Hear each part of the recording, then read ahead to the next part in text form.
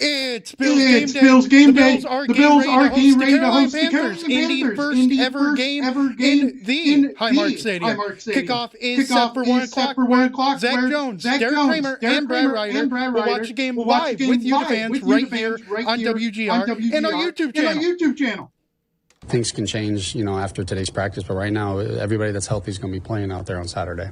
If you're healthy, you're playing, according to Joe Ray, while discussing the status for starters today. How long we see the starters still in question. Yesterday, though, defensive tackle Fedarian Mathis was suspended by the NFL for 3 games for violating the substance abuse policy. Around the NFL, Denver beat Atlanta 27-7. The Commanders win 20-7 over the Dolphins, and Tampa beat the Jets 24-16. NFL Network's Mike Garafolo reported that the Bills, Bears, and 49ers are among teams that have inquired about Bucs D-tackle Vita Vea. This update is brought to you by Fiegel, Carr & Joyce, your border attorneys. I'm Dan Dale for Western New York's Voice of the Fans, WGR. Now over to traffic and weather, here's Joe Cali. Well, thank you, Dan. We're looking at a beautiful day right now. 77 degrees in Orchard Park. No, not a cloud in the sky. And at kickoff, it's going to be 80 degrees with just some partly cloudy conditions right around 1 o'clock. Looking at border times now, traffic-wise, Peace Bridge coming to the U.S., 44 minutes. Rainbow Bridge, 27 minutes, 23 minutes for the Lewiston-Queenston, and traffic around the stadium. Big Tree Road, Southwestern Boulevard, just seeing the usual backups there. The lots are open, the gates are opening, so you'll be able to get in there and get into the stadium soon enough. So that's your traffic and weather update, brought to you by Fiegel, Carr & Joyce, your border attorneys. I'm Joe Cali for Western New York's Voice of the Fan, WGR.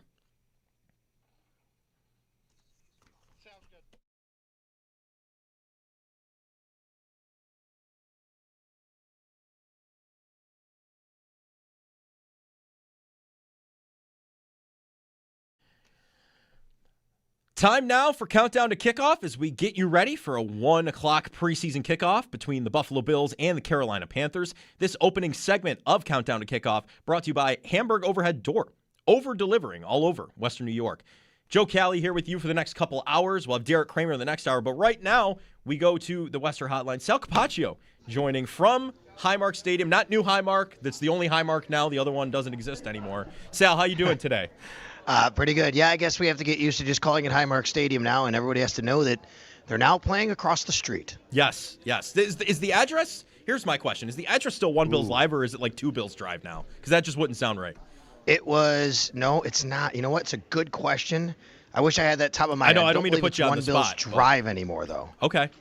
All right. So we'll look into that. We'll see. It can't be, because I think now it's like because the opposite side of the street has to be a different has to be even and odd numbers are different, aren't they? Yes, right. So it'll be interesting. I guess I'm very intrigued now at what that could possibly be. But maybe they did. We'll have to look into that. Either way, it's good to be here and obviously get ready for the first preseason game. Is it a bustling environment already? A lot of fans heading in, and how's the press box? So it is 11:03. Mm-hmm. I believe the gates would just be opening now. I think it's 2 hours before. Maybe I don't see fans coming in, so maybe an hour and a half. But usually, there we go. I see some fans coming in now. So no, we're going to see fans. Like last week, you know what was really interesting last week was usually, Joe, you get fans who come in and they just rush down to the wall and they just want to be down there. Mm-hmm. Here, fans come in and they just want to stop and take pictures over where the concourse is. And I can see that right now, right in the second level, the concourse above the first level. Fans aren't rushing down. They're taking selfies. They're taking videos and pictures. Yeah, I see some of them out there. Starting to take videos, the concourse and how open it is, and everyone seems to be excited. I'm excited to see some game action in the stadium because the practice is one thing, the scrimmage is one thing. You're going to see a full, maybe not a full, but a game presentation for the first time in the stadium. And the field is also not painted yet, right, Sal? It's all white hash marks and white logos and stuff. Well, it is painted with white logos. Yes, they have they have the Bills logo on each. Oop, we might have lost connection to Sal there. At the stadium, sometimes it's tough to connect. Sal, you still there? Yeah, I got you. Okay, sorry. You have the Bills block letters in each end zone, and you have the Bills white charging logo. It's all white, painted in the center of the field. Gotcha. Okay. And yeah, for fans coming in, and we had a couple calls yesterday morning, funnily enough, complaining about how the end zones are going to be green. It's just because it's a preseason game. That's not, I guess, reportedly not what they're going to look like for the regular season and all of that. There's going to be a little more to them. So that's right. But we'll see what happens. Sal, we had some injuries. I talked with Tim Graham in the last segment. A lot of players not practicing. We saw Cole Bishop, Max Hairston practicing with trainers down on the field there. It's safe to assume they're not going to play. Are there any other injury updates that you know of right now? No, nothing other than what you just mentioned. You have to remember, and this is very important to remember for the next few weeks for everybody, the team does not have to be specific on injuries in preseason. They can tell us who's practicing and who's not. They can tell us lower body, upper body if they want. That's really up to them, their discretion. Once the regular season comes around, they don't give timelines. You're not going to get that from coaches, but they are required to say hamstring, foot, something like that. So we don't even know what some of these injuries are. Some of the timelines on them appear to be maybe better than we thought on a McGovern or a Ty Johnson, just based on, kind of some of the watching the reporting out there, but also watching them show up at practice or do some work off to the side. Maxwell Hairston, Cole Bishop. These are guys that we don't know for sure on, but we'll see. CJ Gardner-Johnson. I can't imagine anybody who hasn't been practicing the last couple of days would be playing today. Yeah, for sure. And Joe Brady says whoever's healthy, moving on from injuries, whoever's healthy is going to be playing. So we're expecting to see some starters out there. I know some fans are concerned, but it is good to get some consistency playing in this building and kind of a game setting, is it not? 100%. I am not of the mind to want starters out there anytime in preseason. I think that just put these guys in bubble wrap, so to speak. Don't let Josh Allen anywhere near the field. I also understand the challenge here, if you want to call it that, or the thought process, at least from Joe Brady, is you want to get these guys into their new environment. They're going to be playing all of their home games here going forward. And it's a new field. It's a new surface. It's grass. It's not turf. The sight lines, where the play clock is, where the game clock is, where the tunnel is to come in and out for your routine, for pregame, for halftime.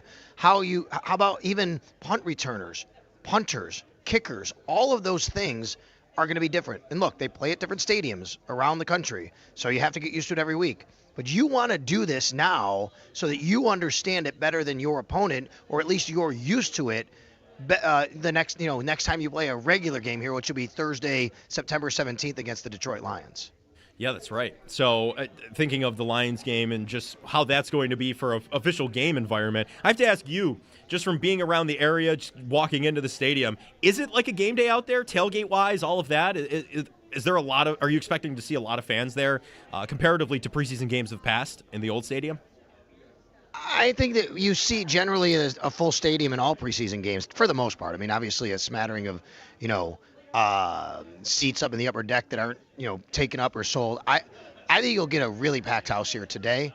Not only is it the first opening debut of Highmark Stadium, that's the headline. It's a beautiful day here in Orchard Park, Joe. Oh, yeah. It's a Chamber of Commerce day, so to speak. Remember that blue and red game practice, they had last week. There was a lot of rain that came down during the practice, and people had to kind of scurry a little bit. We're not expecting any rain here today. It is now, it's a little cloudy right now, but it's a beautiful day. It's warm. It's afternoon. I think, is this officially Kids Day? I'm not sure. Someone said they're coming to Kids Day, so I think they may have titled it that. But either way, we're going to see a lot of kids here. This is an opportunity for people to come to this stadium who may never be able to again in a regular season game, or at least, for the time being, the price point might not be where they're comfortable being able to come to a game to afford it, to bring their kids. Mm-hmm. It's a kind of game where you can come and still, enjoy all the, not the pressure of actually winning, I guess, so to speak. You just kind of enjoy the atmosphere, see the stadium. So I think you're going to see a lot of that today. Sal, I got to say, I'm excited to eventually get into the building. I know you're there right now. A lot of fans are walking into the atrium, the entire field level, all of that now. So it's exciting to hear things getting underway. Football, I think, can be labeled back, because it is going to be more of a game presentation, and a lot of Bills fans are excited. I have to ask, Sal, about just practice, preseason, and the training camp. The quarterback battle, the backup quarterbacks, I'll start here. Yeah. That's been a mild concern for a lot of Bills fans, just on social media from what I've seen, between Shane Buechele and Kyle Allen. Is this really all that deep for you, or is it no matter who you have, if Josh Allen, God forbid anything happens, are you worrying, is it that big of a deal, I guess? I think you have to kind of put it in how long. Let's if something were to happen to Josh Allen, right? First of all, let's just say this. Knock on some wood somewhere in the studio because Josh Allen is available, and he always is. And he doesn't miss time. He doesn't miss games. He has the longest starting active streak of any quarterback in the NFL, and that's just a reality. He's built a little bit different. People ask all the time or say during the offseason, go out and get a legitimate backup, a guy that, you're going to, if something goes wrong. Well, look, I mean, you don't have a lot of money to do that. So you have to kind of go a little bit more on the cheap. Guys that might be journeymen who aren't going to cost a lot of money, guys who haven't had much experience, playing in regular season games like Shane Buechele, and you just bank on Josh Allen staying healthy as much as possible. Now, let's just say something were to happen. The question is it for 2 games? Is it for 4 games? Is it long term? I would say if it was 2 to 3 games, yeah, I mean, you're going to want one of these guys to come in here and just do the job and come up with a game plan. If it was more than that, it was longer term, we're talking a month, over a month, something like that. I don't know if the quarterback is even on the roster if they wanted to do that, to be quite honest with you. Like, that might be something you would invest and investigate bringing someone else in, however possible. Now, that said, if you've been paying attention to anything I've said for the last couple of years, I know for a fact this team really likes Shane Buechele. Now, does he have the talent to be able to stick on an NFL roster? That is a question. But I know they love his moxie, they love his toughness, and they've had him here multiple times for a reason. Remember, he left last year at the end of the year just to get a nice day in and get paid to be the starting quarterback for the Kansas City Chiefs in the game, his first ever NFL start. But they brought him back right after that because they love him in that room. They love him and what he brings to the table. He had a great preseason game last year against the Tampa Bay Buccaneers. Now, you bring Kyle Allen back. He's familiar with Joe Brady. He's familiar with Josh Allen. He's familiar with the organization. He also has not had the best training camp so far. I think today is a good first test for these 2 quarterbacks for what, yes, to answer your ultimate question, is a backup quarterback battle for the Buffalo Bills. Does it matter in the end if you lose Josh Allen?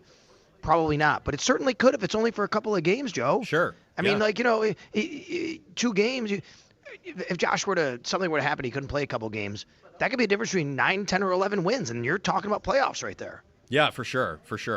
Another player who people are excited to see potentially, making a return, as we know, who was not on the field at all last season and got injured in the preseason, Tyler Bass, right? Re-aggravated the injury last preseason. We ended up seeing Ray Davis kick in the preseason, and then Matt Prater took the season reps. But Tyler Bass, what's your confidence level in him to really bounce back? The team's confidence from what you've observed, at least.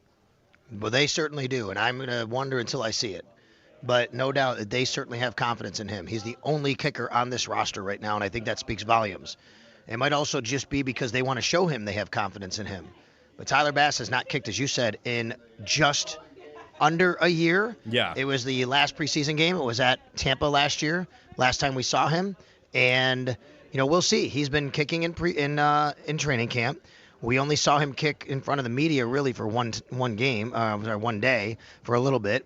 But he feels good. He says he feels good. Jeff Rodgers has spoken very highly of the confidence they have in him and the work he's been putting in.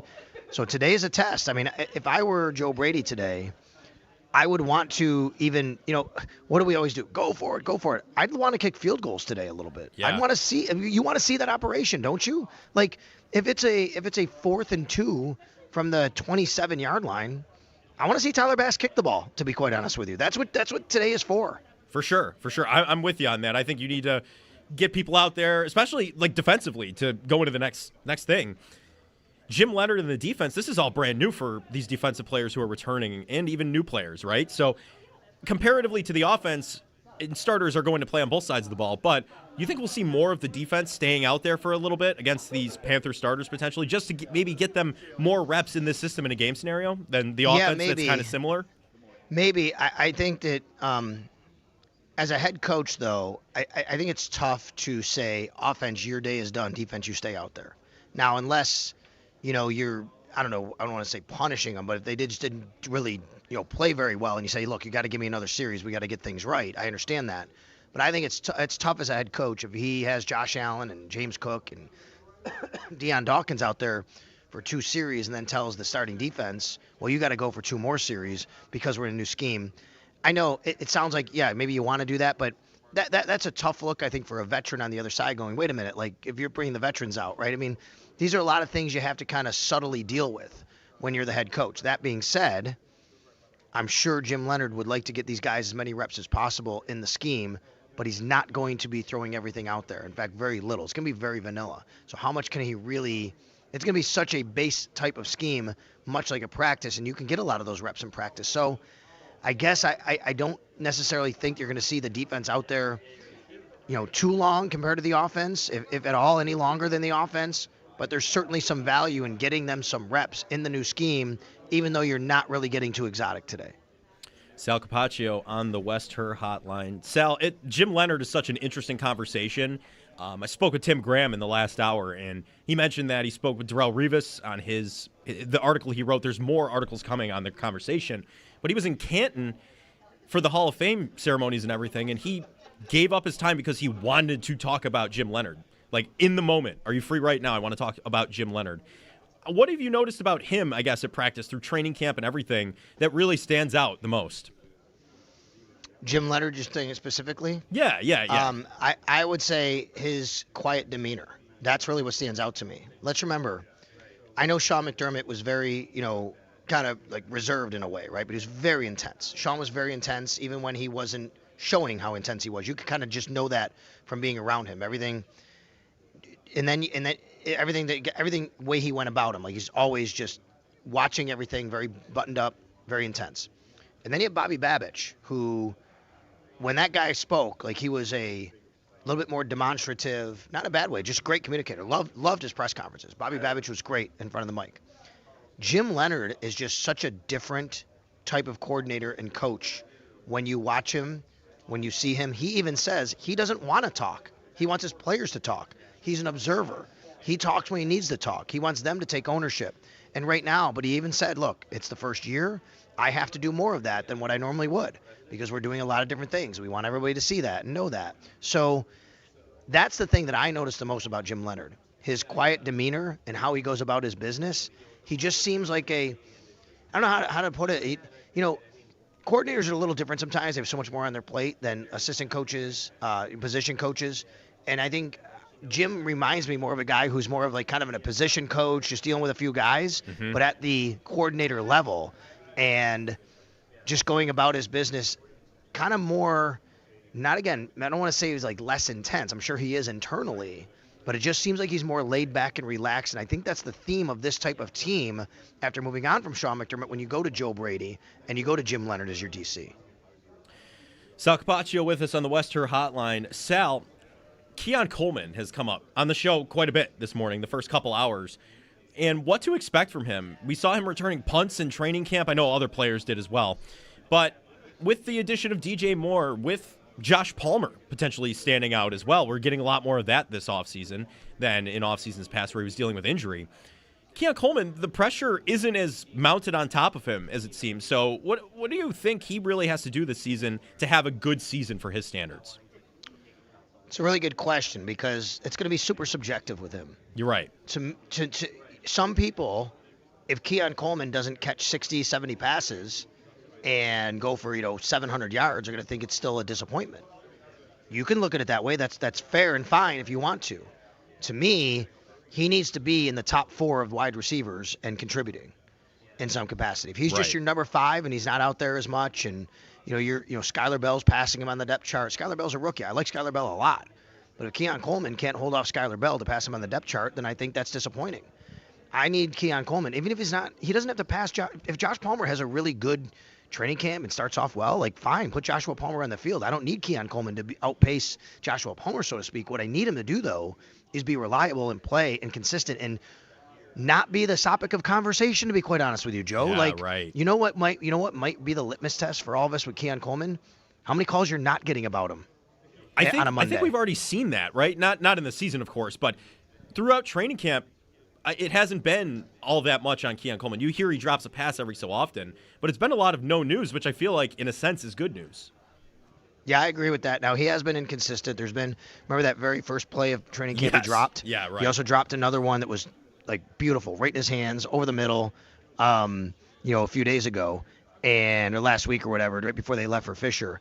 And that's happened. He's also made some plays, and he's had a couple nice catches. I've really liked his sideline work, to be honest with you. Like, he's very good on the sidelines. He understands spacing and how to maneuver his body. Like, that's been something that's just a nuance that I've noticed about him that I like. He's not going to run by you necessarily, but he can still high point the ball. He's still fast enough to kind of make the play down the field. I think his route running's been good this training camp. He has found himself open. He's got to be a little more consistent with the hands, but you're right. It's not like it. It depends. You get people who go out to a training camp practice. And they'll maybe they're out only there look at once. him and Yeah, and maybe they go out there and that's the day he has a drop. So all of a Sure. sudden it becomes a story, right? Because you got the viral videos and all of that. You might have other people go out there one day, they don't really notice him that much, and that's not a bad thing because he's doing his job out there. And I think that's what it comes down to for Keon. So, for me, like I want to see Keon Coleman continue to just be a contributor on this team. He doesn't have to be the superstar. They have DJ Moore. They have Khalil Shakir. I'm not expecting him to be the number 3 receiver. And if Joshua Palmer continues what he's been doing, which, by the way, he's been very, very good this training camp. Yeah, and that was Joshua my next Palmer question. Yeah, he's if he seemed to has, blow it up. then Yeah. I'm fine with where Keon Coleman falls right below that. You know what I mean? Yeah, for sure. I think that's where I'm at. And Palmer, I feel like last training camp, he was injured. I remember watching Hard Knocks. He and Allen were working on their chemistry and all of that. But he seems this training camp to have had a good start. So I'm hoping that translates throughout the regular season. I know injuries have been a concern with him in general. But, I mean, moving into, I guess, DJ Moore and his connection with Josh Allen. I remember you on the morning show with Jeremy and Joe live reacting to some of these plays that were happening, these insane catches, the triple coverage catch. Like, they seem to be on a very good page already, right? Yeah, I think so. If we could choose a training camp MVP, it might be DJ Moore. Yeah. I mean, he was sensational to me. I think that he was as good as advertised. And, oh, by the way, here's the team that drafted him and he's playing against, and his former team where he, the Carolina Panthers, where he really did a nice job for them for several years, including with Joe Brady, had some of the best years of his career coming out here today. Now, I don't know how much he's going to play against them, and we're expecting the starters to be out on the field, obviously, but he has been really, really good, better than advertised to me. And what I mean by that is advertised as, really good wide receiver who's going to be the number 1 on the Bills, and that's what he's going to be. But I think that he is legitimately like a guy that can force a defense to have to change a game plan throughout a game. Maybe you go in a Tuesday or Wednesday meeting as a defensive coordinator and you're not saying, we got to know where DJ Moore is, like you do a Jamar Chase or a Justin Jefferson. But I think that what I've seen, how him and Josh, their chemistry has developed, how much he wants to throw to him, how much they want to use him, I think you're going to see games throughout the year where as the game goes on, teams are going to say, okay, how do we do something to stop DJ Moore because they keep feeding him? Yeah, absolutely. Sal, any, I guess, observations from camp that you might not have tweeted or people aren't talking about as much as you think they should be? Anything like that, or everything pretty standard, you think? Well, I mean, there's always storylines that everybody talks about, but I think the left guard battle is interesting, and we're going to see where that goes today, right? So it's not something you can focus on a lot in training camp, Joe, because you're not hitting as much and you're not tackling as much, and the run schemes are totally different. Today's going to change that. Today changes what we think about and what we see about what they do at left guard, what they do on the offensive line. We know that the 4 of the 5 starters are not only entrenched, but they're locked up long-term now with Osiris Torrance's contract extension, right? So you got Deion Dawkins at left tackle, Connor McGovern at center, and oh, by the way, he's injured, not going to play. So what does that look like? I'm guessing, and that's a really interesting one, by the way. Like, you don't want it to ever happen because of injury. I totally get it. But let's remember, today, you're going to start to see a center battle. You got Cedric Van Pran-Granger, you got Lloyd Cushenberry III. Alec Anderson is fighting for a left guard spot. If they don't like anything they see from either center, you could always put Alec Anderson there. Now, maybe that doesn't happen today, but I think all that starts today. How does that look today? How does the left guard rotation look today? And are you getting both Alec Anderson and Austin Corbett looks today? Or does one get today and one gets another, opportunity next week, maybe against Cleveland? The joint practice against Cleveland is going to be a big one next week. And then, that's we've talked about Caleb Elarmzor and Dorian Williams. So that's a storyline, that we've talked about. I think the safety play is really interesting because if C.J. Gardner and Cole Bishop are both down today, which it appears it probably will be, I mean, I think there's some really interesting battles behind them. And to be honest with you, I think Damar Hamlin is, as of right now, on this team. Yeah. And I say that like it that way because people are listening. They're driving to the stadium going, oh, DeMar again. I don't want to see him on the field. I think DeMar Hamlin's had a good training camp. I really do. I think he's fit in very well in the scheme. And I've always said this about him, as you know. He's a baseline level, gives you a floor guy at safety. He's not going to be making all these great plays. He's not going to be ball hawking all over the place. But he is a guy that you can put on the field. He's going to do exactly what you tell him to do to be coachable. Can he get beat? Sure, he can get beat deep. But his job is keep everything in front of you, go make tackles. He can be physical in the run game. He can play special teams. And I think he has been better than Geno Stone. And I think that is a really interesting spot, especially if these two safeties are out today. Sal Capaccio with us on the Western Hotline. Sal, you're going to stick around with us for a little while longer. We went through the Barnes Firm injury report. It's brought to you by the Barnes Firm. Call car crash, you've got to call the Barnes Firm. 1-800-8-million. And stay tuned following today's game for the Buffalo Football post-game show with Brad Ryder and myself, live on WGR and streaming live on YouTube. You can hear Sal live from the stadium, plus players and coach comments live from the locker room. We want to hear from you. You can call, tweet, or jump in the chat room and give Brad and I your feedback on the game. Buffalo Football post-game show live on WGR and streaming live on YouTube. On tap next on Countdown to Kickoff. Let's get into Joe Brady a little bit and what you've noticed from him, Sal. Next on tap, brought to you by Miller Lite. It's Miller time, Bills fans. Joe Cali, Sal Capaccio here with you. Countdown to Kickoff continues on the other side. This is WGR.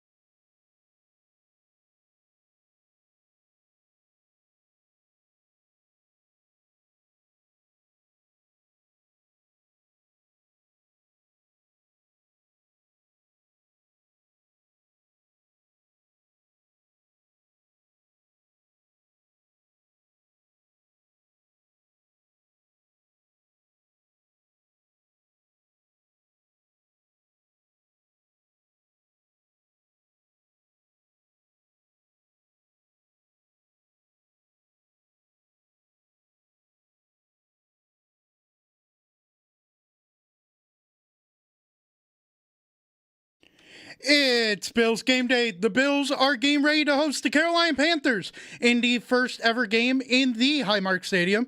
Kickoff is set for 1 o'clock, where Zach Jones, Derek Kramer, and Brad Ryder We'll watch the game live with you right here on WGR and on our YouTube channel. Things can change, after today's practice, but right now, everybody that's healthy is going to be playing out there on Saturday. If you're healthy, you're playing, according to Joe Brady. While discussing the status for the starters today, how long we see the starters is still a question. Yesterday, defensive tackle Fedarian Mathis was suspended by the NFL for 3 games for violating the substance abuse policy. Around the NFL, at 1 p.m., Bears, Bengals, and also the Giants host the Vikings. 4, it's the Rams and Chiefs. The Jags and Saints at 5. Eagles, Ravens play at 7. And week 1 of the preseason wraps up with Cowboys and Seahawks at 8. Also talking about the Seahawks, them and cornerback Devin Witherspoon have agreed to a 4-year, $132 million extension. This update is brought to you by Fiegel, Carr & Joyce, your border attorneys. I'm Dan Dale for Western New York's Voice of the Fan, WGR. Now over to traffic and weather. Here's Joe Cali. Well, traffic's become something in itself. Let's just say that. If you're on the 90 heading towards the stadium, take any other way, because we're looking at backups all the way to the Blue Water Tower from basically the 190 interchange all the way down to the stadium. So keep your eyes out on the 90. Go an alternate route if you can, because it might be a little longer. It's not going to take you any longer than taking the 90 would. So just keep your eyes out on the 90 if you're heading that direction. Exit if you can.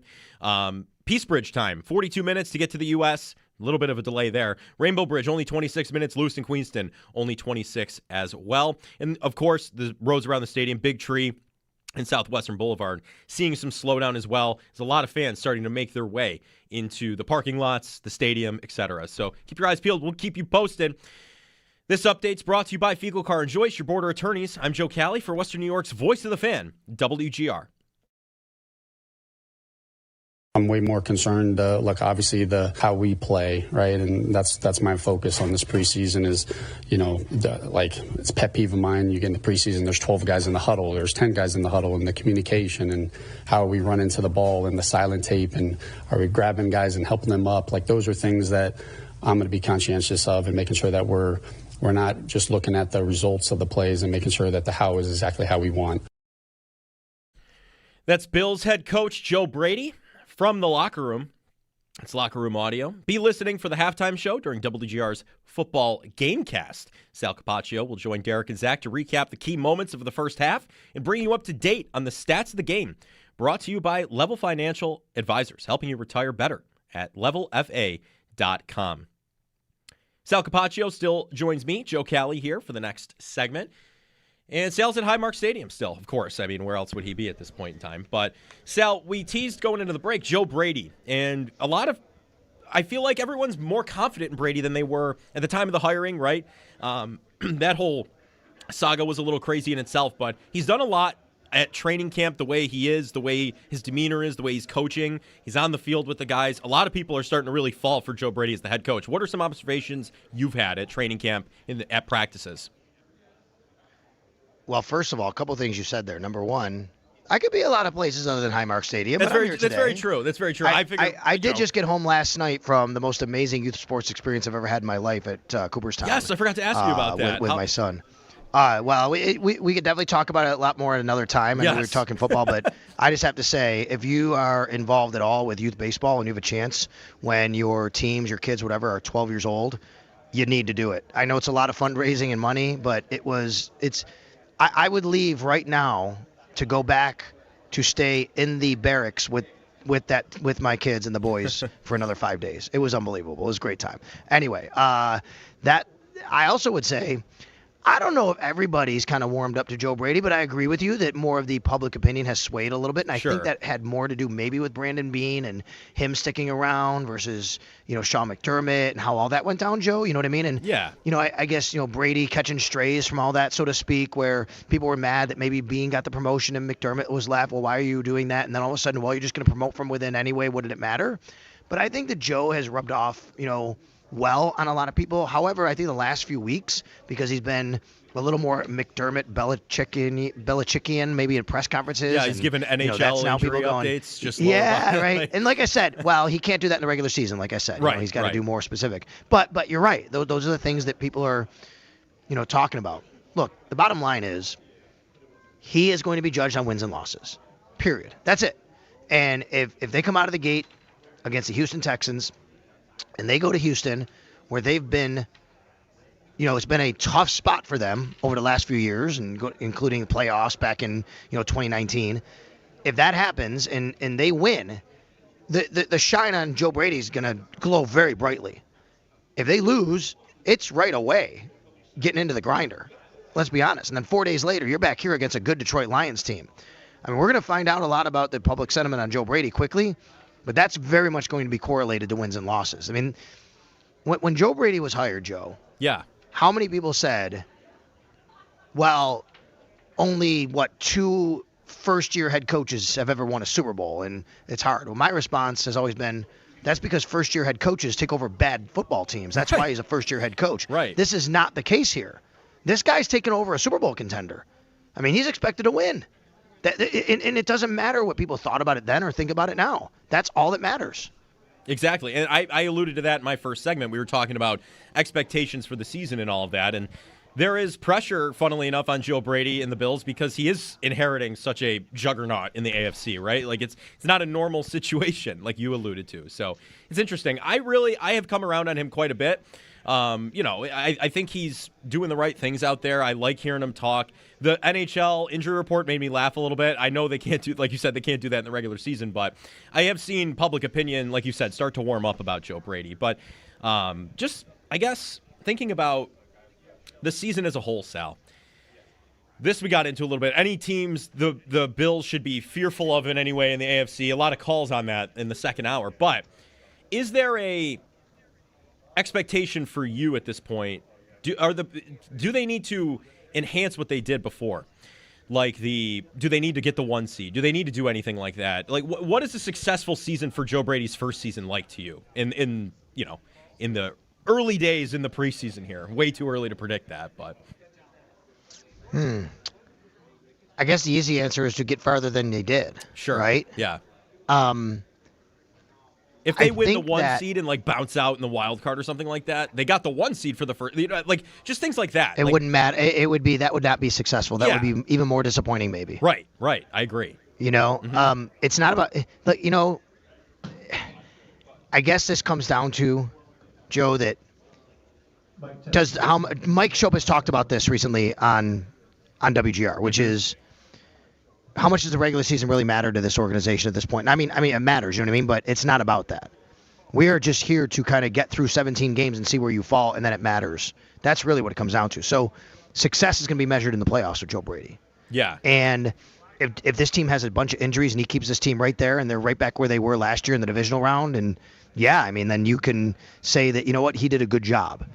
But nobody cries for you here. Every team has injuries. The bottom line is this head coach is going to be judged on how his team performs at the end of the year in the playoffs and where they land. And there could be definitely circumstances that could change opinion on that. If you get to the playoffs and, I guess I'd say, let's just say that you're in a game and you're confident your team's going to win when Josh Allen has the ball at the end. Or maybe the reverse. You're confident your team's going to stop the other team because Joe Brady made a good hire in Jim Leonard. Mm-hmm. That's a good thing, and that's a positive for Joe Brady. But it's still got to happen. I don't think you can. To me, I'm not going to put a measure of success or not on Joe Brady, other than saying that he was hired to get this team to the level they haven't been to yet. Sure, right. They wouldn't have made the change from a coach that's made the playoffs for 7 seasons unless they thought the change would enhance that. You're absolutely 100%. Right. Yeah. Yeah, they're not resetting. They're not rebuilding here, right? I mean, that's not what's happening in Buffalo. The change in Buffalo was made to get the team to the next step. Sure, absolutely. Sal, just to the previous conversation a little bit, is there a team in the AFC, like the Chiefs used to be this, but it might not be so anymore. Is there a team in the AFC that does kind of put a shiver down your spine if you're the Bills, like the Texans, anyone like that, that's not who it's been in the last couple of years, like to look out for when the playoffs come? I want to see what happens with Cincinnati with this new defense they have, and if Joe Burrow stays healthy, they're a threat. Yeah, I mean, he got sacked on like their second play in the preseason game, so they're already in regular season form, arguably. But, yeah. But if Joe Burrow stays healthy, they are a legitimate threat in the AFC, I believe. Now, maybe their defense still isn't going to be good enough, and maybe they still have to win higher scoring games. I get it. But they have so much talent that it's a team that you have to respect and know that they're going to be there in the end if they have, any semblance of stopping the other team. The Ravens are the same as the Bills. They have a new head coach, but the same expectations, right? Why did the Ravens make the change? To get them higher than they were under John Harbaugh. Right. They still have a 2-time MVP at quarterback in Lamar Jackson. They still have Derrick Henry. They have so many really high picks and great players on defense, but that defense hasn't necessarily, performed last year the way that they wanted to. They took a step back.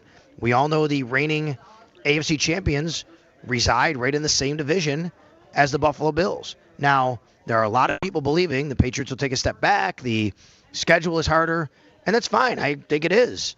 I still think Drake May is a really good young quarterback, and they've been able to surround himself with more talent. They have more money to do that in his rookie contract. They bring in A.J. Brown. And, oh, by the way, their schedule is still about the same as the Bills. And, in fact, I would say maybe it's even, quote-unquote, easier than the Bills because they get the Steelers, the Bills get the Ravens, right? They get the Jags, the Bills get the Texans. I mean, come on, what are we doing there? They get the Seahawks, the Super Bowl champions. Bills still get the Rams, right? I mean, those are the crossover games. So I wouldn't be so quick to think that that's going to happen with them. I think there's going to be a fight in the AFC, and that team comes here in a little over a month. And that's going to be a monster game here on this field. Yeah, you're absolutely right. I think that's the craziest point is, the Patriots go from a fourth-place schedule to a first-place schedule, but the first-place schedule is arguably easier than the second-place schedule where the Bills are. So it's going to be interesting to see how that all adds up. And the Patriots, you said they added some weapons around Drake May, A.J. Brown, Romeo Doubs, Vrabel in his second season as the coach. Drake May, this will be his third season. How much do those additions really move the needle for the Patriots? Are you in the mind they're going to take a step back, or do you think they'll capitalize on the momentum they had before the playoffs last season, I guess? I mean, I'm going to sit here right now. I'm going to predict the Bills are going to win the division again. Sure. I think the Bills are mad they didn't win the division last year. They know now they are hunting the Patriots, and the Patriots know that they're going to be the hunted this year. I think that, a couple of years now with Drake May that teams, maybe can see a few things they can try to do against him. I still think he's very, very good.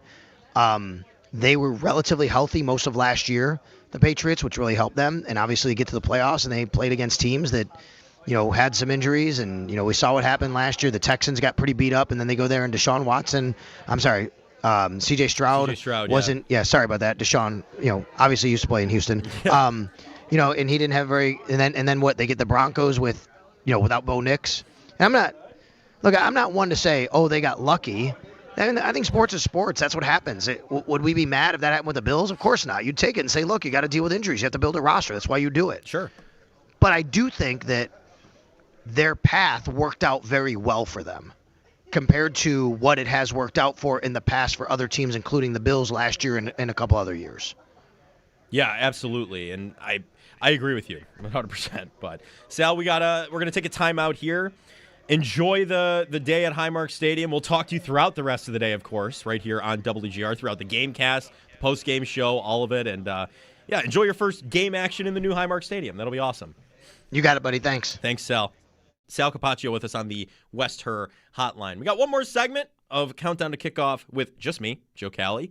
Derek Kramer's going to join me the next hour. We're going to recap what we've talked about today, preview a little more of the Bills-Panthers matchup if we can, preseason week 1. The kicker and backup quarterback battles are legendary, so we'll get into that. Also, the inactives list, there are no inactives lists for preseason games. So we're going to skip on that for this week. So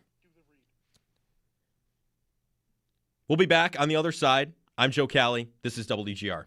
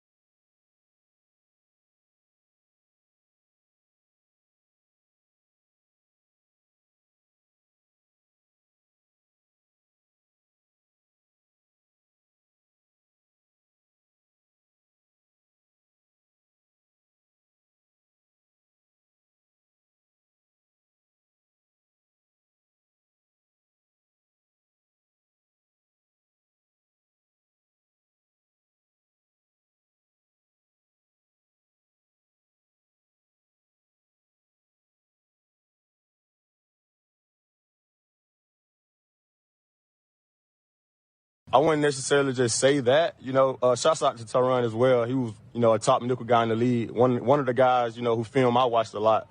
It was at one point he was the high-paid nickel, so a lot of guys know him. He solidified himself in the league, and he's a great player. But I wouldn't necessarily just come in and say we're replacing him, because he did a lot of great things here for, the amount of years he's been here. But it's more of, I'm just coming in doing my job. They brought me here to be me. That's nickel cornerback D. Alford for the Bills on Taron Johnson and the legacy he leaves behind after being on the Bills for some pretty memorable moments. That Baltimore Ravens pick 6, all of it.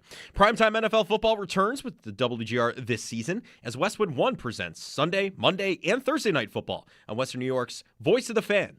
Brought to you by New York's Outlet Liquor. When you need to stock up, it's the place to buy a case. What's your outlet? And by Armor Heat. Do it right the first time. Final segment of hour number 3. We are nearing game time, people. The stadium is filling up. The traffic is a nightmare. I'll shout out that real quick.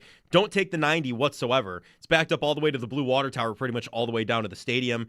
So just keep your eyes on that. And, I guess avoid at all costs. Take the alternate routes if you can, because you're going to be there for a little bit. Don't want you to miss any of the action at Highmark Stadium.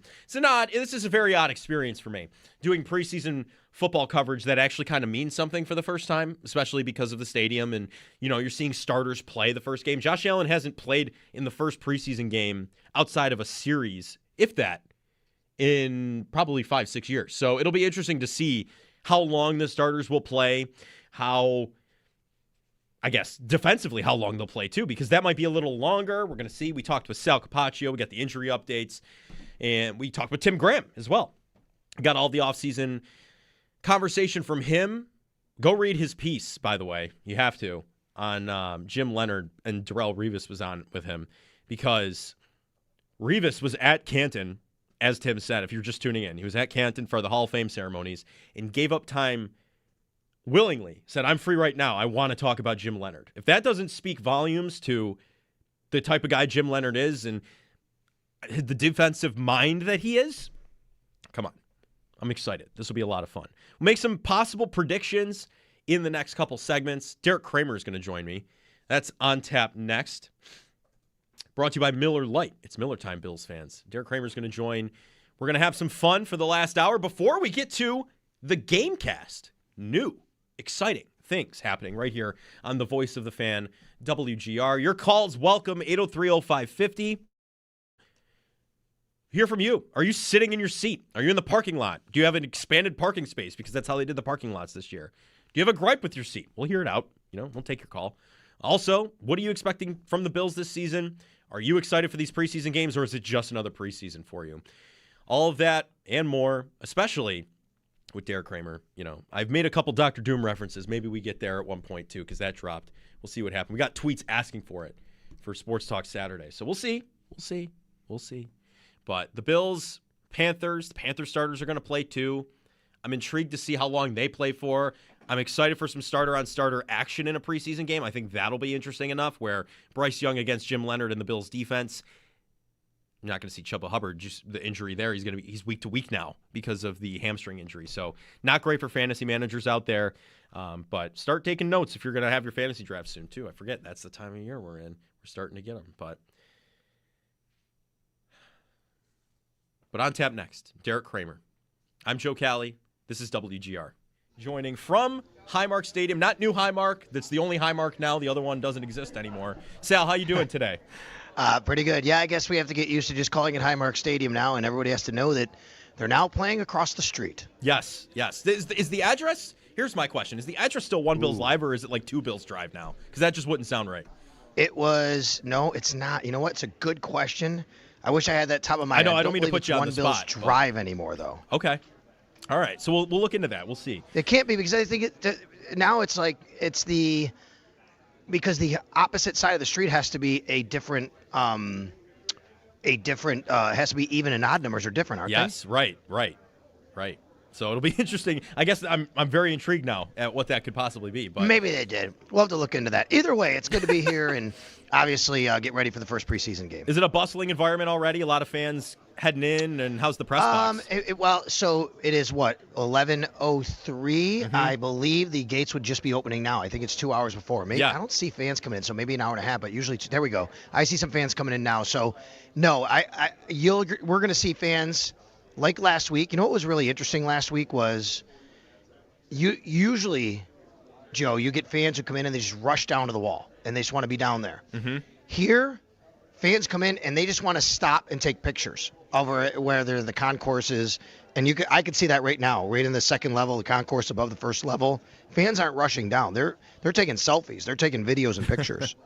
Yeah, I see some of them out there. Starting to take videos, the concourse and how open it is, and everyone seems to be excited. I'm excited to see some game action in the stadium because the practice is one thing, the scrimmage is one thing. You're going to see a full, maybe not a full, but a game presentation for the first time in the stadium. And the field is also not painted yet, right, Sal? It's all white hash marks and white logos and stuff. Well, it is painted with white logos. Yes, they have they have the Bills logo on each.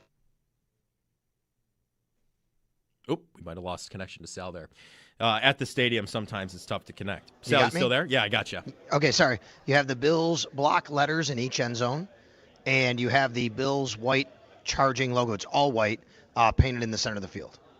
Gotcha. Okay. And yeah, for fans coming in, and we had a couple calls yesterday morning, funnily enough, complaining about how the end zones are going to be green. It's just because it's a preseason game. That's not, I guess, reportedly not what they're going to look like for the regular season and all of that. There's going to be a little more to them. So that's right. But we'll see what happens. Sal, we had some injuries. I talked with Tim Graham in the last segment. A lot of players not practicing. We saw Cole Bishop, Max Hairston practicing with trainers down on the field there. It's safe to assume they're not going to play. Are there any other injury updates that you know of right now?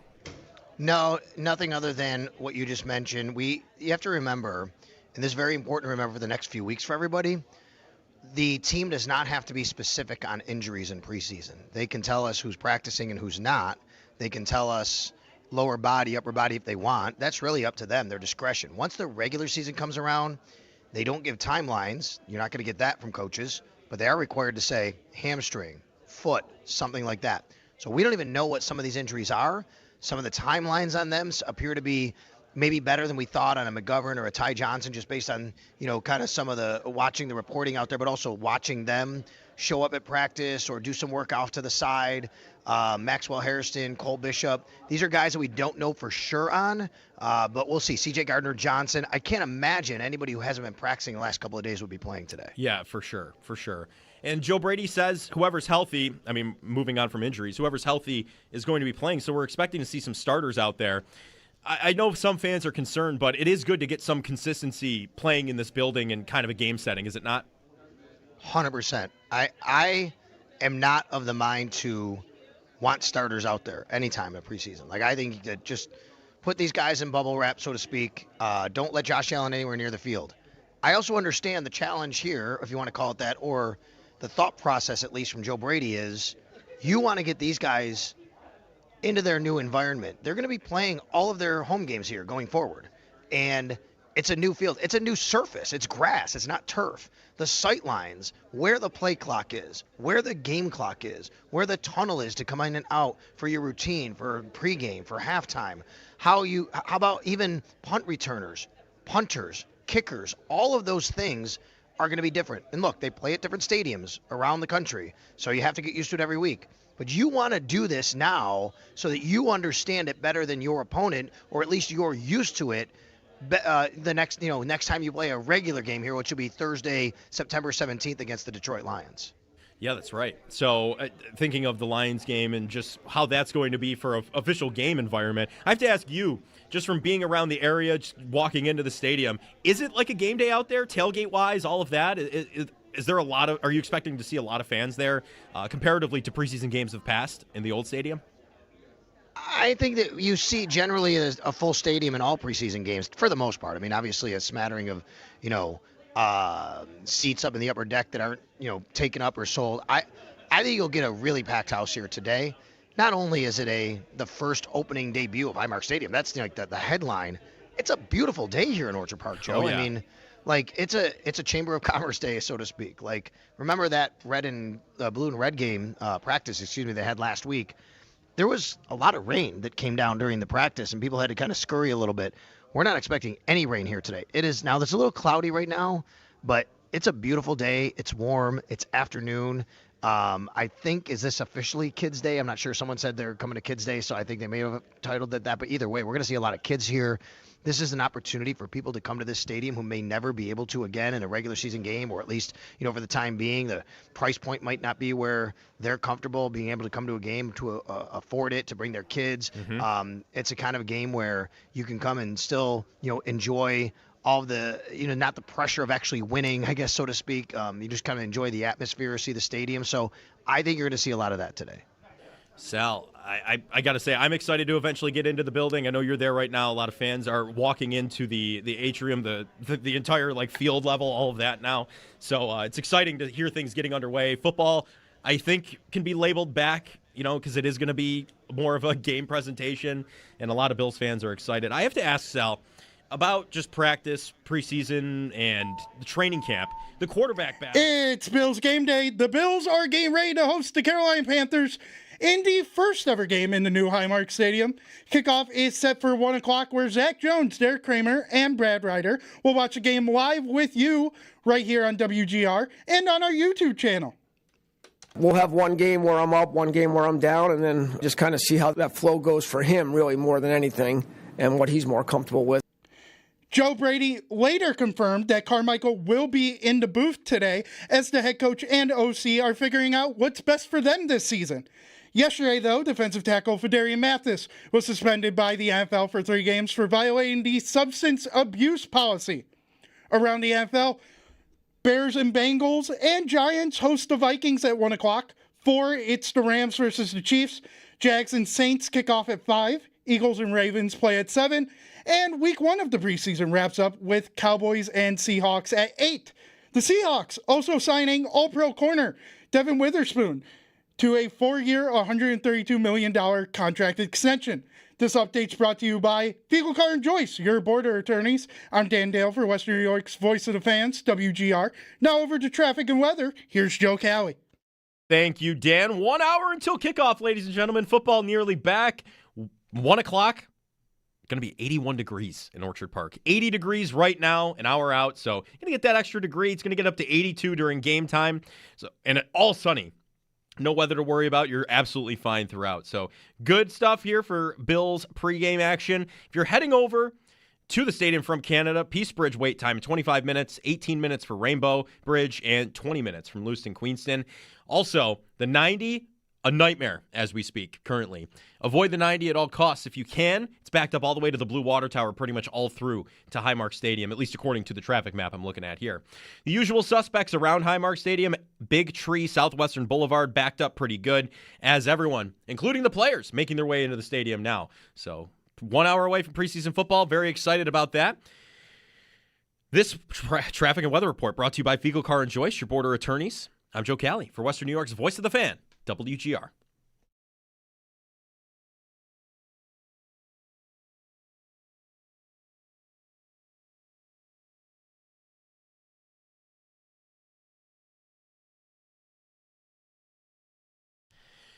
T-minus 1 hour until kickoff, Bills fans. We're back. We're so back. You're listening to Countdown to Kickoff on Buffalo Football Game Day as we get you ready for a 1 p.m. preseason kickoff between Buffalo Bills and the Carolina Panthers, of course. Today's pregame broadcast brought to you by Tim Hortons, the official coffee of the Jeremy and Joe Morning Show on WGR. Start your day strong with Tim Hortons and the Bills. And be listening at 1 p.m. for Buffalo Football Gamecast live on WGR and streaming live on YouTube. Follow the game along with Derek and Zach as they break down today's Bills-Panthers preseason game. As it happens, call, tweet, jump in the chat room, join the conversation. Listen and watch the game with WGR. Buffalo Football Gamecast live at 1 p.m. on WGR and streaming live on YouTube. And to preview that final hour of Countdown to Kickoff, Derek Kramer joins me now. Derek, hey. Thanks for coming on for an hour early. Yeah, no problem. To get in on some shenanigans and also... Why don't you elaborate on what exactly this Gamecast is? What are you here for? Let's put it out there. Let's plug this thing. I have no idea. Okay. It's the first time we're ever doing this. It you is. think I'm going to have an answer? What What should we expect for the first time ever doing something? I don't know. I mean, you're going to be watching the game and talking about the game as it happens live on the air, are you not? Yes. That's a start. That's a start, but like, come on, man. Like, I don't know what to expect from this. You've got me sitting in there watching a game live. Brad's going to be here. And Zach's going to have to make sure that these two goofy goobers don't do anything ridiculous. Yeah, that's good. I don't know how this is going to go. But Well, either way, I just know what's happening. It's exciting that it's happening. And we'll have post-game for you afterwards as well. Brad and myself will be doing that. And we'll talk to Sal Capaccio, get the live player and locker room audio as well. So got a lot of locker room audio still to get through before pregame. And I'm watching pictures of the Bills' red helmets on the TV, and the gray uniforms just popped By back the in way, my nice head. job not having the television on here that we will oh so desperately need at 1 o'clock. That's fine. I'm a very unplugged guy when I'm in here. I don't need a lot. He says while sitting here where the remote is literally within arm's reach. Yeah, it's right there for you. Yeah, I'm pretty unplugged when I'm in here. I like to just be in my zone. ADHD doesn't really do well with TVs on in the background, so I need to be as unplugged as possible. But anyway, we've been talking about the Bills, of course. Why wouldn't we? It's Bills game day. Officially official. What do you make of the Bills right now, Derek? After the offseason, after training camp, are you bullish? Are you confident? Or are you cautiously optimistic? Or are you just in the dumps at this point? I am happy that they're taking the field. Yeah, it's good. It's finally a game. I don't care that it's preseason. Well, this is more of a game than any preseason game we've witnessed in a long time, with a lot of the starters actually looking to maybe get significant time to get used to the building. Like, that's been the whole thing with them, you know? Most of the bad vibes have come from organizationally, I wouldn't even say front office necessarily. It's because of a decision. Management. Yeah, management. Really is what it is. That's where most of the bad vibes this year stem from. Right now, we get to watch the product on the field, and the product on the field is the thing I feel the best about. Yeah. With the Buffalo Bills is the fact that they probably should be good. They should be fine. Is it arrogant to say that they probably are just business as usual in terms of like amount of wins in a regular season? Maybe. Mm-hmm.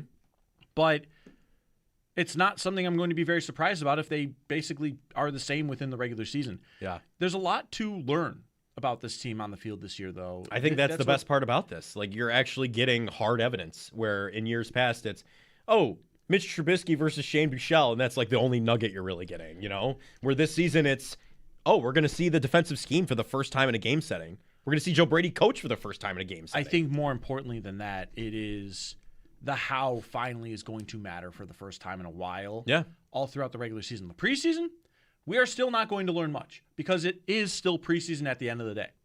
It is still something where most of the players that are going to be playing a majority of the time are going to not be on the active roster. That is the reality of it. Mm-hmm. But within the regular season, that's where the how is going to become so fascinating. For the first time in, probably 5 years? Yeah, right around there. Yeah, it's 5-6 years for sure. Like, once we got to 2021, it didn't matter the how. Mm-hmm. It was get it done. And, they haven't, but it is what it is. Is that not still where we're at a little bit? How is going to be a little different I this guess year. Maybe the how is how different. Does Brady but are a do lot of things? people still looking past the how and like just get to the playoffs and figure it out from there? I think that's where a lot of people's attitudes If they are, that's where I'm going to step in and say, hang on a minute. Because I'm usually one of those people. Yeah. I'm usually one of those people that, get me to January. It's a toxic look. It's a toxic way to go about a season. I mean, when it was the same wash, rinse, repeat for multiple seasons, why wouldn't you be like that? Yeah, it's the first year where it hasn't been. That's the thing. The first time in about 5 years that you're not really looking at the same old Bills. And same old Bills has different connotations for the definitions within their grasps. Same old Bills in the regular season is, ho-hum, here's another 11 wins at minimum. Sure. Same old Bills in the postseason, though, is painful elimination, typically within the second round. And a heartbreaker that you're within one score of. Yeah, and you're never really out of the game. Yeah. So how is going to be something that this is going to be something that I'm going to be paying attention to throughout the season. How does the defense look? How does Joe Brady look as a head coach? What is different between him and McDermott on the day-to-day, the week-to-week? You heard Pete Carmichael Jr. in that clip there as well. He's going to be on the field one game, up in the booth the next. So there's a lot more moving pieces with the coordinators as well around Brady. The other part of this is we've already kind of gotten some glimpses already from Brady. The fact that he goes even stingier on the injury report than McDermott does in the preseason. He's not going to be. That can't continue. You gotta have to turn that on, buddy. Yeah, that can't continue. That's only for now. He can do that. No, that's right. Yeah, but that's the thing is that even McDermott didn't really do that.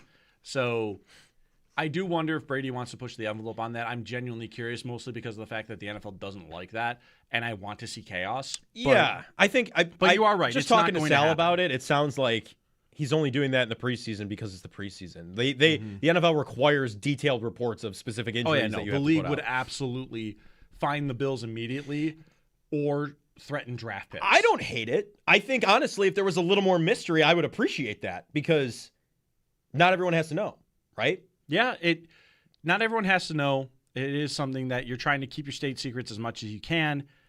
But again, within the regular season, they are way too well in bed with gambling companies at this point that there's no way you could. No, you have to know who's playing for props and all that stuff. Yeah, so. you need to know that stuff. People are not going to like losing money on somebody who doesn't even play. So. Right. The NFL would not stand for that in the regular season in the slightest. So, yeah, no, this is going to be the first step, though, into Brady as a head coach. It's a Brady revenge game today. Sure. Against Carolina. I guess if you want to call it DJ that. Moore and Joe Brady revenge game. I guess if you want to call Brandon it that. Beane revenge game. I mean, it's the Carolina Connection revenge game. That's what this is today. Am I wrong? Yes. Because outside of DJ Moore, none of them held the same positions that they did within Carolina. Sure, right. So they're kind of better off. Yeah. This is a spite game. DJ Moore is the only one that goes from starting wide receiver to starting wide receiver. Yeah. Yeah. So I wouldn't call it a revenge game in the slightest. I got to say one thing, actually. Yeti in the chat makes a great point. Hockey does have the same gambling stuff, and they're allowed to be way looser. Oh, but that's also because hockey is run by the Gary same Bettman. old school people that how dare you suggest a change? Sure, right. That is something that they can get away with because of the fact that, well, I want to hold on to everything I hold dear within the old boys club. Football, it is different because it is everywhere. It's everything. The NHL wishes they were on the NFL's level. Sure. The NFL, they're starting to get there a little bit actually. With the free agent contracts and the holdouts and stuff. You're starting to see more of that in the NHL. They're starting to get there. But anyway, AC in the chat. MLB had a FanDuel banner on the outfield wall for a game remembering a movie about players banned for gambling. It's kind of crazy, actually. He's absolutely right. Anyway, I'm going to get off of. I'm going to make sure I don't even stand up on my hill to die on. So we're not going to do that right now. We're going to get off because we might put a parlay. I don't want to. Let's put a preseason parlay together today, gentlemen. What do we think? We'll get Zach Jones in here for a preseason parlay. No, don't you dare! Don't even look at him, Zach. Don't even put the headphones on to entertain this. Come on. How dare you? Let's start a preseason parlay up, Zach. No. Not right now. Before we get into the game cast. A little bit later? Yep. Yeah, maybe. Preseason parlay. We're just picking winners today. There's no props on anybody, you can't do anything. Yeah. So we'll have some fun with that. We'll have some fun. Zach Jones will join us in a little bit as we get closer to the game cast. But, Derek, I was talking about this in the second hour. What team in the AFC genuinely strikes fear down your spine, in a sense, if you're the Bills? It's not the Chiefs anymore. Someone called in and said it is the Chiefs, and I argued that it's what they've done to you in the last 5 years still living in your head. But physically, I wouldn't say it's the Chiefs anymore. Is it the Broncos? They have a good team, sure. Jalen Waddle, all of that. Allie in Denver called in, went to Broncos camp, and said the Penguin is doing special things there. So it's going to be interesting to see how Jalen Waddle gets in. The Texans with their defense. So I think the AFC... And this will get into another conversation of what do we expect the Bills to do this season. So the AFC, I think, is going to be like the Sabres conference last year. You asked the AFC conference is going to be like the Sabres division. You asked me the greatest threat to the Bills this year, and I'm going to give you a different answer. And no, it's not going to be the usual one of the Buffalo Bills are the greatest threat to the Bills. That is typically the case. Also, I say that enough that I don't feel like saying it again. Dare I say... the NFC West. I'm talking about in the AFC only. I don't like in the playoffs. I'm not talking about the NFC. I refuse to. So, ready? In the playoffs, my answer is the NFC West. Well, sure. I think the Rams are going to be the one that eventually knock the Bills out of the playoffs. If you had to take my prediction now. I think the Bills are capable of getting to the Super Bowl this year. Yeah. And every one of the teams that you mention or anyone that can be mentioned. Sal brought up the Bengals. Mm-hmm. The Texans. I heard a caller talking to you earlier today about how scary that defense is. Kansas City could be the team from the shadows this year. Denver still being atop the AFC West. The Chargers. No, for me. I wasn't even going to think about saying them. No. The Chargers are not the Chargers, Derek. Until they prove to me that they're not the Chargers, they're the freaking Chargers. They're not the Chargers. Stop. I'll stand on that hill. Sure. That's going to be a hill that you get cold and lonely on because even they don't take themselves seriously. Oh, they do. Have you seen these behind the scenes videos? Tonsil hockey between Justin Herbert and Madison Beer. It's good. It's fun. This is fun. NFL offseason, dude. NFL offseason. I didn't know if I was watching Friday Night Lights. I wasn't ready for that. No. I wasn't ready for that. Anyway, my point being, the Chargers, until they prove it to me, are not a problem. Right. Jacksonville, I'm curious about. But with every one of their curiosities, they have a weakness that the Bills can take care of. The Bills have oftentimes been their own enemy. Sure. So that's kind of why I think, and New England, the team we haven't even mentioned here. Yeah, I don't. We'll see. Their schedule's somehow easier than the Bills. They are a roster schedule, that got better. Yeah, they got the needle move for them roster-wise a little bit. But, yeah, I'm not ready to crown one of these AFC teams as, the biggest danger to the Bills. I'm looking at the last couple Super Bowls, and I'm almost kind of looking at what's the point.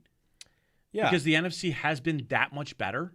I'm looking at the last couple Super Bowls, though, and the Bills aren't in them. So that's my thing. There's always an AFC team that gets in the way. I'm also looking at those last the last couple of Super Bowls. Joe, is there any way that the Bills would have beaten those Eagles or that Seahawks team? No. Seattle, you could convince me a little bit. I don't think so. I think Philadelphia's win was going to be theirs no matter who it was. Their defense was unbelievable. They totally just obliterated everybody. Their offense didn't really even have to do all that much. They also had Saquon Barkley threatening the rushing record that year, and the Bills have become hilariously inept at run defense. Mm-hmm. There was not even going to be a game there. No. Seattle's the one you can convince me of. I think that the Bills would have been able to frustrate a little bit better in terms of making Darnold, Walker, and the Seahawks' day a little bit more frustrating. And I also think that their offensive line would have performed better than New England did within the Super Bowl. But you couldn't beat a team that let you back in after you committed 5 turnovers, quite frankly. Mm-hmm. Well, let you back in after committing 4 turnovers. The 5th one finally did you in. But you couldn't beat that team. Yeah. And New England still had probably the funniest path to the Super Bowl. Oh, yeah. And how easy it actually was. It was taking steps, not even steps. It was an escalator. They're not even stepping up on the upper echelon of the Super Bowl, the conference. Because you had the Chargers with no healthy tackles. No. You had the Texans with C.J. Stroud deciding to play like Duck Hodges. And then you had a Denver team that lost Bo Nix. Yep, precisely. Quite frankly, in overtime that should not have happened. The Broncos shouldn't even have been in that scenario. No. They should have closed it out.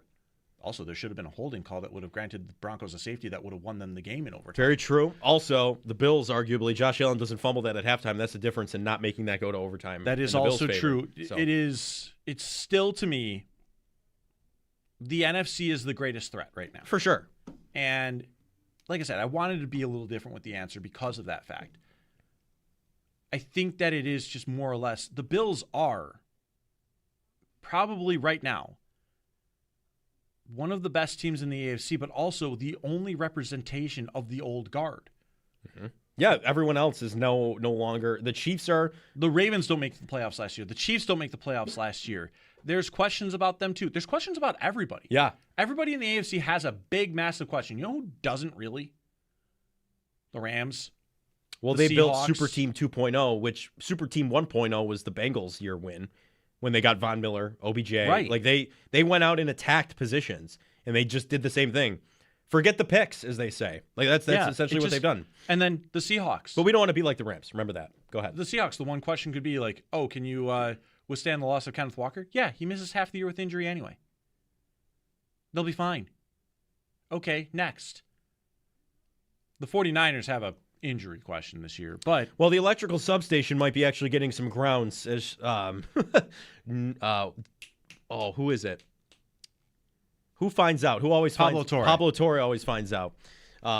He's doing some research into that recently. Yeah, so it's a curiosity. There might be some founding of facts there. We'll see. It's a curiosity, but also like you look at it, Philadelphia should be back because they have an offensive coordinator that's not Kevin Patullo. Yeah, but you have Jalen Hurts, who I don't think is great, and your head coach is kind of a loose cannon. Jalen Hurts is good enough if you give him a competent offensive coordinator. Look at what Kellen Moore did with him. I mean, they're putting some videos up of him throwing some pretty rough interceptions. No, they're putting up videos of him of the defense making plays. Yeah, I think it could be spun either way. Either way. And I think if you're a guy looking at the offense and Jalen Hurts is doing that, you're not looking, defense made a great play. You're looking, Jalen Hurts just threw an interception. But also, it like when I go back to San Fran, like it's just terrible luck with them. I don't know what it is. Substation, not. I don't care. I guess Pablo Torre debunked it, by the way. It's not real. Not real. Of course it's not real. You just need to find some sort of answer to turn to when a team has massive injuries almost every other year. Where they lose close to 20 guys for the year, you want answers. And you can't settle on, it's just bad injury luck, guys. Well, they rotate on and off because like Christian McCaffrey was the only healthy vessel of their team last year, and in seasons past, he's been the big piece missing for them. So it's funny how it all works out. But, I mean, looking around the NFL, you're absolutely right. The NFC probably is the biggest threat to the Buffalo Bills in their current standing. I think, though, this Bills schedule and the way these AFC teams kind of are built, Texans are going to give you a run. You're going to play the Rams. You're going to play you're playing these good teams, right? You're playing the Chargers because you're playing the AFC West. I truthfully look at this as, is this conference the Sabres division from last season? Are these good teams all going to have 9, 10, 11 wins? And no one's going to really be up at 14 wins or anything like that? Is this going to be a dogfight all the way to the end of the season? I can predict that. I think you have too many teams kind of building right now. The Chargers with Harbaugh and McDaniel, with Justin Herbert. I still won't. I know you won't. I will. They're not a real threat. You have the Broncos. You have the Ravens, the Chiefs potentially coming back, right? If they make the playoffs again. It's uncharacteristic of them not to, so I'm going to believe they will. The Texans. Who else? The Patriots. Forget to mention them. How many times today? The Patriots. That's 7 teams. In the Bills, 8. You have those teams just duking it out. This is going to be a dogfight this season. I genuinely think so. And the easier schedules are going to prevail. Easier, don't get me wrong. In Jacksonville, can't forget about the Jaguars. Well, now you made me look at it. Yeah. The last head coach, do you know the last coach to take the Los Angeles Chargers to at least a playoff win? No, that's a good question. It's 2018. Wait. Okay, no, I don't have it. Who is it? Former Bills coach. Oh, no. Anthony Lynn. That's right, Anthony Lynn. Lynn was before Staley? Lynn was before Staley. Yes, okay. Herbert has yet to win a playoff game. Well, that was, I got to be honest with you. I'm a big Justin Herbert defender, okay? I like Justin Herbert. I think he's a great quarterback. I think with McDaniel calling those plays, he's going to be a similar type of quarterback to Josh Allen. They started unlocking him in the run game last season, and he still didn't do all that much, but it was a clear and present upgrade over what they had him doing in years past. I think he's good. That's the thing. He's got a cannon. He's mobile. He's big. I think he could be really good for them. He also shrinks to the moment, and that is a problem. Josh Allen could be argued to shrink in the moment. Last playoff game, though. Arguably, you know what I mean? But it's a bad argument. It's one that Ravens fans bring up. I get it. I mean, Lamar shrinks in moments, too. All the good quarterbacks shrink in moments. It's more so, what can the team do around them to help them, though? But yeah, that's the thing. The Chargers, I will not take seriously until they actually break through. Harbaugh has yet to win a playoff game with them. Herbert has yet to win a playoff game. And until they can prove it, they're just a team that's always going to be this weird team that should always be threatening, and yet they're not. Yeah. Everyone always says, keep an eye out on the Chargers. Nah, I'm gonna just look away. Actually, Make me look at you. Give me a reason. So, yeah, just to get back to everything on the point of this, though, there's no one team that I'm afraid of here for the Bills. I think it's it's the conference thing. Like I said, you're going to be in a dogfight. I feel like they're always in a dogfight. Why do they never win the 1 seed though? It's always something. Because there's a Billsy loss in the middle of the season that takes them out of contention for it. And whose fault is that? I mean, could be Allen's, could be anybody's. So it depends on the loss you're talking about. No, what I'm saying is that it's the Buffalo Bills' fault. Sure, but at this point, there's always losses teams can't explain and all that. So who's the greatest threat to the Buffalo Bills? It's still the Buffalo Bills. I guess. I think that's I think that's kind of a lazy answer. Not from you, just in general. But also, this is why I brought the Chargers up. Until the Bills prove it, they are their greatest threat. Denver doesn't win that game last year. The Bills lose it. Oh, sure. The Bills lose it multiple times. The only time I can really say that a team took a victory away from them is probably the Kansas City game where Bass misses the field goal. 13 seconds. They shouldn't have been in that situation. 13 seconds. They couldn't convert. 13 seconds was one of those things, though, where did the Chiefs win that or did the Bills blow it? And more people will tell you the Bills blew it. Well, yeah. I mean, the defense didn't stop them at all. There was not a prayer. That's why it is still the defense. We're always asking questions about how bad it's the defense in the playoffs. The Bills are the one that gets in their own way. And they are their greatest threat until they prove it to me otherwise. They are the greatest threat to the Buffalo Bills in the AFC. Yeah. All right. 803-0550, the number to call. Your take on what team you're looking out for the most throughout the season. The right way to prepare. What's the plan for the Bills to win the game? The right way to prepare, brought to you by Catholic Health. Catholic Health, the right way to care. What do you think the right way to win this game is? Keep the starters healthy? I think that the right way to prepare. All right, ready? The right way for the regular season. I've got my three-tier list of the Bills for how to prepare for this game. Don't make any mistakes. Don't let anyone get hurt. And everybody walk away healthy. I guess, yeah. That works. That works. I think that you just limit starter play and keep everyone healthy. I'm with you on that. So Stay tuned following today's game for the Buffalo Football post-game show. Brad Ryder and myself live on WGR, streaming on YouTube as well. Here's Sal Capaccio live from the stadium, plus players and coach moments live from the locker room. We want to hear from you too. Call, tweet, text, jump in the chat room, give Brad and I your feedback on the game. Buffalo Football post-game show live on WGR and streaming live on YouTube. On tap next on Countdown to Kickoff. Maybe we'll get to that preseason parlay. Who knows? We'll preview a little more of maybe the Panthers side of things. Look at Bryce Young, his year last year, all of that. That's on tap next. Brought to you by Miller Lite. It's Miller time, Bills fans. We'll be back with more of Countdown to Kickoff on the other side, bringing you right up to kickoff and the Gamecast. Joe Cali, Derek Kramer on WGR.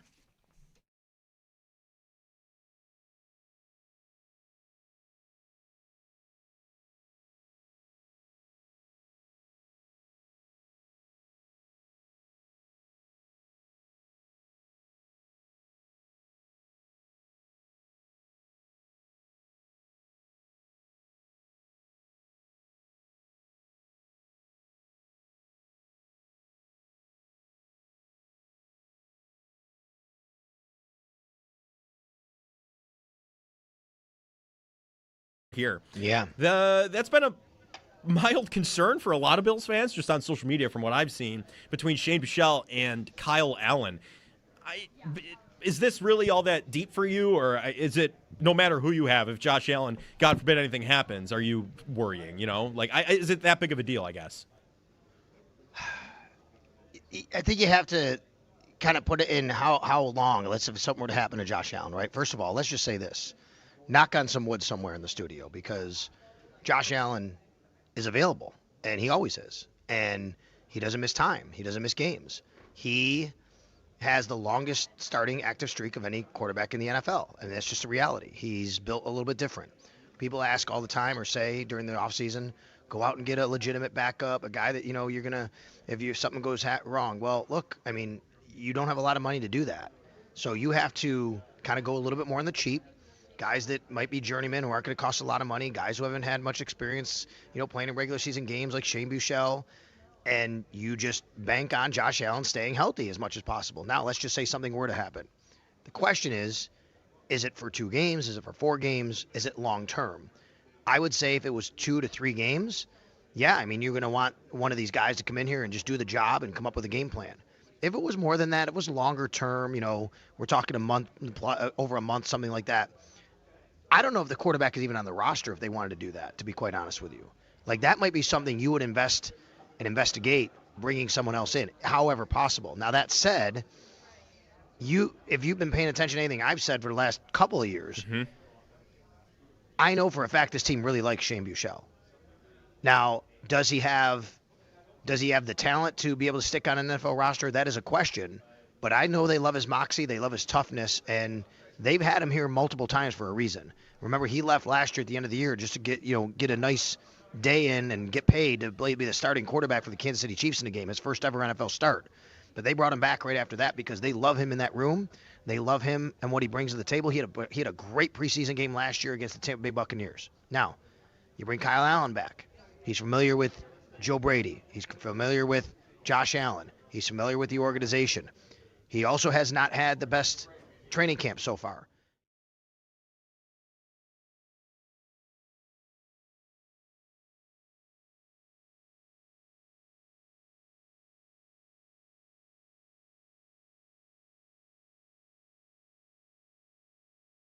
It's Bills game day. The Bills are getting ready to host the Carolina Panthers in the first ever game in the Highmark Stadium. Kickoff in 30 minutes, where Zach Jones, Derek Kramer, and Brad Ryder will watch the game live with you right here on WGR and on our YouTube channel. We'll have one game where I'm up, one game where I'm down, and then just kind of see how that flow goes for him, really, more than anything, and what he's more comfortable with. Brady later confirmed that Carmichael will be in the booth as the head coach and OC are figuring out what's best for them this season. Yesterday, though, Ferdarian Mathis, the D-tackle, was suspended by the NFL for 3 games for violating the substance abuse policy. Around the NFL, at 1 o'clock, it's Bears and Bengals and Giants and Vikings. 4, it's Rams versus Chiefs. Jags and Saints kick off at 5. Eagles and Ravens play at 7. And Week 1 wraps up with the Cowboys and Seahawks at 8. And the Seahawks also signed All-Pro corner Devin Witherspoon to a 4-year, $132 million contract extension. This update is brought to you by Fiegel, Carr & Joyce, your border attorneys. I'm Dan Dale for Western New York's Voice of the Fans, WGR. Now over to traffic and weather. Here's Joe Cowley. Why, thank you, Dan. It's 80 degrees and sunny in Orchard Park right now. It'll be 81 by kickoff, and it'll be 82 throughout the game. So, I mean, quite the picture-perfect environment to take in Highmark Stadium in their first game day experience, as the blue and red scrimmage in practice was not. Looking at traffic, if you're coming across from Canada, 29 minutes on the Peace Ridge, 22 minutes on the Rainbow Bridge, and 19 minutes on the Lewiston Queenston Bridge. The 90 still pretty backed up. All the way back to the Blue Water Tower, essentially. And also, around the stadium, Big Tree Road, Southwestern Boulevard, seeing some congestion now, as, of course, everybody's pretty much arriving for the game. As we're under a half hour away from kickoff, exciting times here in Buffalo. This is brought to you by Fiegel, Carr & Joyce, your border attorneys. I'm Joe Cowley for Western New York's Voice of the Fan, WGR. I don't think it's like, hey, D-line is the most important that we're going to be evaluating, like it's an opportunity for everybody. But yeah, there's going to be a lot that comes with it. We go to practice and you see guys come off blocks and then they celebrate. Well, I want to see these guys be able to actually finish. Can they finish tackling? Like what does all those things look like? And from a D-line perspective, how do they play with technique and then actually finish on the ball? That's Bills head coach Joe Brady from the locker room on the defense. I think that's what everyone's most excited to really get their eyes on today. The new scheme for the first time. Catalyst Fitness reminds you it's 30 minutes until kickoff, by the way. Catalyst Fitness, activate your life in 30 minutes. 30 minutes. Under 30 minutes. 28. 27 now on the dot. Exciting times. Exciting times, but also not only till kickoff, but also from the first ever Buffalo football game cast. Yes. Here. And again, I still don't know what to expect if you asked me about it. But what I'm trying to do with my life today, because it is the first football that the Bills are playing this year, is I'm trying to make it feel as much like fall as possible. Yes. So went out to Lay Cider Mill. That's crazy behavior and from you. And it's bleeping delicious. That's crazy from you. No. I knew people who were going to cider mills a couple weeks ago, and I was like, it's July. What are we doing here? First of all, there's no bad time to have apple cider. There is. No, there's not. Outside of September through November, there's a bad time. No, there's no bad time to have apple cider. That is a hill I'm willing to die on, and perfectly fine with that. So there you go. How dare you say that there's a bad time for apple cider? I just think there is. I think it's a seasonal beverage, and we're not in season yet. You're a seasonal beverage. Mm-hmm. Pulling out the fourth grade insults for you. Tough scene. You're a tough scene. Anyway. Bills-Panthers coming up just under a half hour. That game cast. Stay tuned for that. Zach and Derek and Brad, they'll be live reacting to what's happening on the field. So you can stay in the YouTube chat, everybody. Chat about the game, watch the game, see what they're talking about on the air if you're driving. Also, you can listen to what we're thinking. Get the post-game experience in-game. Get the thoughts right away. That's essentially what's going to happen. That is what's going to happen. There's no delay. There's no delay. There's no delay. Is there no delay? I mean, there is a delay. There might be. There's a delay. There should be some delay. There should be, depending on what's going on. But on also, the field. just a way for me to address the chat, we're going to need you today. If there is a delay, we'd appreciate the input and the help on that sort of stuff for future games. Yeah. We're going to find out together today. That's what it is. It's preseason for us, too. You know what it is? It is. It is preseason for us. You got to be listening also for the halftime show during WGR's football gamecast, as we just mentioned. Sal Capaccio will join Derek and Zach to recap the key moments of the first half, bring you up to date on the stats of the game, brought to you by Level Financial Advisors, helping you retire better at levelfa.com. So you mentioned the Carolina Panthers. I did. I wanted. Yeah, we on tap next. It was the Carolina Panthers. I was getting there. I was going to do a bit with the but. I legitimately, I don't know what to think about the Panthers. Bryce Young specifically for a moment. He's just average at everything. He's there. Yeah, he's not really of course he's not going to take over a game. He has kind of last season. Remember he had a couple crazy down to the wire wins. Particularly takes over against the Atlanta Falcons. Well, yeah. I mean, that division. I don't know what the city of Atlanta did to that man, but he plays like a man possessed when he faces the Falcons. Mm-hmm. But the Panthers are kind of, as a whole, a representation of the AFC South. Yep. What are they? It is a division that the winner was Carolina at 8-9. Obviously, you won the division. Tom Brady went to the Super Bowl at 8-9 there. Or 9-8. One of the two. It was just under or over 500. Mm-hmm. Or playoffs. Playoffs. Maybe yes. not the Super Bowl year. No. I got to see actually what that was. That was Brady goes out in the 9-8 year in the first round against Dallas. That's what that is. Yeah. And their kicker misses 3 extra points in that game too. Mm-hmm. But Tampa Bay is just useless in that game. That's when the Buccaneers go 9-8. It's not. I'm pretty sure they face a 9-8 team or worse. They were 13-4. Super Bowl year they were 11-5, 4-0 in the postseason. 2021, 13-4 regular season, lost in the divisional round to the Rams. I remember that one. That was the game that the Bills follow up with the Chiefs with 13 seconds. Yes. And then 8-9 regular season record. They lost in the wild card to the Cowboys, like you're saying. Yes. So Brady did go 8-9 and make the playoffs. That's what happens in that division. But that's the thing with the NFC South, is that none of these teams are willing to step up and actually take it for greatness as of late. You just said it. The last season, quite frankly, worth a damn for many of these teams was Tampa Bay with their Super Bowl year. Yeah. And then it had been mostly Tampa Bay ever since. But Carolina's 8-9 is different from anyone else's 8-9 in the NFC South because they were so bad. They started horrific. Not even that they started that way in season. It's that for the last few years, they've been dreadful. Sure. Yeah. And they overpay for Bryce Young in a trade that includes DJ Moore, oddly enough. DJ Moore and overpayments, allegedly. It's just a thing. Yeah, I guess so. But Carolina, 8-9 is far more encouraging. What are the Carolina Panthers? And the answer still is, I have really no idea. Are they a team that takes another step forward and gets themselves to 9, maybe 10 wins? Or are they the team that steps back and they fall back into 6 wins or they crater amongst themselves? There's a lot of variance within the Carolina Panthers, and it has primarily to do with Bryce Young. And they need to figure out what they have in him. I feel like if you're Carolina, you should be preparing to move on anyway. Yeah, it's time. It's time to move on. I think they need to build something different there. It's not working. So I think the coach is done, I would say, as well. Canales, I think you need to hold on to him. You think? Yes. I think you move on from they start fresh. Canales is the reason that Young has been able to dig himself out from the rough early stages of his career.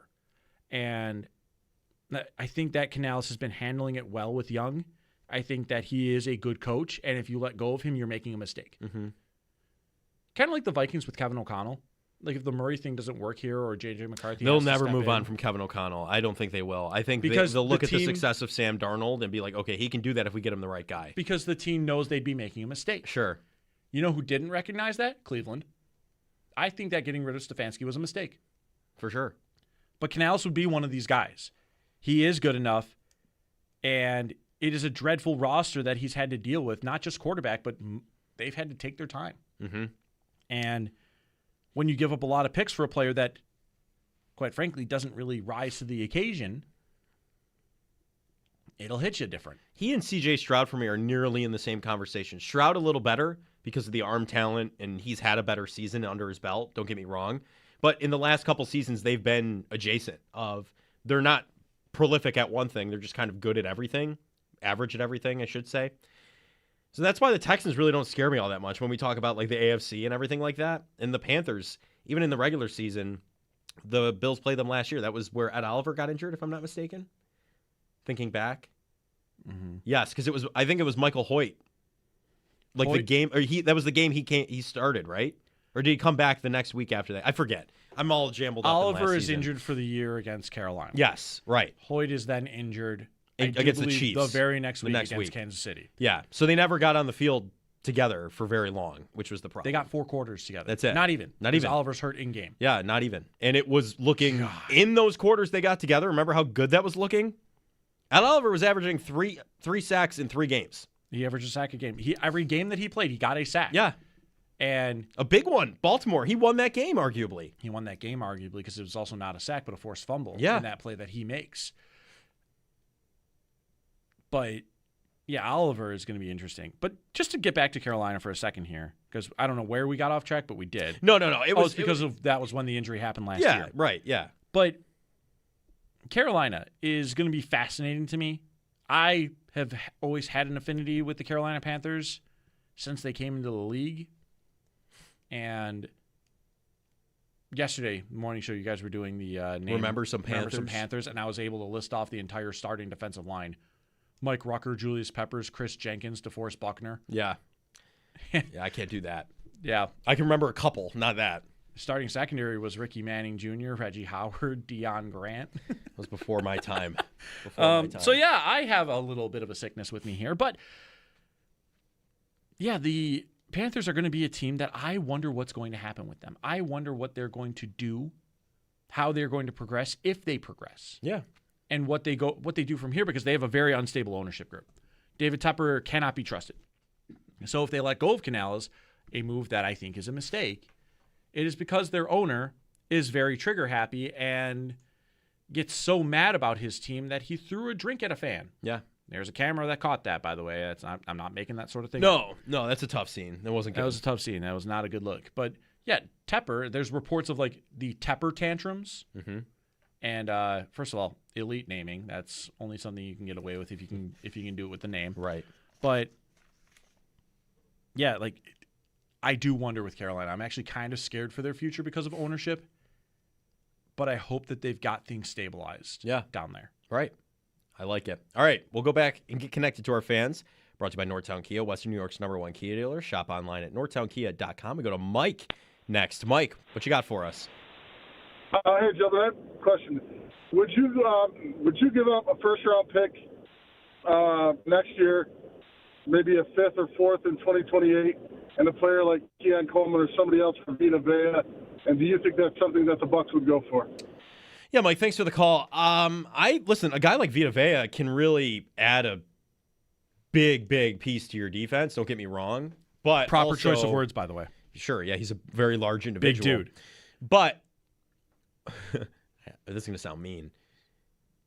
What team wants Keon Coleman? Like what other player are you throwing into that where you're okay saying no? They might want Deion Walker. The rest of your package makes it to where, like, if you threw him in there, it's like, sure, why not? Sure, but they might want Deion Walker to replace him. They might want a replacement player, and that's where you're like, also, I don't know about that. I'm more at, it's not necessarily that the team wouldn't want Keon Coleman. It's that the Bucs definitely don't need him. They're actually quite stacked at wide receiver, even after losing Mike Evans. Mm-hmm. That they wouldn't need Keon Coleman. Would Tampa do it? Maybe. Just to get something out of, a player that doesn't want to be there anymore. Mm-hmm. But when you talked to Tim Graham earlier today in pregame, Joe. Yeah, I asked him about Vita Vea specifically because the Bills are in on a lot of guys, and we got the report yesterday. They were in on him. It's not something that I think that is realistic. He's going to want a lot of money, and the Bills do not have the money to pay him. They don't have money to pay him. He wants to go out west. I think it's fine that the Bills inquired. As long as he doesn't end up with the Rams. I don't think he can, but if he wants to go out west, imagine if the Rams, Aaron Donald, Myles Garrett, Vita Vea, man. If that happens, then we know whose fault it is that the Rams have a super team and add more to it. Yeah, sure. It is the general manager of the Tampa Bay Buccaneers. Mm-hmm.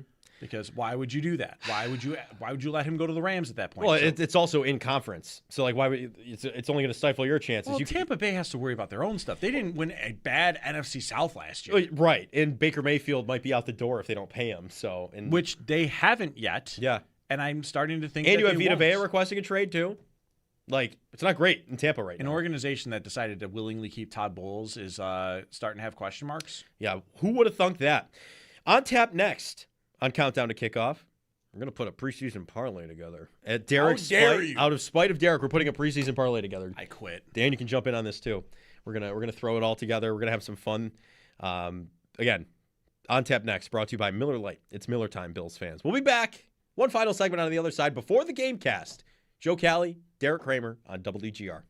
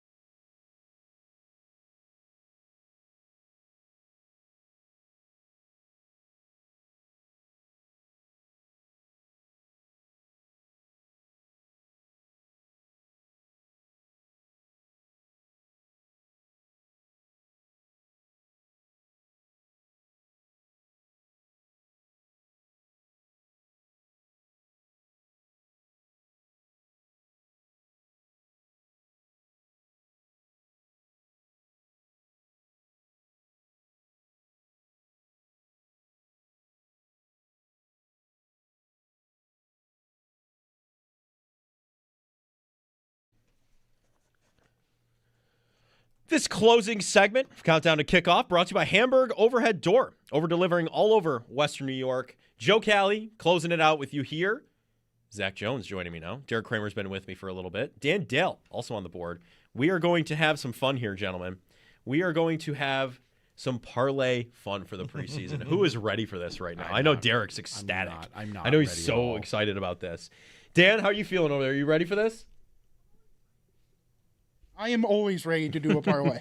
All right. I opened up my app and I feel weird. I know. We're doing it early. Yeah, because it's the preseason. All right. It feels wrong. It is wrong. There are player props. We have discovered this. I didn't think there would be, but here we go. Here we go. I'm taking Josh Allen, first drive passing yards. I'm going to go 20+. I'm feeling good about 20+. If Josh Allen throws for more than 20 yards, I think he's going to hit DJ Moore for a long pass. I think that's going to happen. That's where I'm at. You know what? I'm going to go 30. I'm going to double down. 30+ yards for Josh Allen on the first drive. That's a good bet. I'm going to start Thank you, Dan. sweating. All right. Derek, you're up next. Throw one down. What you got? I didn't even open anything. That's cool. I'll put 2 down then. That's all right. No, ready? Ready? Joe, hand me your phone. No. If I have to participate in this madness, I will at least look at it. Okay. Here. Live radio here. Joe now has to wipe his phone clean. While he's looking, I'll go next. I'm kind of with Joe. If Josh Allen's going to play, I don't think it's going to be anything more than 2 series at the most. It could even be just 1. Mm-hmm. I do think they're at home. The fans are in the stadium. You've heard about DJ Moore and the connection those two have had. They'll probably have at least a few passes to each other. Mm-hmm. So I think DJ Moore is going to score a touchdown on the first drive of the game. I like it. I think Derek's going to tank this entire thing because he's just doing this last minute, but we'll see what happens. Dan, what's your leg? I don't believe in the starters. First half total, under 21.5. Okay. I just don't think this is going to be high scoring. He might kill our scoring. parlay after the first half. That's crazy. It could go south very quickly. It could. Yep. Nice job, Dan. Meanwhile, I'm going to go with, on the other side of the football, I'm going to go Jonathan Brooks. Okay. We're going to go over 10 yards. Trader. Hook him, baby. Hook him. All right. Give Joe his phone back. That's the parlay, ladies and gentlemen. I feel disgusting. I need How are we feeling? It's preseason. We just put a parlay together. I just put a parlay leg on a preseason game. What am I doing with my life? What was yours? You didn't click it. Jonathan Brooks, 10 yards. Okay, there we go. I'm feeling pretty good today. The weather's It's beautiful. not my phone. I'm not going to click on it. Are we actually doing this? Yes. Yeah, he is. I'm not. But it was good driving in today. I'm seeing the traffic coming in. I did the Bills honk because I'm driving past everybody to come. Yeah, the 90s a nightmare. Yeah. The 90s a nightmare. Yeah, while everyone's sitting still, that was probably insulting. But the weather's good. I think the Bills are wearing also the correct uniforms today. I think we do need to get on the train of wearing whites at home so that we actually see everyone else's jerseys when they come into your home stadium. I mean, here specifically it's Buffalo, but I'm a big fan of that. Yeah. I'm feeling good. I don't want to see the starters play a lot. I've said that a ton over the last couple of days. I don't want to see it. It is what it is. They are going to play. Don't get to see all the rookies, but guys like Caleb Alarmzor, who all we've heard is wonderful things about him. TJ Parker, we've heard about the speed, but he hasn't necessarily gotten a big run here. We'll see what happens. I'm excited. The one guy I did want to see today, and I thought we'd get a quite a big run in the preseason, is Skylar Bell. I'm excited. But he picked an injury. Yeah, that's the problem. I'm excited for the preseason. He was a big reason for that. He was a huge reason for it, yeah. Now it's a little bit in the dumps. And it's guys like Keon where like, sure, I want to see him go. I'm more nervous. Like one drop, and at least for me, like my heart is just going to sink. Where it's like, oh, here we go. Well, isn't that the same thing with like Tyler Bass? Absolutely. One missed kick, and Absolutely. it's just the pitchforks are back. You know what? Actually, I'm glad 60 yarders, but we'll see. I'm glad you brought up Tyler Bass, though. I think that if he misses a kick, parlay leg. Go ahead. If he misses a kick in this preseason, I'm not going to start sweating yet because this will be the first time he's kicking in a game since last preseason, where we don't see him for the rest of the year. I mean, if he's healthy, he should be making kicks theoretically. You are right. That's where I'm at with that. I'm also not going to overreact to one missed kick. Is basically the if he misses his first kick and it's like 40 yards, I'm reacting and I'm saying we need a new kicker. Because that would be, even when he was healthy, that's normally where he would miss. It's a chip. Yeah, it's the 50 yarders and on. He's typically pretty good. It's the 40 to 49 yarders. It's the intermediate. It's the extra points. Yeah, it's very weird. That would be the ones he's missing. He's a middle of the pack kicker, which is fine. That's where he's paid, but it does get to a point of like, all right, come on, man, we may need you here at some point. Right. Yeah, I listen. Keon Coleman's interesting enough to me because is he going to be returning punts regularly? Is he going to be that could be an option. What is Josh Palmer going to stand out in the preseason and be like, oh, he's healthy and he's good, right? That's the thing in training camp. In the practices this past week, he's had a glowing recommendation right now. He is. I mean, we talked with Paul Hamilton, who's been covering practice this last week. He's loved Palmer. I think Palmer's in more of a correct spot for himself, with DJ Moore more being the main target man. Obviously, Khalil Shakir, he's got the slot covered. And then, of course, Dalton Kincaid's healthy. I'm kind of, like, Palmer, though, is like one of those guys, same with Max Harrison. Yeah. And Cole Bishop, actually, too. I don't need you to see in the preseason at all. They pick up injuries. Right. Palmer, of course, we only got 1 year on tape with him, but Bishop, he's healthy throughout the year. It's in August specifically. He is hurt. Sure. And I'll that's take where that. He's missing. I'll take that. I'm not all that worried about that. Stay tuned, though. Coming up next, it's the Buffalo Bills football gamecast, live on WGR and streaming live on YouTube. Follow the game along with Derek and Zach as they break down today's Bills-Panthers preseason game. Brad Ryder will join them as well. As it happens, call, tweet, jump in the chat room and join the conversation. Stay in the chat, Bullpen. I see everyone in there. Thanks for jumping on with us. Yeah, we'll and have watch some fun. Listen and watch the game with WGR football gamecast live at 1 p.m. coming right up on WGR and streaming live on YouTube. Just want to take a second. Thank you, everyone who called in. Thanks to everyone for listening. I'm Joe Cali. I'll be back in a little bit. I'll be jumping on post game with Brad Ryder. And this has been Game Day and Countdown to Kickoff right here. Preseason week 1 on the other side. WGR.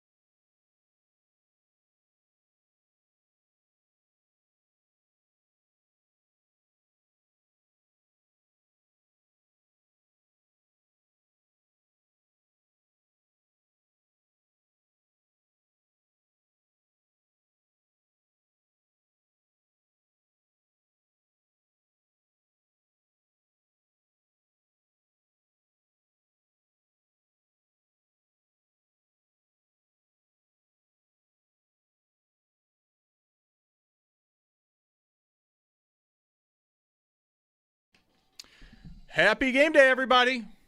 Zach Jones, Derek Kramer, and Brad Ryder here on today's WGR Football Bills broadcast. It is the Gamecast, actually, excuse me. It is brought to you in part by Tim Hortons, the official coffee of the Jeremy and Joe Morning Show on WGR. Start your day strong with Tim Hortons and the Bills. Gentlemen, good afternoon. Hey. Bills football's back. How are we feeling? We're feeling pretty good here, or at least I am. I'm not going to speak for Brad, but You can speak for me whenever you want. That's fine. We're feeling good. Yeah. We're feeling good. That's the answer from this side of the room, is that we're feeling good. We're ready to go. First Bills game cast for us here, as it is a beautiful day. And don't forget that today's game cast is brought to you by Tim Hortons, the official coffee of the Jeremy and Joe Show Morning Show on WGR. Start your day strong with Tim Hortons and the Bills. And we're going to start with this on the first preseason game, gentlemen. And how long until Zach starts sweating bullets about the starters being out there? 3 seconds. When Allen walks out there, I'm going to be like, this is enough for me. This is enough for me. They're opening the building. And all these people are there to see the team, and the building doesn't exist without the guy. And if they don't have the guy, people are going to be pretty mad. So the guy's got to play. Just put him out there. And that's the thing. Should we treat it like the Jets game last year? He's wearing the red helmets. We all get to see it. Go out there. Here's your start streak. All right, get out of there. Get out of there. Get back to the sideline. A little bit. Also, I just kind of feel like watching my team play today. Yeah. And they're going to take risks by being on the field 17 times this year. They take risks every time they're in practice. You take a risk every time you drive your car down the street. That's fair. We want to keep everybody safe, but put the Bills out there on display. We've got the new stadium. They've got the 50-yard line painted now.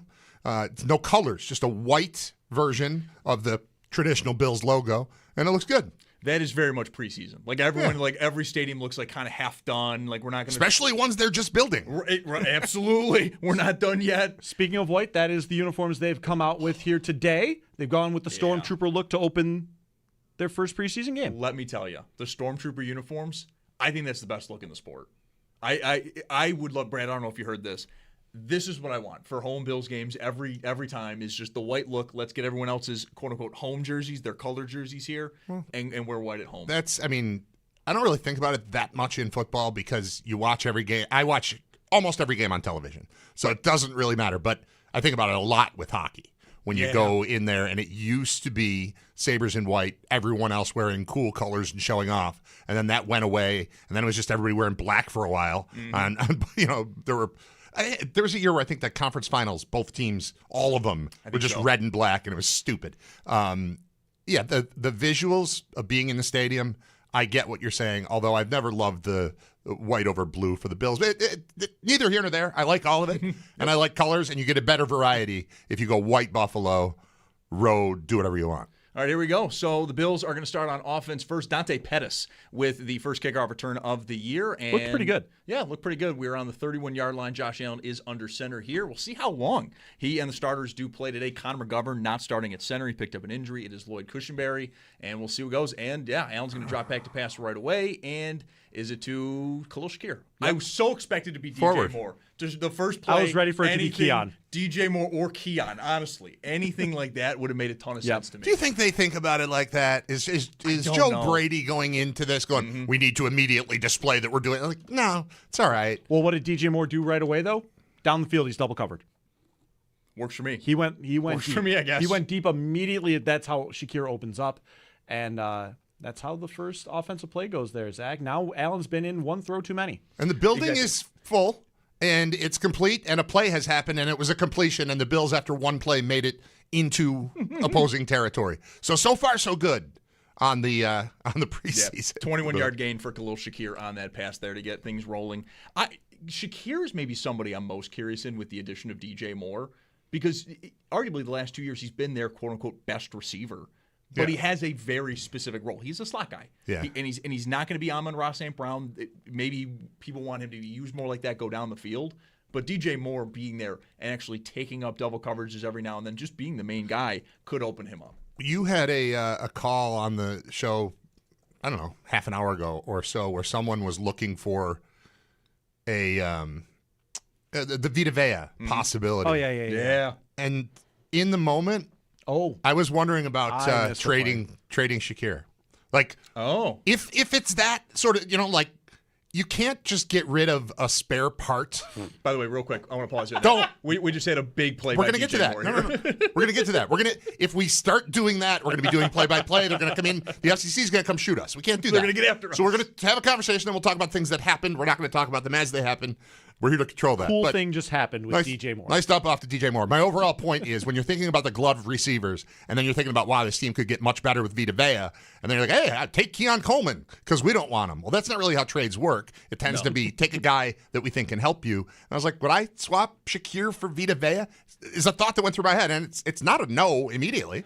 It's not a no immediately. I think it has to be more like I look at the Myles Garrett trade. It has to be a player that's going to, in some ways, replace what you'd lose in Vea. Like I think Deion Walker makes a ton of sense. Rookie contract, ascending player. Yeah, and that's something I don't want to do. I'm going to hate myself for doing this because I'm trying to get into in-season mode here, but I do believe DJ Moore already hit the parlay that we set. Yeah, he did. Yeah, what was the parlay leg? I think he had to go over 20 yards. He had 32 on one play. Okay, that's perfect. So that worked out really well. Oh, that's something. I'm done. That's what I mean. I don't need to see him in there. Josh Allen just took a sack, and it was very harmless. And he tried to chuck the ball. I could have taken that sack, and I'd be fine. And I'm old and not in shape, and it would be totally fine. He's okay. Everything's fine. That is the Brett Favre sack with Michael Strahan. I'm just going to go down. I wasn't quite. Allen did I'm just going to go down. Allen did a little bit of the 2018 Allen, where he was thinking about throwing the ball late there, try to just chuck it up to see whatever could happen. By the way, real quick, so this is our first drive, and this is also. For many of us, the first time we were seeing, actually, no, for all of us, the first time we were seeing the new stadium on TV. Do you notice any of a difference yet? I can tell that it's not the old stadium, but that's the extent of it. I can't, it doesn't look dramatically different. The view that they're showing of the field, it doesn't really look like anything. Mm-hmm. We'll get used to it. Eventually, this is what a Bills home game will come to be in our minds. Right. But as of right now, that doesn't look like anything. Josh Allen just was nearly sacked or kind of sacked. The guy almost held up on him, but it was consecutive plays. And now we're going to get a look at is Tyler Bass wearing 16? Yes. He is. DJ Moore now wears number 2. Oh, that's right. He took that away from him. So this is one of the things, if you're making a list of things that boxes I want to check in this preseason game, one of them is, where are we on Tyler Bass? And right now we're fine on Tyler Bass as the Bills take a 3-0 lead, kicking a field goal on 4th and 12. Bass, it's interesting. We were talking about it right as we were wrapping up pregame. The 50-plus yard field goals, never really been a problem for him. When he's healthy, that's good. It's the 40 to 49-yard field goal, that distance, that's a problem. The extra Points is a problem. That's where he's going to have to show. Is that what statistics show? Because that sounds right to me, but I've never looked at it and said, oh, here's what I like, here's what I don't like. Yeah, his last healthy year, that was the issue. Yeah, it's we expect 3 here. And then it's not. Or we expect 1 here, and then it's not. It's not hey, let's try this, because let's try this works better than more often than not. Correct. So I'm curious how that's going to go for him. Again, as Brad mentioned, the Bills are now up 3-0. Right away on their first drive, they got a couple of chunk plays. Khalil Shakir, a 21-yard catch. DJ Moore got going right away as well. A 32-yard catch for him. A couple of handoffs to James Cook, but ultimately not great on the last 2 plays of that drive. Jalen Phillips made Spencer Brown look a little foolish there, actually. Not great. Great play by Phillips, though. A quick outside-in move, and then Allen was immediately under duress.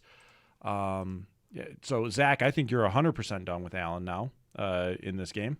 Oh, I mean, the first one, I was like, you can take him out now. I'm cool with that. Yeah, and then right away, almost again, another sack almost taken there. And it's so, yeah, I think you're done. Yeah, I'm good. Even if your plan, as Joe Brady, is to see more of him, you get a little spooked when your quarterback gets touched on 2 of the first 5 plays or whatever it is. Mm-hmm. But the drive is successful. And let's talk about the DJ Moore play, because I think if you just know DJ Moore from NFL highlights, you're picturing deep balls, you're picturing him, over the shoulder, these massive. This was instead, I'm trying to think of what player I would equate it with, but it was more a crossing pattern, him open in space underneath with no one around him, and then having the ability to just bob and weave through the crowd to the tune of 32 yards. I'm thinking like somebody like CeeDee Lamb, hard play action, and he's just going a kind of almost in drag. The slot. Yeah. And you just dump it off real quick and just let him go make a play. But that's where I could see him, because you've been hearing about it with Joe Brady and Pete Carmichael and even Allen to a certain extent, like talking more and more about the passing game, where I could see him maybe going over 120, 125 targets this season, just because Well, if he's getting targeted 8 yards down the field, then I've got a lot of room for that. Yes. I don't have a lot of room for, attempting to put 40-plus air yards underneath it. You're not going to get that all the time. But if he's a factor underneath, honestly, it didn't look that much different from a play that they would make to Khalil Shakir, 100%. Where they just get him, drag the coverage to sort of the secondary, the mid-range, and then go underneath it while you've got space with people backing off. So real nice play design to get the ball to your new playmaker in space. And now, though, coming up on the other side here is the defense is going to be up. This new look defense, we're going to see what it looks like.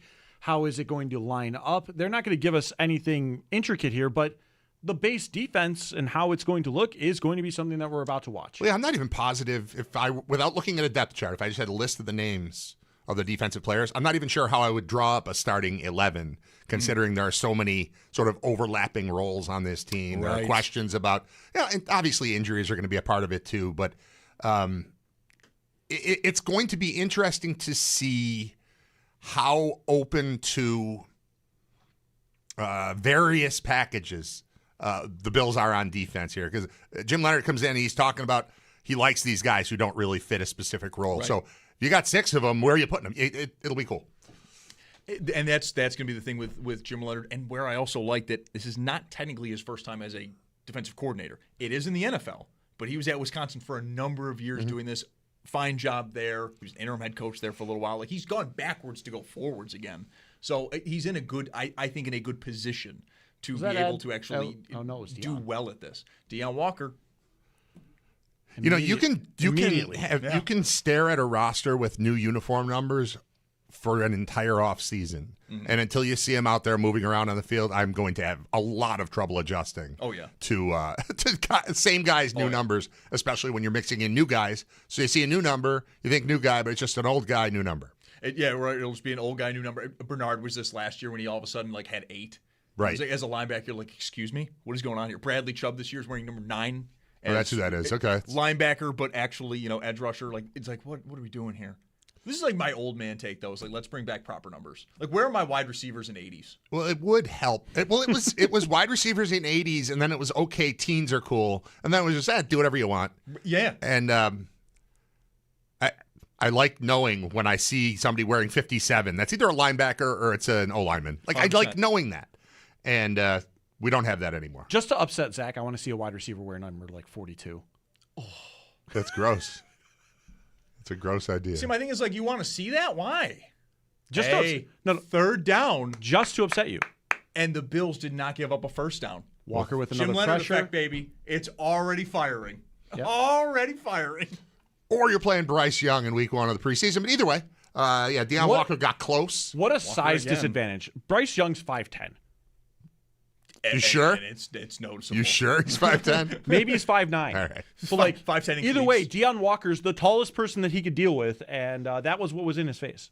Walker again, though. I mean, we noticed this in the preseason last year. I looked at the Tampa game always for that, where just he looks like a man amongst boys. It looks like he shouldn't be participating in the preseason. This happens a lot in basketball with Summer League. You'll have a guy maybe participate in the Summer League 2-3 years, but by year 2 or 3, it's like, oh, okay, yeah, you're just a starter. You need to no longer participate this in Vegas. Go home for a little while. That's what Walker feels like in these preseason games, where it's just he's bigger than everybody. He's stronger. He's faster than his size would maybe point to. It's also where, talking about the Vita Vea thing, I'd have a hard time wanting to give up Walker because he does feel like that ascending player that is coming. Yeah. I don't have a ton of interest in. You think about rookie contract. You think about. You're hoping this guy turns into Vita Vea. Exactly. And would you prefer to have Vea over Walker in your defense in 2026 as you're trying to win the Super Bowl? Yeah.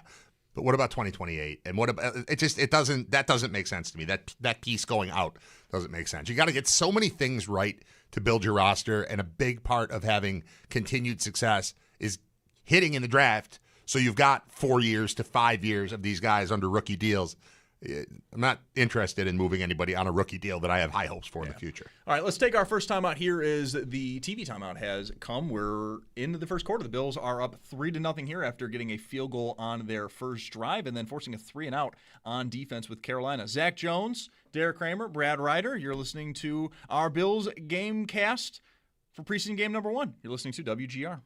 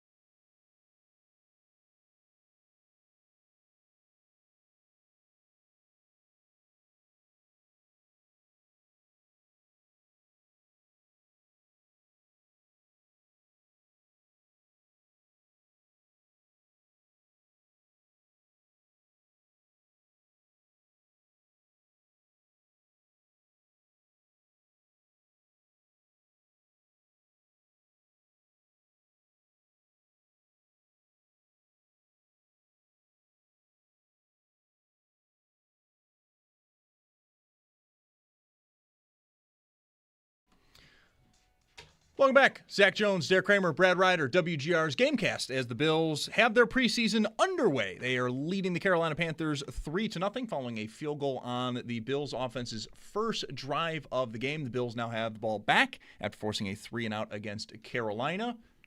I believe I did see Josh Allen is still in the game. Hell yeah. He is. Let's go. You know why? It's the quarterback of the team. They're playing. All these people made this trip down to this stadium. We've been building it for 3 years. It cost $2 billion. Put the guy on the field. What was I don't even think Brady's thinking remotely like that. He's just like, I want my guy to play. Hey, look at that. First down and zip. DJ Moore, 11 yards. Moving on. I know. You don't want to watch this? I know. This is what you don't want? This is painful for me. Nope. This is what you don't want. This is painful for me. For those that might not know, Allen did take a shot delivering that throw, and Zach, again, is in shambles. I am like on pins and needles. You get why we like this dude, right? He's tough. Okay, I don't need Spencer Brown falling on top of him in the process. I do like, though, that we're all getting this. Like, it's not like, ideal. Oh, this is great. Well, that's not awesome. I'm just taking... Maybe it's because, you know how your friends, laugh at something that you're dealing with, and, it's not that serious, but, I want to make fun of it. Mm-hmm. That's exactly what I'm doing with you right now and your feelings on this. Oh, man. This is exactly how it's going. It helps, too, though, that, I'm a Shane Buechele guy. Texas, there's a Texas connection. So, I'm ready to watch Buechele play. You will get to see plenty of him over the next 3 games. I'm going to get there. But for now, let's just watch, the real guys remind us what's going on here. It is fun that there are big plays happening. I mean, DJ Moore's now got 2 catches here. We've already seen some pretty big plays from We've seen Deion 4 Walker. first downs on 2 drives. It's going well. 3-0 right now. The Bills do lead. We're in about the middle of the first quarter here. It's actually moving quite quickly here as well. Cook Carolina finally got his, positive play. He did. I'm happy for him. What I think can be done here, and I don't need it all game, and I don't even need it all half, but what I think can be done here in the first couple of drives or over the course of the first quarter is you go out and you take a 20-0 lead or something on Carolina, and you just remember that any of the malaise we've had, any of the stuff we've been talking about with the different everything, just that all the negative stuff and the jerseys and the press conferences and the McDermotts and all the stuff, it just goes away when they get back out on the field. Look, the stadium's cool. Look, we know about the sight lines now. Look, we know where to park now. Oh, look, there's our team. Oh, that's right. These guys are awesome. There's a reason that the world is picking them to be a Super Bowl contender. It's just nice to refresh our memory on what these guys look like when it's the real guys. And I need a little bit of that. And then we can have your Buechele. Buechele can play every position. I don't care after that. But let's see this team do a little bit first. Also, by the way, Austin Corbett in for the second drive at guard. Alec Anderson did take the first drive. Which we do know. I mean, back up and starting left guard, that is going to be a battle. I know Sal was talking with Joe Cali this morning on pregame that is going to be something to watch. We don't get to see a ton of it at camp because guys are not really hitting too much. Yes, pads are on, pads are popping, but we don't get to see it all the time. Again, Bills up 3-0 here. We're at 6:40 left in the first quarter. I know people are going to be watching on delay or have different timings, but we're at about 6:40. It's 2nd and 10 for the Bills. They are in Carolina territory as 2 drives so far. Bills offense has looked good. It stalled in the first drive. Run game hasn't. No. Outside of one play. Passing games look pretty good. Passing games looked great. Run game's not getting anything done. Oh, hey, here we go. It's all kind of one thing. And they're moving the ball. So I feel all right about everything that I'm seeing so far. There was an attempt just now. Tell you what my problem is right now. Where's my phone? Oh, you lost your phone? I don't know. What do you mean, where's your phone? I don't have my phone. I just went to grab my phone because I wanted to check something. I don't want to pull out the whole laptop because there's not a lot of space here with 3 of us in the room. So I'm just looking for my phone. I'm wondering, is it maybe sitting over there? It might be. I'm going to take a look. Dude, where's your phone? I don't know. Where's your phone? Did you find it? No. No, I don't know. It's all right. It's here somewhere. 3rd and 10 for the Bills. They are in Panthers territory here. Again, they're up 3-0 on Carolina. Ooh. And there's going to be a false start on the Bills. We've got laundry. Who's it on? That's the real question. I think it's on Doc. Left side of the line. Could have been a tight end. Could have been Dawkins. He's the one who was pointing at the other team, so probably him. It's probably him. That's usually how it goes. Usually. He who smelt it dealt it. Yeah, right? That's exactly what it is. Essentially what we're looking at here. And we're watching with no sound because we are the sound. So we might not have full clarity on what's going on there. They'll show the sad player now, maybe. Yeah, usually you never want to be the guy that they cut the camera to. Right. Wow. Looks like turns out that's just going to be a mystery to us for now, but yeah, it definitely looked like Dawkins was the one that flinched. All right, so if Zach, if you're not here to see what Josh looks like with all the new tools today, what are you here to see? We have another. I think the rookies. Yeah, the rookie class has really gotten a lot of good publicity. I think from around camp, if you haven't been there, if you're just reading reports, the rookie class has really shined, and I think that's what I want to see. It looked like a sack on Allen, but it was, but there's a face mask on it as well. So there's a personal foul. So this is the third time or fourth time now that Allen has been contacted, and it was his face mask that gets yanked. Yeah. I'm starting to see your side of things a little bit here, Zach. I was going to say, I'm also starting to see your side of there's been a lot of bad pub around the Bills. Like, we want to see how they look, and then every time I cheer see them people get up, hit, just cheer people up, and then second half will be what it is. I mean, we're already 6 minutes left in the first quarter. Yeah, this is okay. O-line, not great. I'm seeing right now. No, how's that? Not awesome so far to this point. Not awesome. It is 1st and 10 again after the face mask penalty, and I will tell you though, look. The running game hasn't done much. Allen to DJ Moore is constant. Oh, 3 for 3.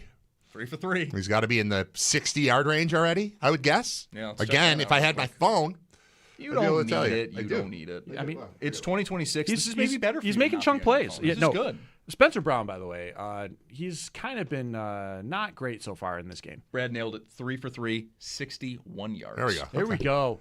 All right, I don't need this laptop. Hey, here we go.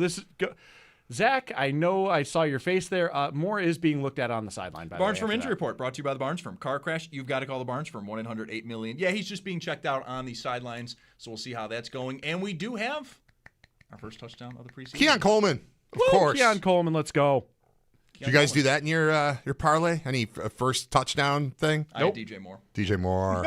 Well, that's not happening. It went exactly how I wanted, although it had to be first drive. Yeah, so then we already we were already asking out for a lot quickly. there. All right, we will keep you up to date on what is going on with DJ Moore. It just looked like he was being checked out by the training staff. His helmet was still on. But the Bills have scored. It is now currently 9-0 as we are waiting for the extra point. But the Bills are Which is an adventure. It's Tyler Bass. This is what I'm monitoring. You might not want to see Allen. I do want to see Bass. We're fine. Okay. All right. No problem. He sees 2 kicks. He's like, we're fine. We're fine. Never mind. We're good. He sees 2 kicks. Well, totally locked in. Let's go. I keep bringing this up, though. T-Bass. Let's go. The fact that the guy didn't kick once last year and they don't have any challenge to him in camp, it defies logical explanation. It does. Unless. It was fascinating. Unless the thought is this guy needs our confidence. He needs our vote of confidence. And the second that we decide, because they can't be 100%, despite the fact that they're portraying themselves as such, they can't be 100% confident in Tyler Bass as the kicking option. So let's act as if we are until we're not, and then we'll move on, because acting this way might help his confidence, which would help our confidence. So it's a help me, help you type of situation. All right, so we got 2 drives, right? We got 2 drives. 2 drives, 2 scores. We've got 3 drives if you count the defensive one. Which are good. So I would say you're batting... It's 3 for 3 right there. 3 for 3, or a field goal is a half. We'll count a field goal as a half. Call it like 83%. Yeah, it's about where I am too. What? Yeah. I'm not pulling that out. I already got to come up with scoring for. No, it's like a batting average. It's like I got you. I'm not doing this. No, it's like a batting average type of thing. And I'm going to count. You're 1 for 1 on a touchdown drive. You're 1 for 1 on a 3 and out. Yeah. And you're 1 for 2 on a field goal, which means I have to make everything else 2, which makes me 5 for 6, which is probably about what you just said. In the 83% range, yeah.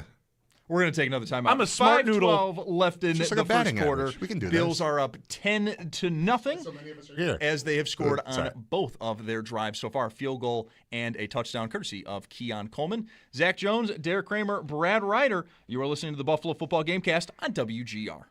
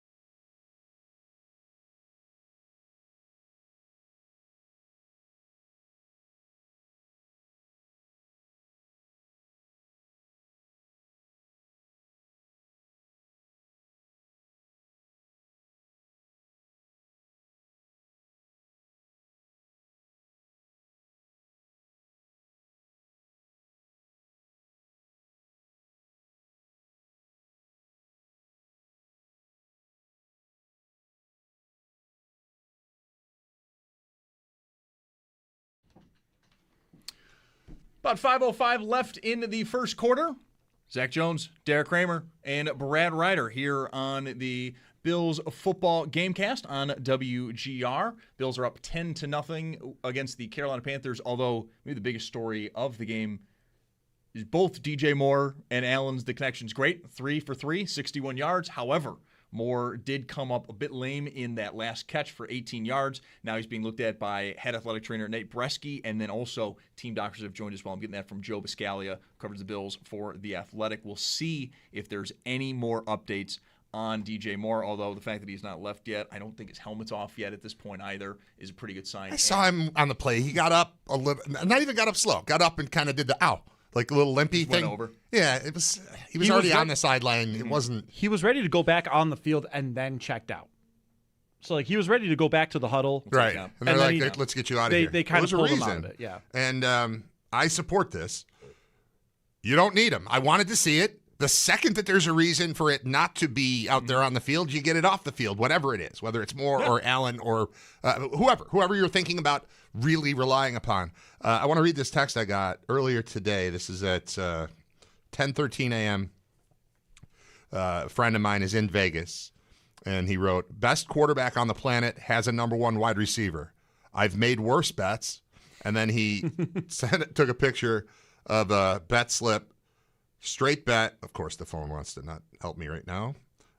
Straight bet paying at $15,000, plus $15,000, DJ Moore as Offensive Player of the Year. It's a $300 bet that pays $45,000. And he sent that to me, and I sent him just sort of a money type of reply. And then after the first two drives, he wrote back to me and said, I like my bet. And I like his bet, too. That's another 3-and-out for us by the Bills. You know what else I'm liking is the Bills' defense, and specifically, again, Walker. He doesn't get the tip pass there in that third down, but he is just a big body. He sets up third and short because it was second and short. Walker helps it with no gain, and then if I'm going to see more Terrell Bernard blitzing, I'm going to have a good time. Cole Hardman here on the punt return for the Bills. That is going to also be something, too. Who is taking the kicks, the punts? I mean, that's going to be the role, I think, for Hardman to make this team. Probably not going to be for the receivers. No one's really had a bad camp up to this point. I'm still sort of waiting for that. I think I just saw backups go in. Hey, baby! There we go. Who's starting it, though? That's the real question. Who comes in first, Kyle Allen or Shane Buechele? I don't care. I don't care. That's fair. Because it's eventually going to be Anthony Richardson. What? You're going to have to. Someone's going to call about this on postgame. You know that, right? About what? Buechele versus Allen? Oh, no, I know that. But I don't care in which order I watch them not have a chance to start for the team. Either. I mean, it's, yeah, right. I wonder who it's going to be. Yeah, me too. Me too. But I also don't care. Do you have a season or not? Is Josh playing or not? It's come on. We know what this team is. When the expectation is Super Bowl, just keep him healthy. You're right. Get him out of there. The thing that I found fascinating was good enough. He's good enough. The number that gave it away from you was the number 77 was going on the field. That's Chase Lund. So that's where I'm like, I think the backups are in. Thank you to Joe Cali, who is, I think, watching the game out there. He's got the sound on. It looks like it's going to be Kyle Allen. We are in the middle of a commercial break here. Yes. But it looks like it's going to be Kyle Allen. And also, update injury for DJ Moore. Again, I'm getting this from Joe Biscaglia, who covers the Bills for The Athletic. They left Moore on the bench. This is the athletic trainers and the team doctors. Then Moore got up. He's standing on the sidelines now, still talking with everybody, towel over his head, no helmet in his hand. So his day is done, but does not seem to be anyway. Serious. Looks like everyone else is. Right. Well, I saw Allen was hyping up with Terrell Bernard. He had the hat on, although we need the bucket hat. The bucket hat, to me, is the real preseason hat. The indicator that I'm not here to work today? 100%. Yeah, that's right. You show up, I mean, to be fair. That's in life. I was going to say, I have a Hawaiian shirt on. That usually is the indicator that I'm on vacation. I'm sorry about the Hawaiian shirt confusion. Talk about something that I was going to be forsaken on, so thanks for not doing that. I would have been the only one sitting here without one. I'm crushed. I already got some comments in the chat, so I feel pretty good about that's the thing. You've got a good one there. You're in a radio studio. Nobody's going to criticize you for not wearing a Hawaiian shirt. I think you would have been fine, even if we both did it. So I intended. I would have felt bad, though. Well, this all stems from the fact that when I said, "Hey, I'm here for post game anyway," and nobody's home at my house, I don't want to watch the game by myself. Right. I'll just come watch with you. And it's like, well, this is where we're going to watch it, and then I'm going to sit here. There's a mic. I might as well do the show with you. That's fine. And then I said, then you told me, or Dan told me, Dan Dale, said, just so you know, that's going to be on camera. And I was like, so is it black tie? Like, should we go tuxedo here? Should we go suit? Should I wear a dress? Do we get makeup? And then I just came up with a Hawaiian shirt. And then I forgot about it. And here's my problem. I forgot about it. There's a couple reasons that I'm not wearing a Hawaiian shirt right now. One is that even when you become an adult and you have kids and you buy a house, and let's say you buy a house that has 4 walk-in closets, and you have a family of 5, guess who doesn't get a walk-in closet? 100%. Me. Yeah, you're out. So I've got a little tiny closet where I have mostly T-shirts and shorts and pants. And then if I want my fancy stuff, like my Hawaiian garb or a jersey or even a button, any kind of polo, any of that is in another closet that's like down the hall. And when I was going into the shower, I was like, I'll just grab a T-shirt. And maybe I'll grab that one on the way out. And then I forgot about it. And then I walked in and you were ready. I wore a T-shirt in case I was the only one that did it. No. But then everyone talked me into just keeping it on. It's a good look. So we're rocking it. It's a good look. It's a good vibe. By the way, thanks for hanging around with all of us. Yeah. As we're talking about Hawaiian shirts and stuff. Eye on the Quarterback, brought to you by Great Lakes Building Systems. We keep an eye on your business so you don't have to. Our business is protecting your business. Josh Allen's day is done. The other Allen, Kyle Allen, is in. And, pretty good one for Josh. 6 of 8, 111 yards, and 1 touchdown. That touchdown does go to Keon Coleman. Khalil Shakir, also himself having a pretty good day. 2 catches on 2 targets for 41 yards. And then, as mentioned, DJ Moore, 3 catches, 61 yards. So the passing offense. I mean, we could start the post game show right now, and it would be about DJ Moore, and that's the whole thing, and not about the fact that he left with a little limp. That's not going to be anything. I don't anticipate that'll be anything. By the way, I've got something more on that per Sal Capaccio. No more trainers around Moore. He's up and walking around. Yeah, he's fine. Bills just ran I missed the start of it, but some sort of end around, something tricky. Mecole Hardman was the recipient of a handoff. And it went for a good 35 yards. Is this fair? Yeti in the chat. I kind of like this. I call Kyle Allen Josh Allen stunt double. I think it's good. I like that. And even 11 kind of doubles for 17. Yep. I love that. Yep. And they don't do the thing where they make you wear the first initial anymore, which is good. Very good. Because it used to be really dumb. The league has adapted a little bit, but it used to be dumber in the no fun sense in that, like, for example, when Reuben Brown and Travis Brown were both on the Bills, Reuben was a 320-something pound black man who played offensive line, and Travis Brown was a skinny white kid who played quarterback, and they made Reuben wear R Brown and Travis wear T Brown, despite the fact that Reuben had a giant 79 all over his shirt and Brown had a giant 5. Like, we can tell. We can tell. We know. We can tell who's who. I think we might know the difference. So they're not doing it to Josh and Kyle. Which is good. Yeah. 10-0 Bills here with under a minute now in the first quarter. Kyle Allen is now in at quarterback. He did just take a sack, so it is 2nd and 16 as we were rolling here. This game is flying by to this point. Well, no incompletions to speak of. Yeah, really. minimal incompletions. Hardly any of that. A penalty, maybe 2. 2 penalties. It is preseason. No one's going to be rude and start challenging stuff, although I did see Mike Vrabel fire off a challenge flag the other day. Like it was shot put. What do you think of every stadium playing Dirty Diana when Mike Vrabel walks onto the field? I love that kind of petty. We should absolutely be doing that. Somebody brought that up. Caller brought that up. I thought it was awesome. But that's something college football would do. The pros will have like that sort of like, we're dignified. We won't do that. The pros will be like, how dare you besmirch Mike Vrabel? When, like, let's be honest, Lane Kiffin's going to get killed because his daughter's dating an LSU player in every SEC stadium there. We should be doing that more. This is the last play of the first quarter as the Bills are up 10-0. And Kyle Allen did take a bit of a shot there, though he jumped right up. So he looks to be all right. It is 4th down, though. We'll see. Are we going to get a longer Tyler Bass field goal when we get the second quarter underway here? Where are we? About the 38 or something. So we're looking at like a 55. Is that something you want to try? Yes. I would. Absolutely. I think that's definitely something you want to try. All right, we're going to take a quick time out here as the first quarter is wrapping up. Zach Jones, Derek Kramer, and Brad Ryder. You are listening to Buffalo Football Gamecast right here on WGR.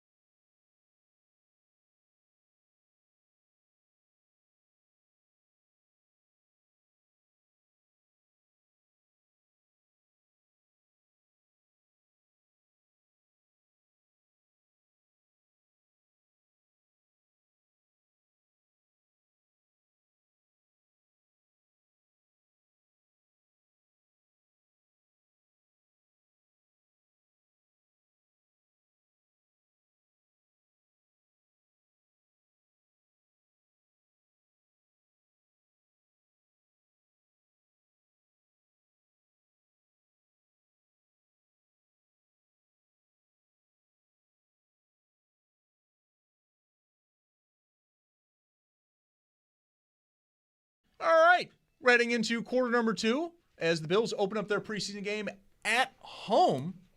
They're up 10-0 on the Carolina Panthers. The starting offense, gentlemen? Yes on the starting offense. I mean, may I say the second drive was the drive of the game, driven by your Upstate Honda dealers for the best deals this season. Visit your Upstate Honda dealer today. You bite your tongue. Wait till Shane Buechele drops back and just launches a bullet. I don't know, Zach. I don't know if we are going to get ourselves a drive quite like what the offense did. They, by the way, are opting not to give Tyler Bass their chance. Does this mean they don't trust Tyler? No, I think it means they like trying to go for it on 4th and 3 and then being successful, picking it up on a 5 or 6 yard gain to Keon Coleman in the right flat. So that was, I didn't know what the down. I knew the down. I didn't know the distance. Yeah, so I like the idea of trying a long field goal, but not when I have the opportunity to pick up 3 yards and keep moving the ball. Keep going. Especially the way that this offense has looked so far. Obviously with the starters, but even with the backups, this looks like a pro team against a JV team. To a certain extent. And that might be the truth. When we get to the end of this real season, when everybody's trying and the Bills have 14 wins and the Panthers have 4, we'll be like, oh, yeah, that's why the first quarter of that game looked like that. It is kind of looking like the Bills and Panthers of last year right now. They're just doing it differently. Last year they ran all over Carolina, and this year they're throwing all over them. By the way, we were talking about new numbers. Ray Davis in 7th. Yeah, I just had to look down. Throwing me for a loop. I had to pull out the roster card because every time I look up, it's confusing to me. No, Absolutely that one, throwing me. I've already gotten adjusted to that one. It's Rousseau with 15. Oh, all right. That's a good one to bring up, too. That's the one I'm getting thrown on right now. Bass at 16. I know that the kicker's lining up. It's Tyler Bass. I don't need to be reminded that he changed his number. I just know that the kicker that they have right now is Tyler Bass. Whoa. Oh, we just got a shot of the concourse at the stadium. Anything that doesn't look like it's in Buffalo looks great to me. It looks really good. It looks like a foreign environment. It's going to take a little while, I think, for this to feel like the Bills' home stadium. Which I've seen some people on Twitter saying sort of the same thing of like it doesn't feel like they're at home right now. I know this has nothing to do with the game that we are watching right now, but Backbone in the chat letting us know Jackson Dart just got drilled in Giants-Vikings in the medical tent. Huh. For a guy who has concussion history already, not good. And that's why I'm glad Allen isn't playing anymore. Tyler Allen just got popped too, by the way. No reason to believe he's hurt, but he just got Well, he jumped right up. Well, Yeti said that's the stunt double. That's stunt double, baby. They get paid real money. It is an honest to goodness career choice. So last week I was here on Saturday during the practice. I basically did this, except they weren't playing, they were practicing, and then took calls from people on their way out. And that's when we got our first on-air reaction to the stadium. This time I'm on the air and I've got people texting me their reactions to the stadium because some of them weren't there. Yeah. Or also it's a totally different experience. You know, people were concerned about sight lines and people walking in front of them. It's like, well, it's not a game. They're not really trying to do it the same way. One of the first 1:07 p.m., I get a message from my friend Paul, and it says, "There's a lady in my way." Obstructed seat. Obstructed seat. There's someone in my way. I've also got a spy planted who happens to be married to me. Spy? Yeah. She said, "The seats are high. I mean, obviously where we're sitting, but from the ground, my feet barely touch." She's short. Enjoying this. By the way, pictures are still trying to send. And then she said, "Can't hear anything, like whistles, what the refs are saying. You can watch it on the big screen, though." So Tyler Bass did get to attempt a field goal, and it was right in his problem range. So I was kind of happy that the Bills did get a little farther. However, go ahead, Zach, take it away. 44-yard field goal attempt is no good for Tyler Bass, and it was never really close. It was right immediately. It's his problem range. He was 2 for 2 to start with an extra point and a field goal. It is the range where he misses kicks, and it's weird that it's that range. Yeah, he's got a boot. I mean, you've been seeing it now that he actually is, by the way, kicking in front of people, because that was a weird storyline for a couple of days at training camp.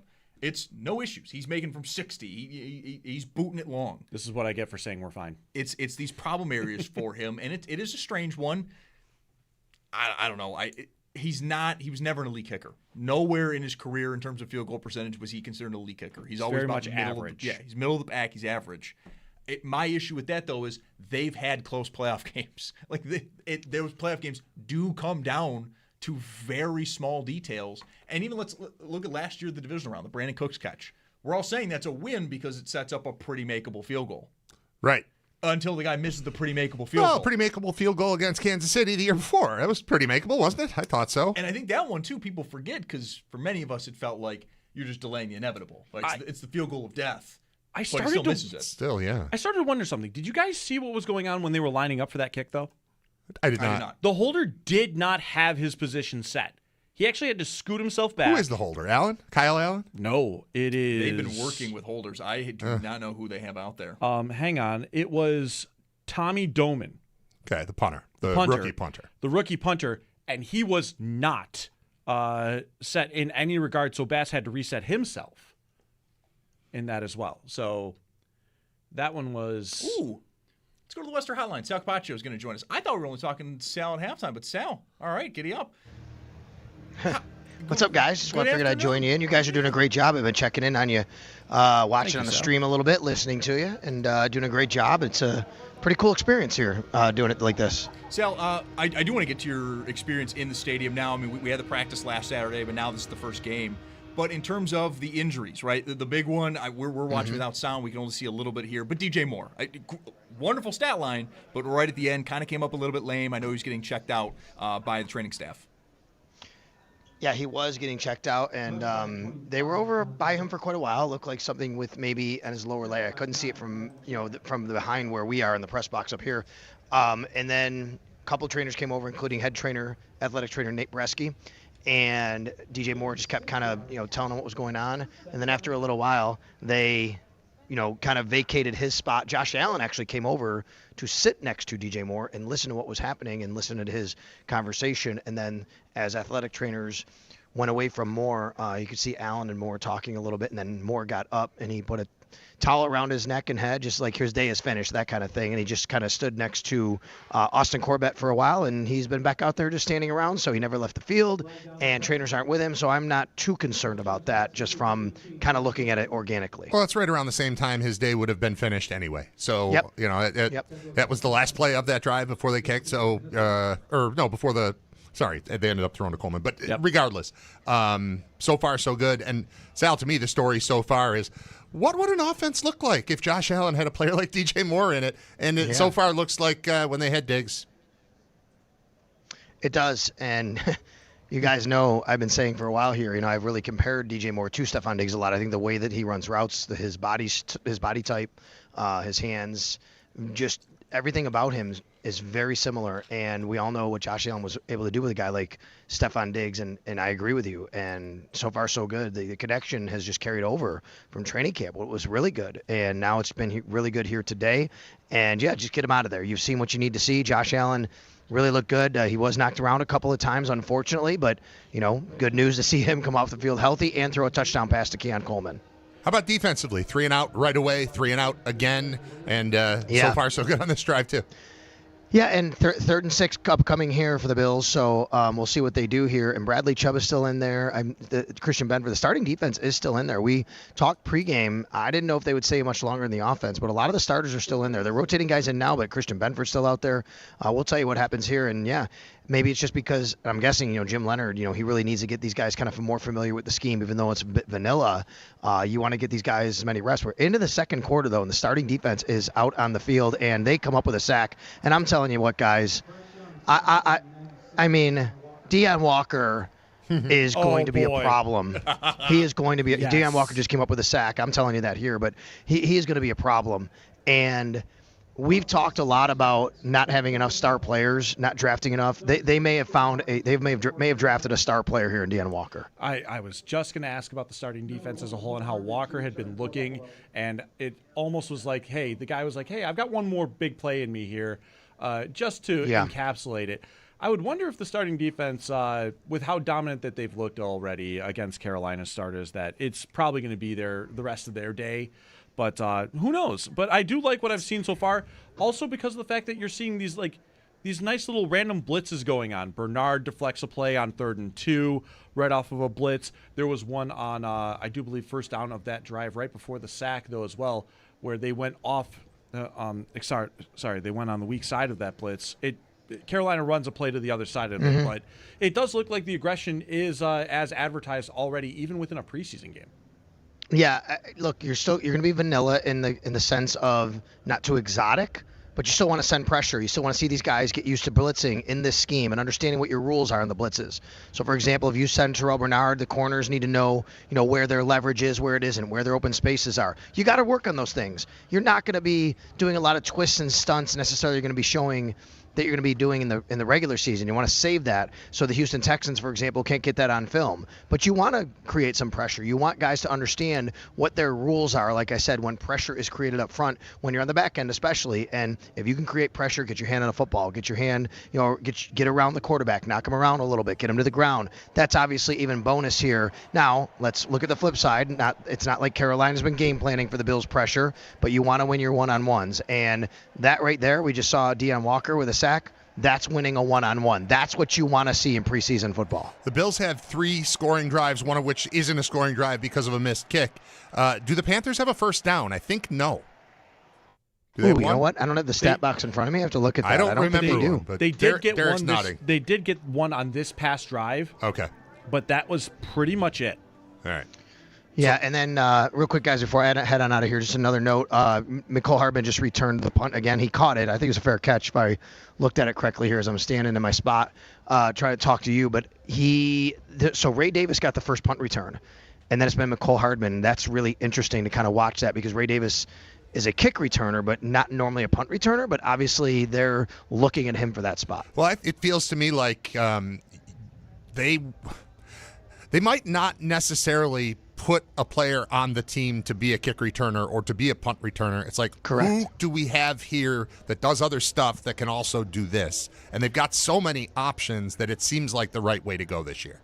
Yeah, the closest to that, though, would be Mecole Hardman because what you're saying, because I don't know if Mecole Hardman would make the team as a wide receiver, but if he can be the punt returner, you can use him at wide receiver, right? But that's the only one because you're right, because Ray Davis obviously is making the team, and then maybe he can do that. So I think Mecole Hardman has a bit of an uphill battle to do that because he's got to carve out a role because how many receivers do you want to keep? But he does add a speed element at wide receiver. All right, Sal, we'll let you get back to it as the Bills are getting ready to be back on offense. I believe Kyle Allen's still in game, which would make sense. We probably got a little while with him, and then Shane Buechele almost definitely following him. All right, Sal, enjoy the rest of the game. We'll talk at halftime. Okay, guys, thanks. Sal Capaccio there on the West Her hotline. And, yeah, I mean, I tweeted out, we're talking with Sal about it. Me and Brad are smiling at each other, waiting to see who the guy was that got the sack. And I think we could both almost tell. It's Deion Walker. Yeah. I mean, he collapsing the line. And that's what it looks like. He looks stronger than everyone else. He looks like, even if he's not going to get a sack or a tackle for loss, he's going to break up a play. He is going to become a problem where all of a sudden a quarterback has to improvise or whoever has the ball has to improvise. And at times, it's not going well for the offense at all. And Walker in particular, I remember that draft class of Zach, you and I kind of started getting into like a certain archetype that we wanted with defensive tackles. I remember making the joke, if there's not a number 300 next to the weight, I didn't want them. Yep. And one of the guys in the chat when I was with Sneaky Joe, I remember this. I'll never forget it. It mentions Deion Walker. So then I went and looked and went, yep, that's a big dude. I want that kind of big dude for my defense. And lo and behold, if Walker is what really could have been promised, which was before his final season at Kentucky, someone who could have been mocked to a first-round destination, the back injury takes it out of him, and then it was not Ray Davis, right? Gore. Yeah, there we go. Yeah, that was. Hey, real quick, stats so far. Golly. Total yards for the Bills, 190. For Carolina, 17. Turnovers, or not turnovers, sorry. First downs, 11 to none. So it is none. It is none. Wow. Wait a minute. And the Bills are 1 for 1 on fourth down. We're doing Good the Bills, Lord. right? We're doing a Bills game cast here, the whole thing. But for the Panthers. Oh, not a good They're showing a kind there. of team, and they're a kind of fan base you did want to see Bryce Young go out there and perform well. It is vanilla concepts, but you have the starting offense out there. You did want them to perform well, and what you got, Brad, like you said, you got 17 yards. You got no first downs. And as we're pointing out, you got that feeling of, yeah, they're going to be a team that wins 13 games. We're going to be a team that is lucky to get 7. I mean, they were 8-9. They made the playoffs, but they win a division at 8-9. They're a team that's screaming regression now. If you overreact to preseason, they're getting 4 wins. Bills are still up 10-0 here. We're at the under 10 mark of the second quarter. We are flying by here, of course. Not really a ton of incompletions. Not really a ton of penalties, at least to this point. There have been a few. Yeah, so there's been a few. But ultimately, has not been a bad day at all for the Bills. And even the little worries you had with DJ Moore gone almost immediately. Literally everything that I want to see, I'm seeing right now. It looks like adults against children. It looks like a good team against a bad team. The starters are out for the Bills on offense, and they're just moving the ball in the same way. The concepts look right. Brady looks comfortable. All the stuff. Again, it's August. It's nothing. But we haven't seen them since January. But awesome. I know, and they were good last year, and we've just been talking about bad stuff forever, and here they are on the field, and they look like the Bills. That's all I want. You want to talk about a jersey number change that's really throwing me? Trent Sherfield's wearing 81. What was he when he was first here? 18. He was 18. Oh, that's fine then. Oh. Now he's Peerless Price. But again, I was like, oh my God, that's Trent Sherfield. Wide receivers back to wearing 80s. That'd be really cool. That would be really cool. I agree with that. But we're already at Trent Sherfield levels of players on offense, though. Yeah. All right, we'll take our next time out when the Bills are done with this drive, whatever that ends up being. They are, of course, up on Carolina 10-0. We are now at 8 minutes left in the second quarter. Joe Brady, it's still taking me a minute to get used to him being head coach.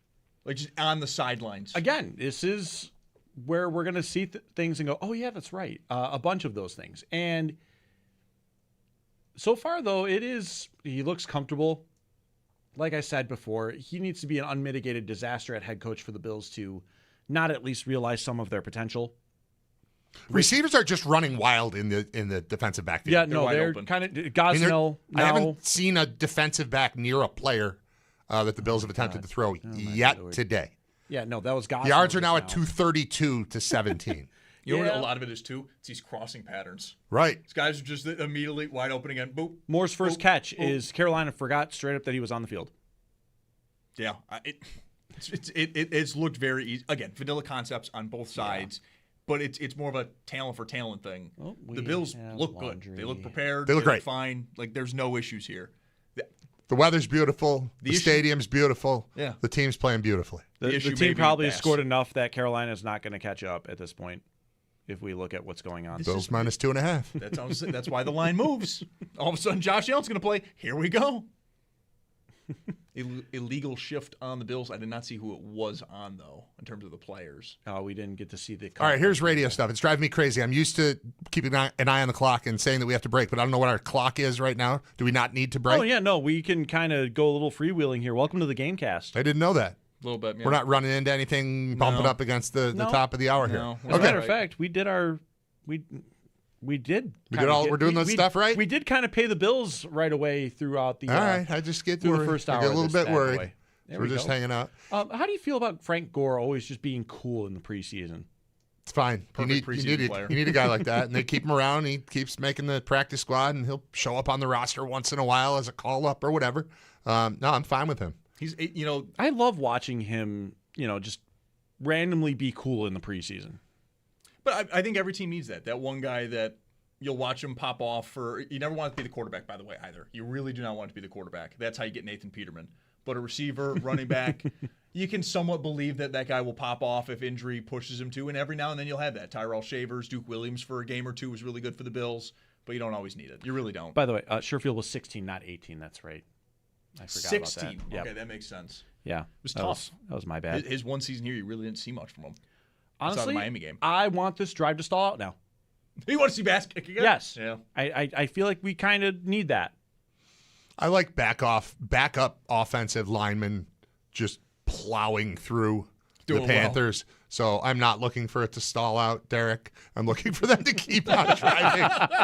I assure you, you will get opportunity. I want them to score and make them kick an extra point. I know that's not the trouble zone you want. You know what? That's actually kind of the same How thing. about this? Score, celebrate, push the extra point back, force them to do that.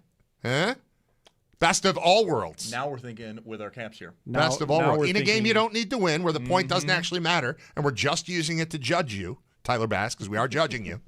That's good. That tired, wired, inspired meme right there. Brad Ryder just hitting it for us. Let's take a penalty, everyone, after we score. Let's get obnoxious with it after scoring a touchdown. DJ Moore did that in a critical game. He took his helmet off, and they tried to tie it, but they couldn't because the extra point was long. Missed it. And then he missed it.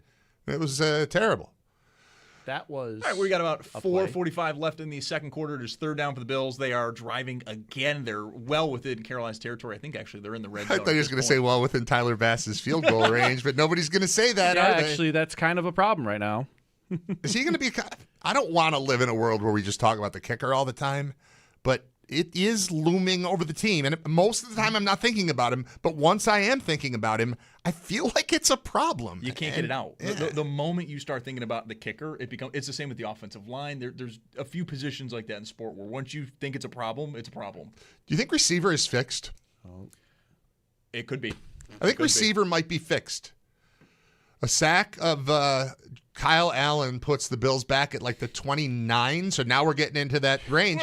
We're in Bass range. Hey, look at that. We're all the way back. I didn't want that to be. Well, this is essentially what I was saying, where you want to back up, like go score, and then back up on a penalty. This is don't score and back up on a sack. And this was no offensive lineman was ready for that one.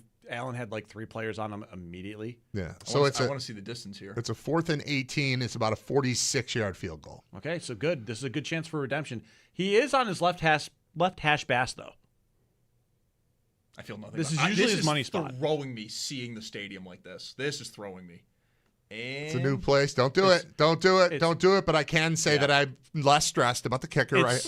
It's left hash Bass. I'm never worried about left hash Bass. He's good there? He's good there. Bass makes from 46, so now he is, what is that, 2 for 3 on field goal attempts? Yep. 2 for 3 plus an extra point. We've got under 5 minutes left here in the second quarter. Zach Jones, Derek Kramer, Brad Ryder, you are listening to WGR's Football Gamecast. We are rocking and rolling here. The Bills are looking pretty darn good. We're back after a quick timeout on WGR. There we go. Yeah, once Sal like.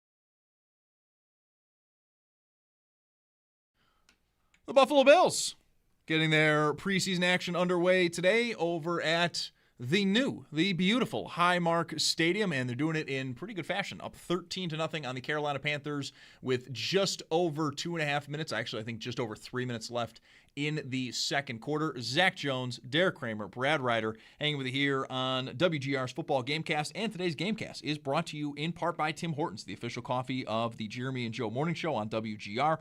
Start your day strong with Tim Hortons and the Bills. We will talk to Sal Capaccio at halftime, but to this point, I mean, even Bass, who had missed from 44 yards, which was his danger zone, Makes from 46. Okay. Makes up for it. Not perfect. Not perfect, which is Tyler Bass. Yeah. Which you want him to be better and more consistent in that, but at his best, it was always like, yeah, I'm fine. He'd miss that kick every now and then anyway. I've never felt like, oh my God, they need a new kicker. Mm-hmm. But I've also felt like, oh my God, we don't need a new kicker. We're all set. We're great at kicker. And then he misses a year. Yeah. And then he's the only one in camp. And then he misses the second attempt of preseason. So allow us to react a little bit. I'm not trying to run him out of town. Mm-hmm. It just seems like the team is so much, or at least is acting so much more comfortable with the kicking situation than I am, and then I think a lot of fans are, and that I think probably teammates are. Like you have to factor that in. How does this team feel about this guy? It matters. You can't right now just acquire Cam Little. Like you can't add 70-yard field goals to your repertoire in the middle of August. Right. But going into the draft, I thought, well, this certainly seems like a year they draft a kicker. And I remember before the draft saying that, and Sal saying, I don't know about that, but I think they might draft a punter. And I was like, why would you draft? And they did. They drafted a punter, and they didn't draft a kicker. And then you'd think they'd sign somebody, and they didn't. But to me, it's about inspiring confidence, even if you're faking your confidence in Bass. Until further notice, he's the guy on the team. So act as if he's going to be your guy until you decide he isn't. With that point, though, his career high field goal percentage in a season is 2021, 87.5%. So, look, when he's at his best, he's fine. It's fine. When he's at his best, he's acceptable. Yep. When he's not, he's not. Mm-hmm. And, I don't automatically, do like field goals above replacement or something. I don't automatically assume that grabbing some veteran. I know the Matt Prater thing worked out last year, but that wasn't ideal either. Just picking a 41-year-old off the couch and telling him to come on in. And, it worked. We got through it. That can't be the plan. But I don't know what the plan is, and this can't be the entire plan either, unless it is until it isn't, which I keep repeating. We're at the 2-minute warning. Buffalo again up 13-0 on the Carolina Panthers as the Bills got their preseason action underway today. We do have a few other games going on right now, just 2 others, and scores around the league delivered by Mike Barney Nissan. Awesome cars, great dealership, lousy jingle. Browns are up on the Bears 10-7. That one's got about 6:48 left in the second quarter. And then Vikings-Giants. The Giants lead that one 7-3 with about 3:45 left in that half. I have seen the Jackson Dart hit. Oof. I was just going to look for it. Oof. He took a bit of a shot. I've not seen any updates on if he's out of the medical tent or what have you, but he took a hit. And that sort of him and Cam Scadaboo's entire thing, isn't it? Oh, my. Yeah, that's about a right reaction. They take Looney Tune level hits. Was it on a sack or on a scramble? Sack. Or what was it was a sack, and Devin Singletary straight up whiffs. Corner gets a free shot at him. Ooh. Wow. So this Gamecast is going to go on all year? This is what we're going to do? Yeah. That's the idea. What you're going to do. I'm doing it today. I don't know that I'm going to be a part of it all the time, but this is fun. I like it. It's casual. It's just hanging out, watching football with the guys. That's pretty much what we're doing, yeah. And thanks for hanging out with us, by the way. If you're in the chat, we're checking out the messages while we can. How is that chat looking? Is that pretty active? Because I'm getting a ton of text messages. Pretty active. Like from people I haven't heard from in a while, just checking in. Del Reed checked in from one of the founders of Bill's Mafia, said he likes the Gamecast. My buddy's little sister must be in town. Yeah. She texted, little sister. She's probably 40. Whatever. And shout out to superfan Steve Franklin, who's out on the golf course. There are people driving around. Look, you want to monitor what's going on with the Bills game. You don't need to stare at the preseason game. It's a beautiful day. We only get so many of them. Get out there, hit the golf balls, and listen to us. Go out there and swing the sticks, listening to WGR at the Or if Gamecast. you're just watching the game any dang way and you want a companion app or program to watch along with it, thanks for choosing us right now. Shout out to the chat. Yeti saying all year or until we ruin it in the chat. Which, I mean... So true, Yeti. True. I get that. That's real, though. So shout out to everyone in the chat, though. You guys are doing great. They're also carrying conversations well without us as well. They're having their own time in the chat. That is very standard. Everyone is all just doing their thing. We're doing our thing. They're doing their thing. We're all hanging out together. And sometimes they're reacting to things that we say. Sometimes they're just saying things that I don't know what is going on. I do wonder how this will go when we're eventually in a very stressful game where, you kind of fall apart. You go dead inside. You got the 1,000-yard stare set at the TV as everything's happening. I wonder how that will go. I've mentioned to our boss, this is not Texas football, so I should be okay. I've really kind of put all my fandom into the one team I'm not covering that I'm a fan of. And then the Angels suck, so we just kind of avoid that entirely for baseball. But I'm like, I think I should be good, but I'm waiting for that game against Kansas City. The Bills are, maybe battling for a playoff spot or undefeated, and you're the last drive of the game, and we're all just sitting here, biting off our fingernails. That should be a good time. I think everyone will really enjoy that. Under mistletoe. Yeah.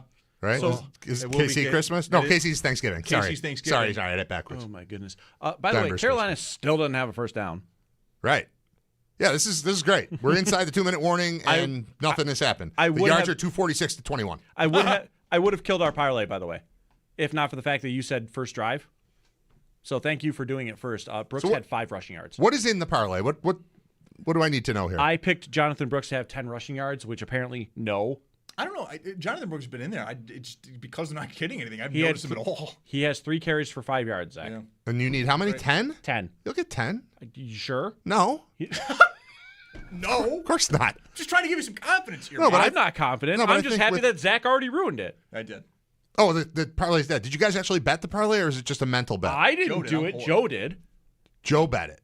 Yeah, Callie bet it. All right. And it's dead. He's a sicko. I did a parlay on the show, during the show, along with Tim, where we picked all the division winners. And that's always fun. $10 bet to win, I don't know, $4,000 or something like that. Those are always fun. Did you throw a crazy one in there? I don't know that it's crazy, but the Saints were the longest shot. I had them winning. It's based on quarterback. 100%. I don't like that division at all.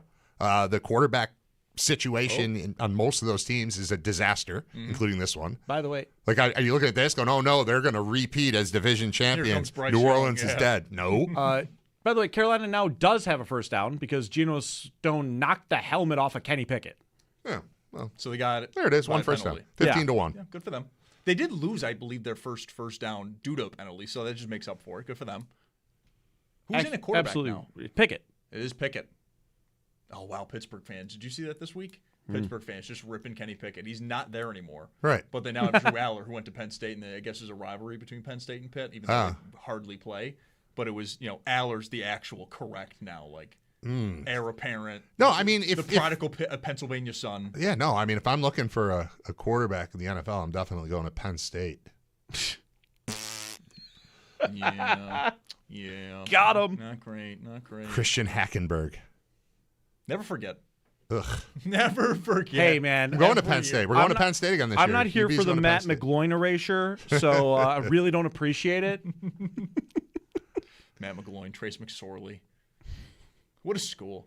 Who of the 83 draft went there? Is that Blackledge? Is that Todd Blackledge? I don't know. That sounds right. I wasn't alive. That sounds right. Marino's Pitt, Kelly's Miami. Good God. Elway's Stanford. Yeah, I think Penn State sounds right. I'm looking this up. Wikipedia's never. And I don't know the answer to Ken O'Brien. Wikipedia will never lead you astray. I don't know the answer to Ken O'Brien. He would be the other one in that draft class. UC Davis. Oh, I think. O'Brien is UC Davis? I'm almost positive on that. Okay. And also, I was right. Blackledge is Penn State. Nailed that one. Thank you. Yep. Still got it. Methinks that the Bills, did they commit another penalty? They may have. We are really into now backup defense. Toriano Pride Jr.'s in the game as well. Yep. Pride did get flagged for an infraction down the field. Cheating. Yes. If you call every penalty cheating, you never have to pause. You're never wrong. Yeah, no. Like that's 2 minutes for cheating, 5 minutes for cheating, 10 yards for cheating, 15 yards. It's all cheating. Could be a good game to play there. Like, we'll just put the replay up. We'll give you 15 seconds, find the penalty. Brooks' day is done, by the way. It's more like a hockey thing when it's like, was that a hook or a trip or a hold? Who cares? It was cheating. You can't do it. It was obstruction. Yeah, you got in the way. Either way, you did something illegal. Go sit down. I will say this. The Bills, I liked it when there were no first downs. And suddenly we're at 4 first downs for Carolina. And I like it when it said 0. When it said 0 on the screen for Carolina, which it still does. But with a little under a minute left, they are threatening to score, and I wanted the 0 on the board. I liked it. It would have been fun to dominate an entire half. Still can. Could stop them, could take the ball away, could block a kick, could have a kick missed, could have a clock situation where they don't get a kick off or something. You could still, but I like that 0. I really like the 0. It would be cool to get out of not just the first half, but the whole, like the first time everybody's in the stadium. How did it go? Shout out the Panthers. It was perfect. Yeah, that would be great. So we're holding on for that. We're back. Oh wow, we went back in time. Previously, it was under a minute. Now we're back up to a minute and 2 left. Bills leading 13-0 at the first game ever at Highmark Stadium. The parking lot looks so organized and not zoo-like. I think it's the yellow lines. The yellow lines. It's a big part of it. Painted. It was painted. Well, parking with a purpose is much different than what we've experienced since 1973 in Orchard Park. Speaking of painting on the field, do we have a prediction for what the color of the end zone is going to be? I think I saw a bunch of people on social media saying red and whoa. Who tried taking Pickett's head off? O.J. Simpson. Yeah, I believe that's Toriano Pride Jr. Dorian Williams with the tackle there to save a touchdown. Wow. Yeah, that was another attempted beheading by 32. Yikes. Toriano Pride tried to take Pickett's head off. Oh, boy. But missed. He missed. And no penalty, no nothing. So that got it to first and goal. He kept Pickett out, or the Bills kept Pickett out. It wasn't Pride. Pride dove headfirst at his head and missed. Yeah, he launched himself at his head. But that led to a first and goal. There's a rushing Jordan attempt. Hancock. And Jordan Hancock got into the backfield to make the stop. So now I really want to see that 0 stay up on the board. So what is it, 21 seconds left? I'd settle for 3. In that range. If you're Carolina, though, would you?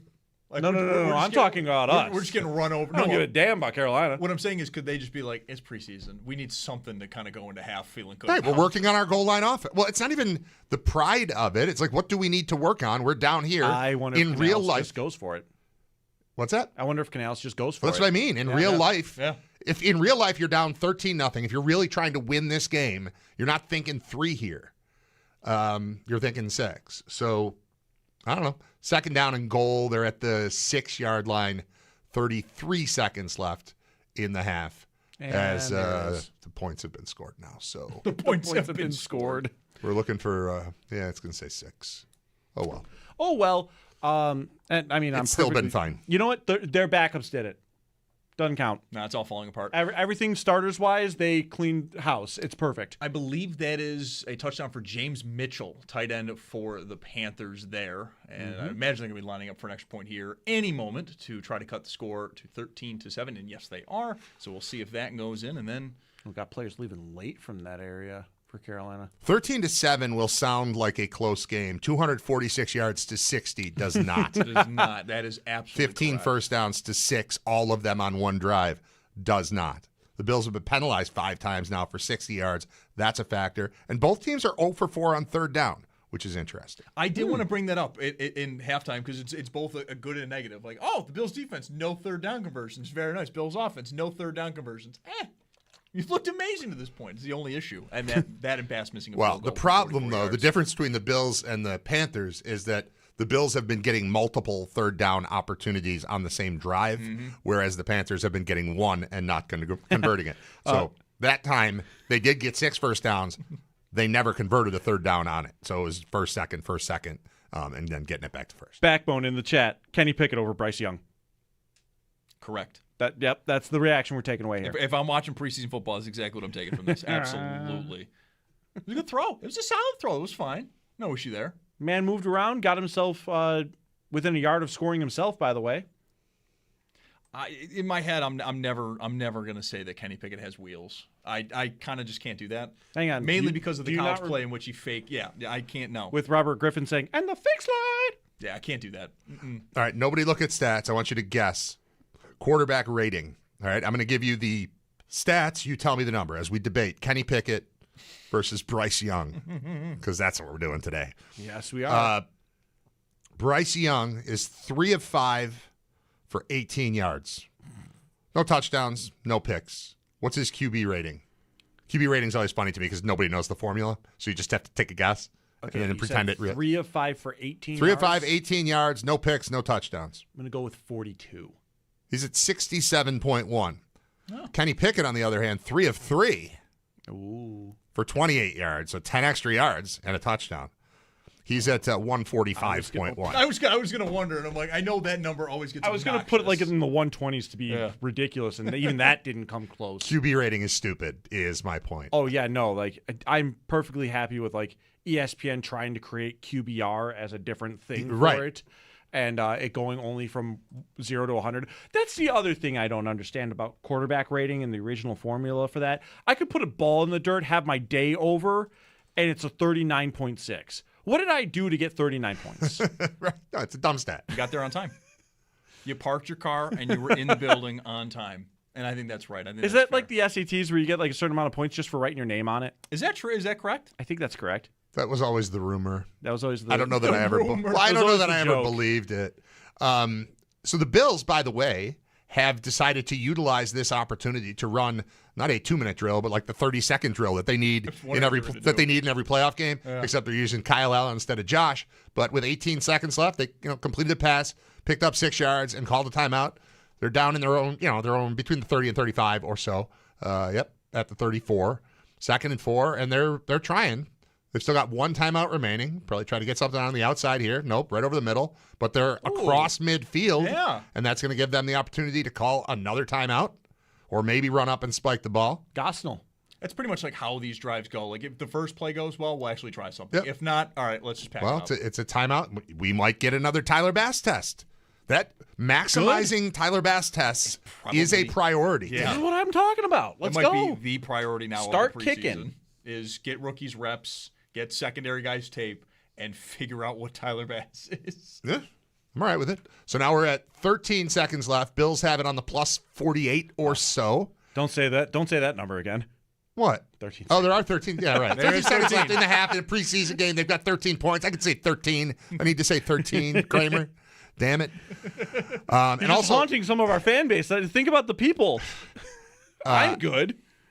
And for those of you unable to see it on TV, the last time we saw it for the practice, the field was painted with the lines and the numbers, I believe. Now there's the logo at midfield, and it says Bills in each end zone, but the colored paint store was closed this week, so we don't have colored paint yet. It's just white outline. It looks like the first draft in art class. It looks cool. Yeah, it does. It looks cool, but it's like nice job. You did it. What did I do? Chat's going. 13 seconds mentioned. Oh yeah, well there it is. Good job, Brad. Bloody Mary 3 times into a mirror. Was I supposed to pretend?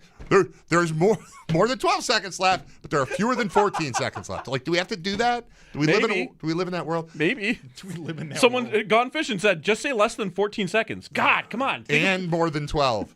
And by the way, we're still there. They just tried to snap it, but there was a false start, so they're backing up. They're out of Panthers territory. So we're going to need a minor miracle to get another Bass experiment. But that's what we're doing here. See what happens until 13 seconds is mentioned and an angel loses his wings. Start going backward. But for us, it's false start. Well, and now anytime a certain number of seconds is mentioned, a chat goes in on it about it. So all right. Sorry, chat. My bad. I'm Brad. How's it going, guys? I'm Brad. We don't hang out very often.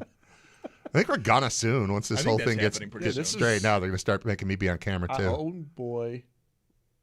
Well, maybe we get that miracle. They're back exactly where they were, except now there are 7 seconds left, which is 6 seconds fewer than 13. Yes, we now can safely say the number of seconds on the clock, apparently.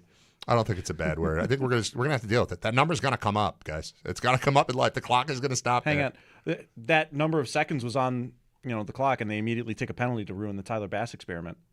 So right, but then they threw a pass to get it back into range. Bad things happen with that second mark. You need a good out here. I'm not a doctor. Good out pattern. Though. Use what? And no, timeout. Ooh, there we go. The Panthers call a timeout with. Yes, Sean McDermott. Mentality. Sean McDermott may not be here, but the idea survives. Wait, what's the idea? What's the loser mentality? The Kodak moment. Oh, for me, it's somebody tell me what you're talking about. But you have the Kodak moment. No, so Sean McDermott is not here anymore, but the timeout before a play is snapped, just to make sure you see everything in front of you again, just for the offense to probably call it an entirely different play. Yeah, but at least then if you force them to call a different play, then you just made them do the thing they didn't want to do. You killed the man, but not the idea. Any chance I get to make the other team do something that they don't want to do is great for me. All right, so an incomplete pass with 2 seconds left. All right, Kyle Allen to the end zone. Let's do it. Well, this is okay. So let's think like Madden players here. 4 verts. I've been there for 20 minutes. You got 2 choices here. The one is common sense, logic, take a knee, who cares? The other one is, What are we all here for, if not to throw the ball? I was going to say, I feel like the second answer is logically the first answer here. Go send everybody into the end zone. You got 2 seconds left and go. Who cares about kneeling it out here? That's not logical. Oh, they did neither. They ran a cursed screen call, and it didn't work. They ran what we'll call a Shakir. Except it didn't go to Shakir. It went to McCall Hardman. That's the only difference. The Bills do lead at the half 13-7. Josh Allen, DJ Moore looking very, very good to start. We'll be joined by Sal Capaccio here in a little bit as it is halftime. And you are listening to WGR's Football Gamecast for preseason game number 1 of the Buffalo Bills. Zach Jones, Derek Kramer, Brad Ryder. This is WGR.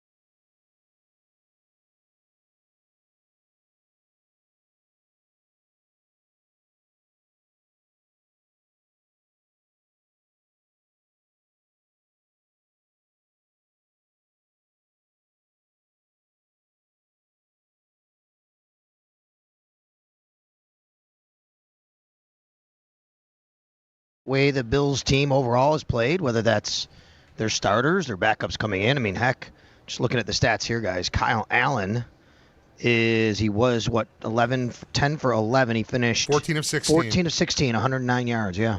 I mean, and look, great. You guys talked a lot about, Josh Allen to DJ Moore, and that was obviously a very good connection. We know that, and then DJ Moore went back in the game after being looked at.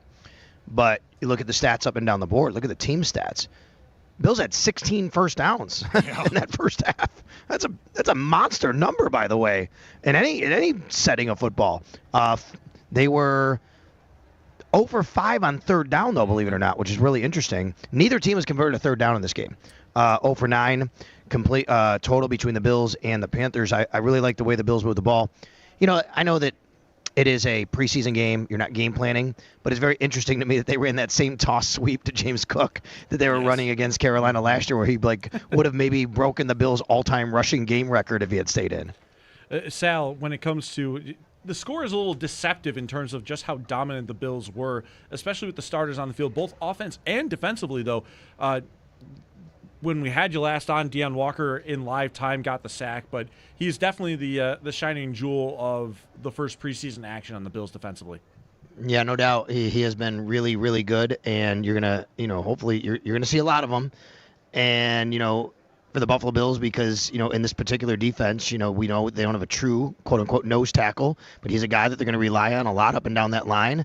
And this is going to be a big spot for the Bills. And it's a big season for the second-year player who had a very, very good rookie year, made the all-rookie team in the NFL. And I expect him to be – and by the way, he's a guy that actually lost some weight. Guys gain weight, right? We talk about Landon Jackson. We talk about Dwayne Carter. He lost weight. I'd asked him about that. He said he wants to play – he just felt the 17-game season last year. He wants to take a little off his body, be more conditioned. And, boy, it is working out really, really well right now.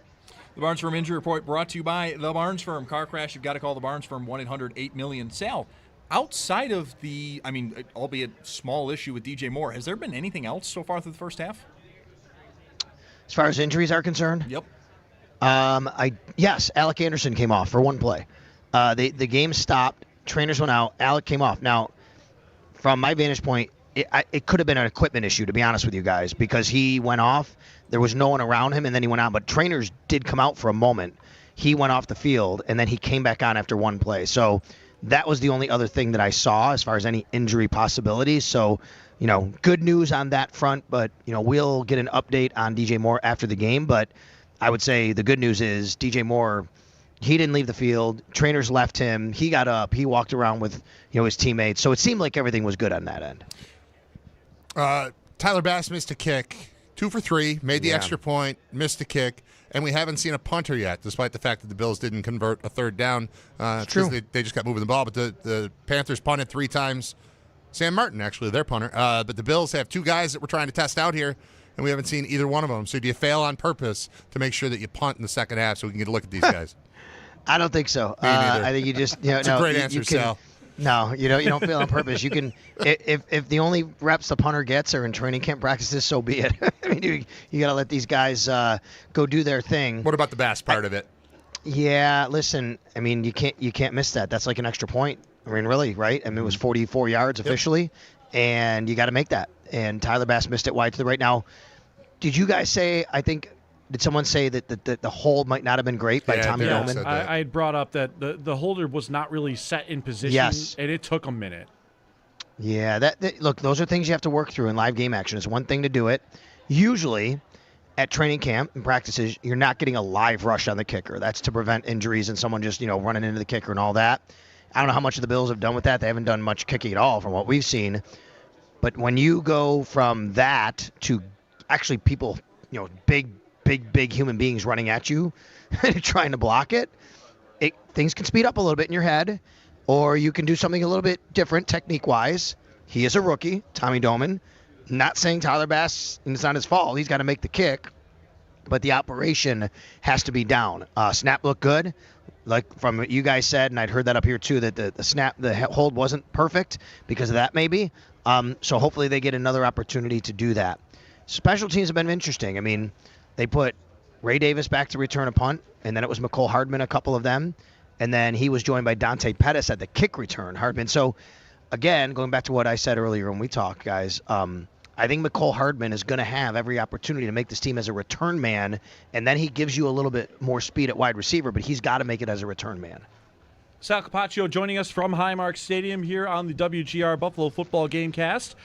Sal, Keon Coleman had himself a pretty solid run with the starters there. He catches the touchdown for the Bills as well, but it was, of course, all-around balance. But Coleman, not bad, though. 3 catches, 17 yards. Yeah, that's what you want to see. Let me look at his target share here. 4 targets, 3 catches, and the other target sailed over his head. It really wasn't on him. I think that was – I don't think that was Josh. I think it was Kyle Allen when he came in. Yep. Right? Yeah. 17 yards. I'm sorry. A 17-yard catch, a 9-yard touchdown catch. Keon's actually a good at the end of every game, you look, a lot of times his yards per catch is up, but not in this game, 5.7. That's fine. I know it's a very small sample size. It's preseason. The point I'm making, though, is, if Keon Coleman can contribute in all different parts of the field, that's good for the Bills, right? It doesn't have to be just down the field getting, big plays and runs after catch. If he can contribute off the line of scrimmage, and we've seen that from him before, but that was a perfect opportunity there. That was a great example. Josh Allen, scramble drill, finds Keon Coleman back at the end zone, making himself available, makes the play. So you want to see that from Keon Coleman. You look at the pass receivers, the leading receiver for the Bills was actually a running back with catch-wise. That's Ray Davis. The Bills had a really nice designed screen to him, by the way. I liked it. It was a fake to the right. They come back to the left. There's a lead blocker out front. And And then as far as wide receivers, DJ Moore, 61 yards on 3 catches. I mean, that's in 2 series of work, guys, really, right? 3 series, whatever it was. Mm-hmm. He's got 61 yards, averaging over 20 yards, a catch. And then you go down, and it's Keon Coleman. It's Khalil Shakir. I can't tell you how many times I'd go through a box score at the end of a game last year, and you'd say, who are the Bills' 3 or 4 leading receivers? And it's tight ends and running backs and 1 wideout. In this case, it's Ray Davis, and then DJ Moore, Keon Coleman, Khalil Shakir, Stephen Gosnell, Trent Sherfield. The next 5 are all receivers. Gotta love that. If you're a little nervous, today's performance from the starting offense probably settled your stomach a little bit. Sal, we'll let you get out of here. Go check out the food options. New stadium, maybe new operation. Yeah, they have some really good ones here, and it is. The press box food is really good, and there's actually a sandwich here, and it's. I guess there's turkey and there's roast beef, and I look at the label and it said the Jim Kelly sandwich. Ooh. I'm like, wait, Jim Kelly is a sandwich named after him in the press box now? It's made with real pieces of Jim Kelly. Real pieces. Listen, I mean, I don't know what's in it, but I might go check it out here, and then maybe down the road they'll have the Bruce Smith sandwich or the Andre. I have no idea how it's going to be here, but yeah, very nice setup here in the press box. Very spacious. They actually, just giving you guys an idea, that most press boxes they're closed and they're stale. There are windows that open here, like these they're not super big, but big enough, a couple feet, and they open, and we can hear all the sound from inside the stadium, so it's great. It's way better. All right, Sal, go enjoy the rest of halftime, and we'll talk again later.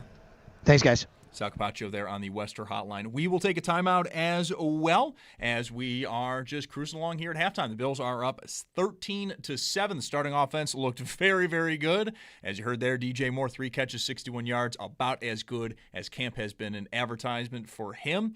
But we'll take a quick time out here. When we come back, we'll go through some scores around the rest of the league. There are 2 other games going on today in the preseason. Zach Jones, Derek Kramer, Brad Ryder. You're listening to the Buffalo Football Gamecast right here on WGR.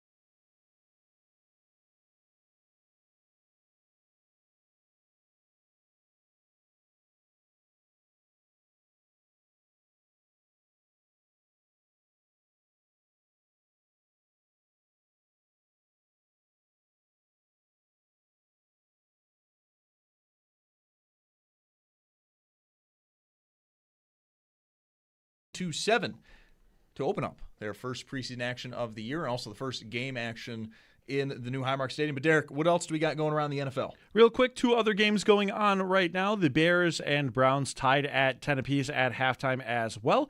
And then the Giants leading 10-3 against the Vikings in the third quarter. Jackson Dart taking a horrible hit, and he was in the medical tent for that one. But those are your scores around the league, delivered by Mike Barney Nissan. Awesome cars, great dealership, lousy jingle. I got you, Brad. Thank you. The phone's in the way. Thank you. The hit reminded me of the Matt Milano, Mike White Bills Jets Stealing some hit soul. where they called it, it looked like he put him in a folding chair. Yep. It was sort of that. So when I hear bad hit and dart, I was expecting shot to the head or something. It wasn't that. It was just to the gut/chest, but he got blasted. He did. He was in the medical tent for a little while. It was also that head snap, though. Like, oh, yeah. Like, oof. All right, second half action is getting underway here. We're going to take a quick time out, though. You are, again, listening to WGR's Buffalo Football Gamecast. Again, right here on WGR. That segment was awesome.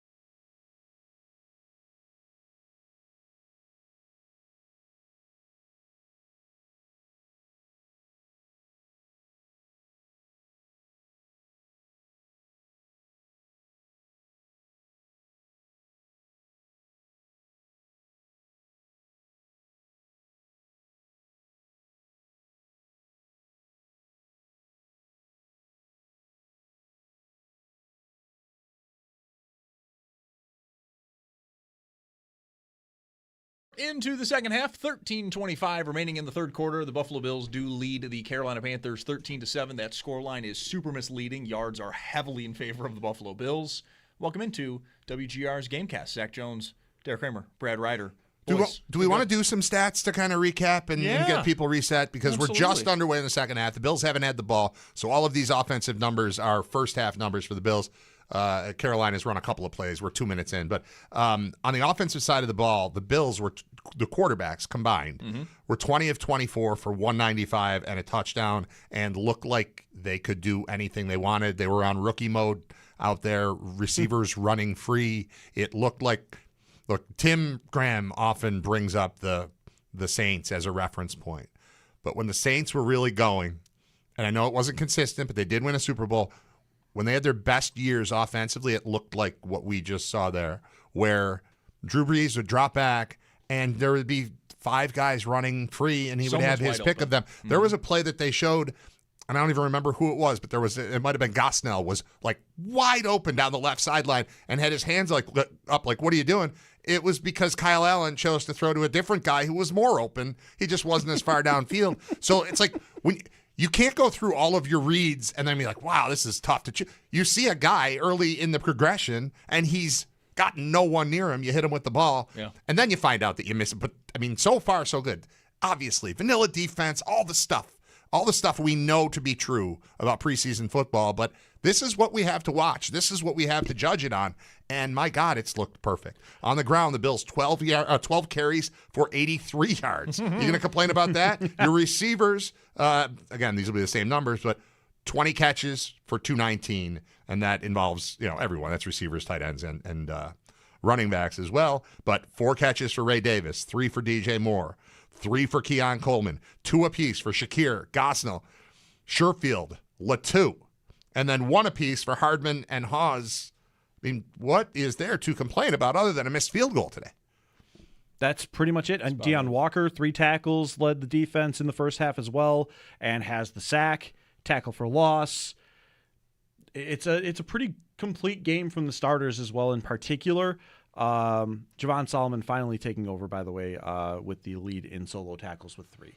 But those are your stats of the game so far, brought to you by Level Financial, helping you retire better at levelfa.com. And we got one of the Bills rookies involved in a sack, that being T.J. Parker. Very good for him. Much more of it seemed like a coverage / the pocket is collapsing sack. But, oh, wow, he really did get it. Oh, no, okay. Yeah. It's a little bit of everything. It's good defense. Yeah. There's enough coverage to force him to not get the ball out immediately. And as soon as he has to hesitate, the whole thing collapses on him. And it was one of 3 guys that could get to him in that spot. Happened to be Parker that got there first, but they collapsed around him. Everything looks great.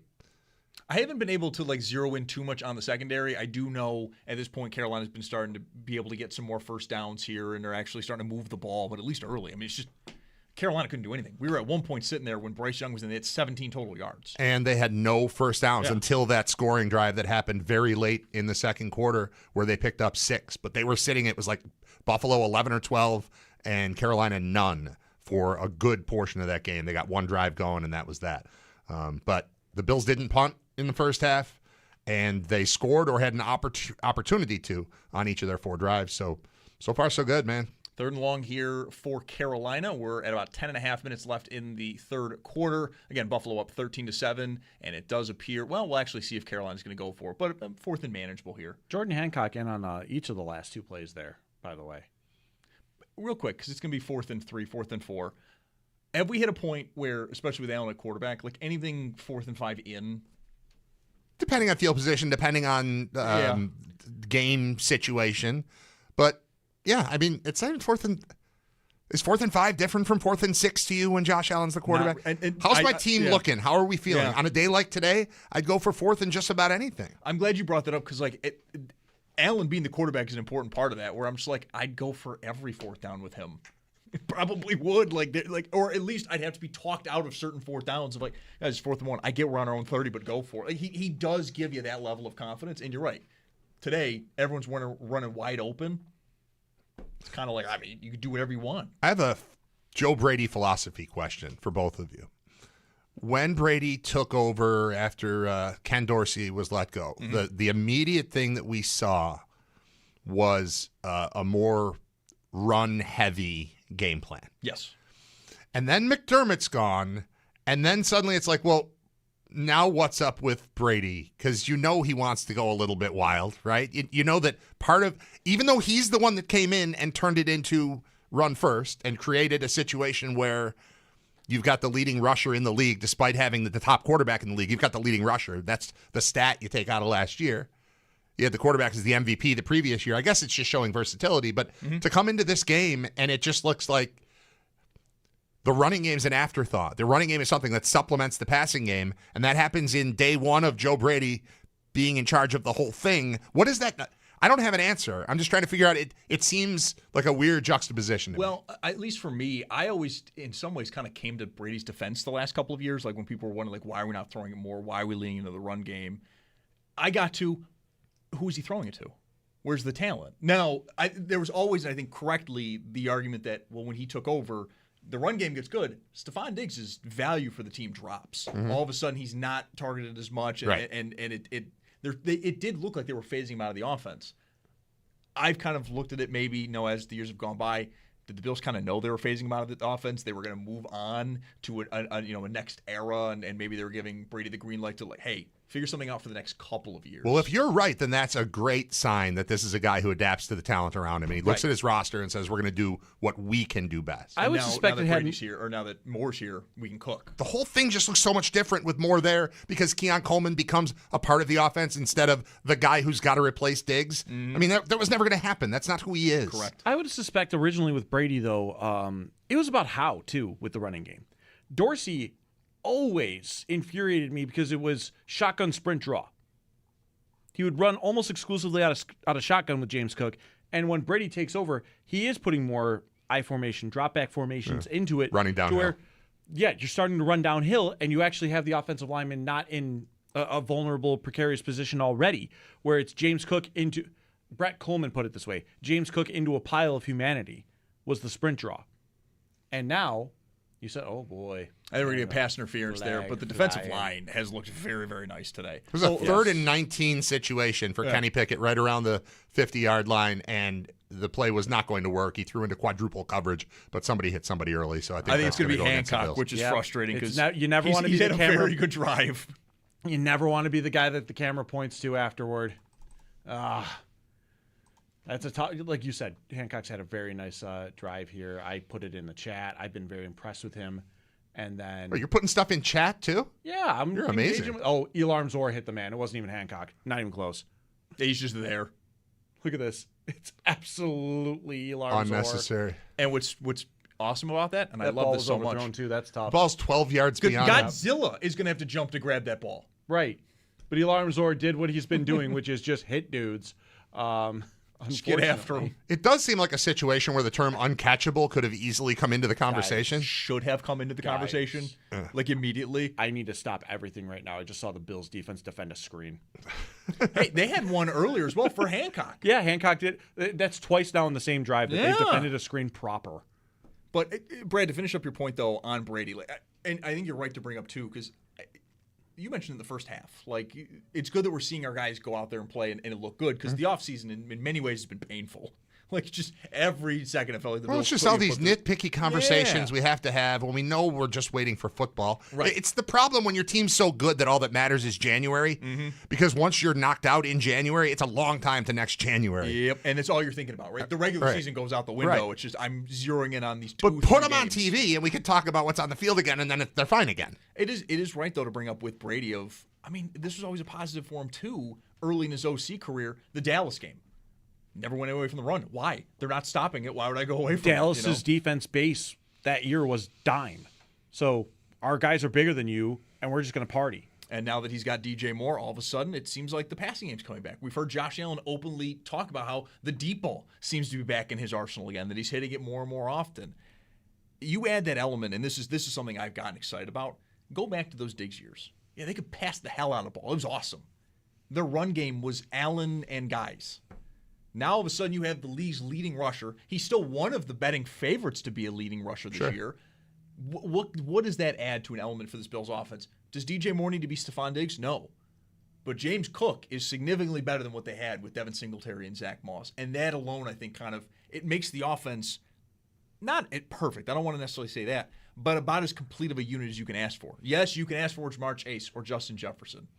Yeah, I don't think you need to. I don't think you need to. Fourth down, by the way, Panthers go for it on a 4th and 2, and as Pickett is dropping, I keep saying Pickett. Is it still Pickett in there? I believe it's still Kenny Pickett. So Pickett dropping back, and Jalen Kilgore comes on a blitz and jumps and knocks the pass down, and the Bills will take over on downs with 6.5 minutes to go in the third quarter out at Highmark Stadium. And with that, we will take a quick timeout here. Zach Jones, Derek Kramer, and Brad Ryder. You're listening to WGR's Buffalo Football Gamecast. We'll be right back.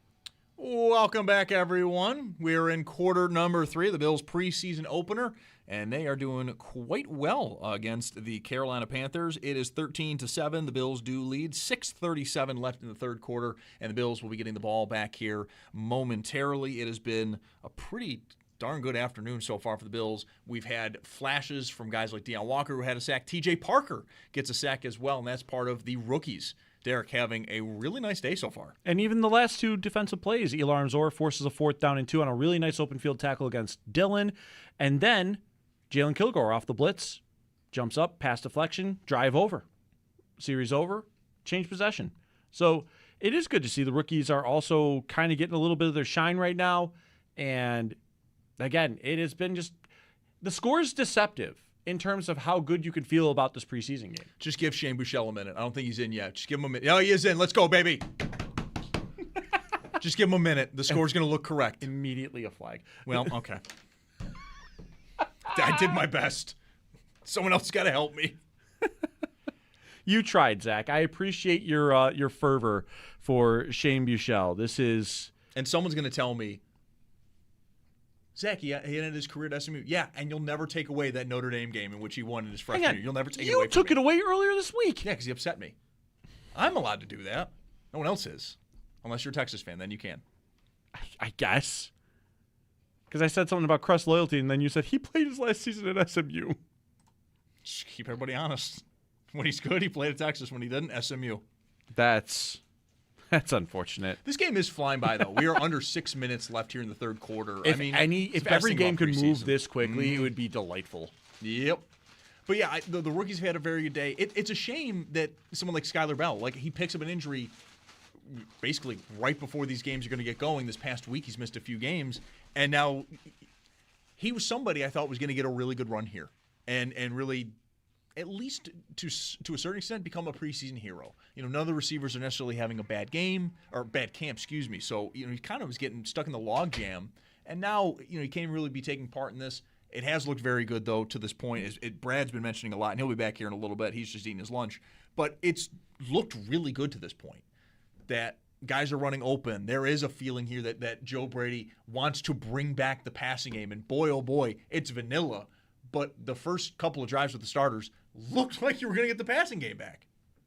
Yeah, it did. And I've said it. I've made the joke now a couple times that I'm going to go ahead and continue to be irresponsible about DJ Moore. But I'm sorry, you put up 3 catches right away in your first action as a Buffalo Bill in 2 drives. Yeah, my thought process about him scoring a touchdown on that first drive was warranted. Yeah. I mean, they target him a ton. You could have had the correct notion of, hey, maybe he's going to go ahead and do this. Instead, of course, that's not what ends up happening. He has the nice little ankle scare just for everyone's hearts to drop a little bit.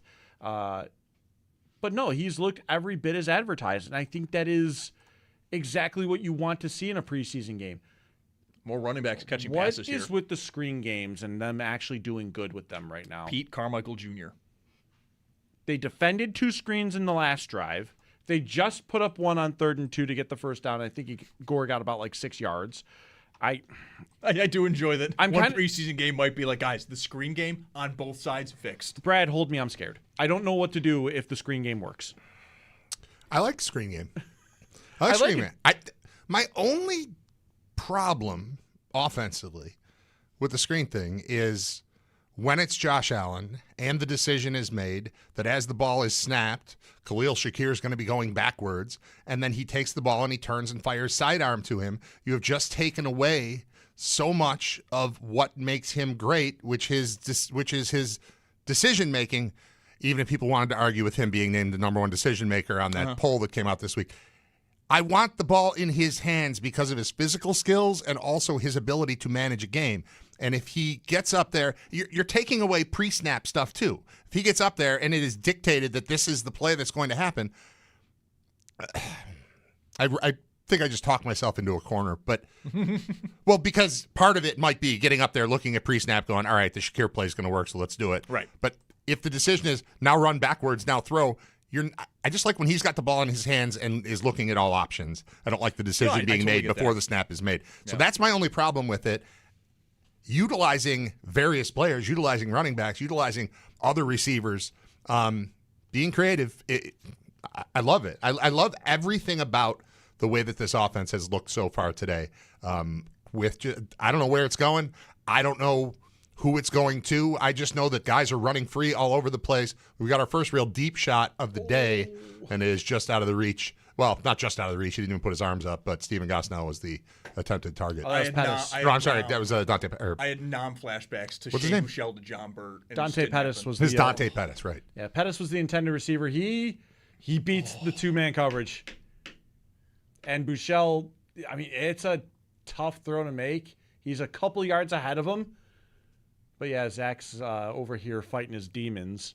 Watching demons. It was such a cool play in 2016. Him and fellow freshman John Burt. Oh man, that was almost fun. So this Texas stuff we're talking again here? Yes. Why are you a Texas fan? I have family that lives in Austin.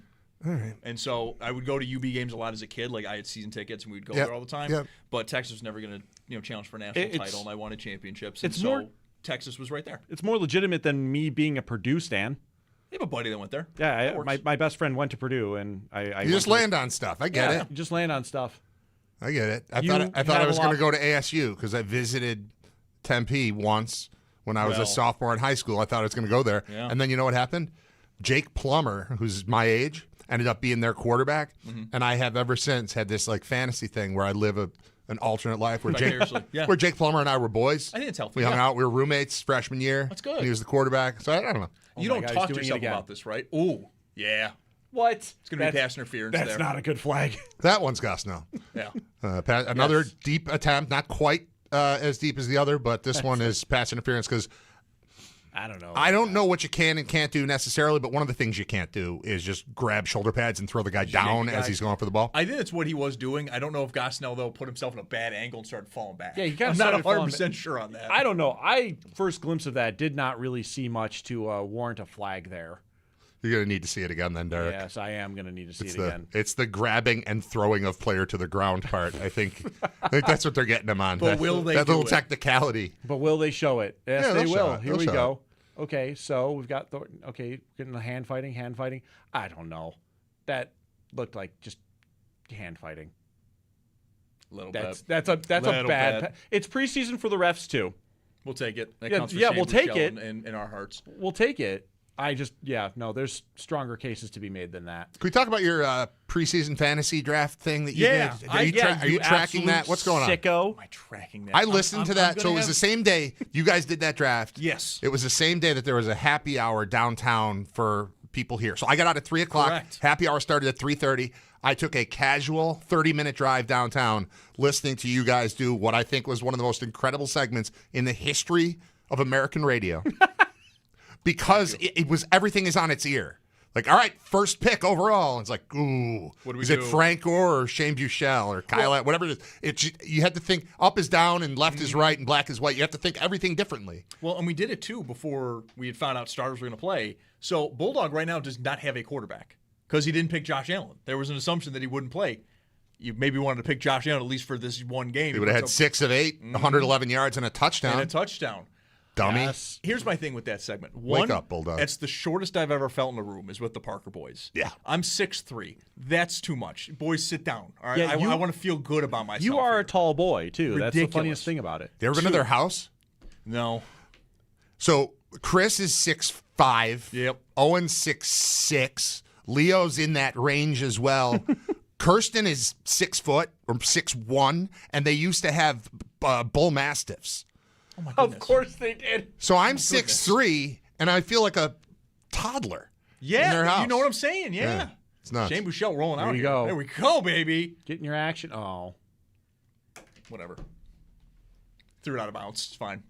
I heard somebody laugh out there. Is it Tyler Bass time again? But it is Tyler Bass. So we're waiting for Oh, no, it's time for the other kicker. Oh, wait.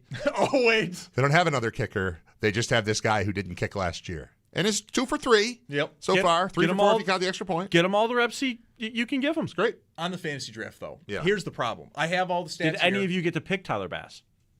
No, we didn't do that. It's receivers, tight ends, running backs, fullbacks. You all should have and done a 2 jump quarterbacks. ball for getting the only kicker on the roster. Backs. I had to somehow come up with the scoring, but I'm also not trying to make my life harder. So we're not going to do quarter of a percentage point. You're doing yards per catch? Yards per catch. What it's going to end up being is like games. Did you get over 25 yards? All right, you got a point. Like, I'm not doing too much here. It's the preseason. But are you actively tracking this right now, or will this be a post-game thing, or do you have it? Do you have a spreadsheet set up, or are you using a fantasy site? No, I have the rosters in there. And I'm just going to kind of going old school. Yeah. Paul Hamilton used to do everything on paper until I told him about a program called Microsoft Excel. What, until last year? No, it was, it feels like that.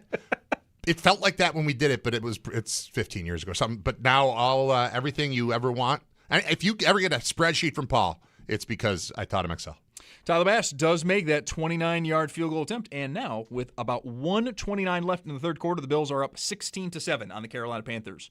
Zach Jones, Derek Kramer, Brad Ryder, you're listening to WGR's Bills Gamecast. We'll be right back on WGR.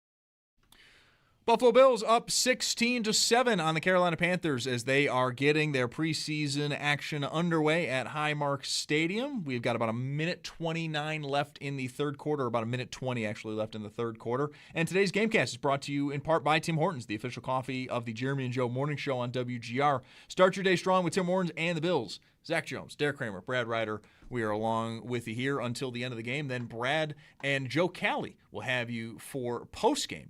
We'll also, I think, be hearing from Bills head coach Joe Brady for the first time in a postgame as the Bills head coach. That should be very, very fun. It's been a pretty solid day overall, boys. Shout out Joe Cali, by the way. He did 4 hours of pregame, and I joined for the very end of it for 1 hour. But Joe has been putting up the work today. Shout out also Chris Giacobello on our board here. And, of course, G on our video and on the chat as well, helping out, getting everything on the stream side of things taken care of. So shout out to our guys for helping get this stuff done. We're having a day. We are having a day. I'm having a good day. I don't know about you, man. This has been a fun first adventure into the preseason streaming here. Like doing this for the first time. I'm having tons of fun with this. I've got the chat giving me Homestar Runner references because I've got the shirt on right now, the Trogdor. We're having a great time here today. I don't know any of those words you just said. No, I know that. What did you just say? That is peak millennial brain rot. And okay, so I was looking at your shirt. One, it looks kind of like a. Obviously, it's Josh Allen. He's got wings. He's a dragon, and he breathes fire. Yeah. So I don't get it. The words, though. What were the words? Say the words again. So it comes from an old website called homestarrunner.com. Never heard of it. It ran entirely on Flash. Okay. So I remember Flash. Yeah, it ran on Flash.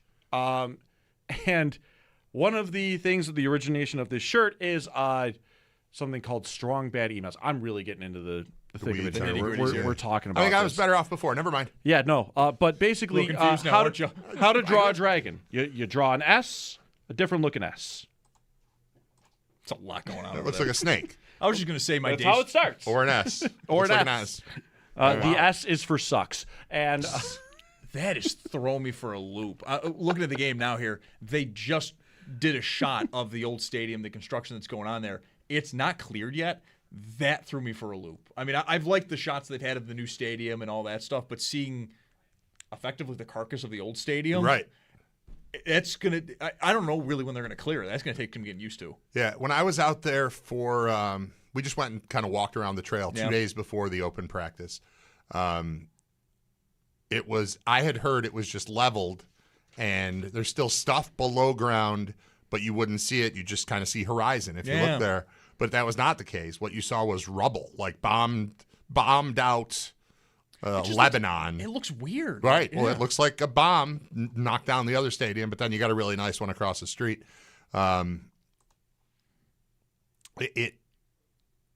Earlier they had a cool. There have been a lot of cool visuals. This is worth watching if, for whatever reason, if you're listening to us, there's a decent chance you're not watching. You're in the car. You're out on the golf course.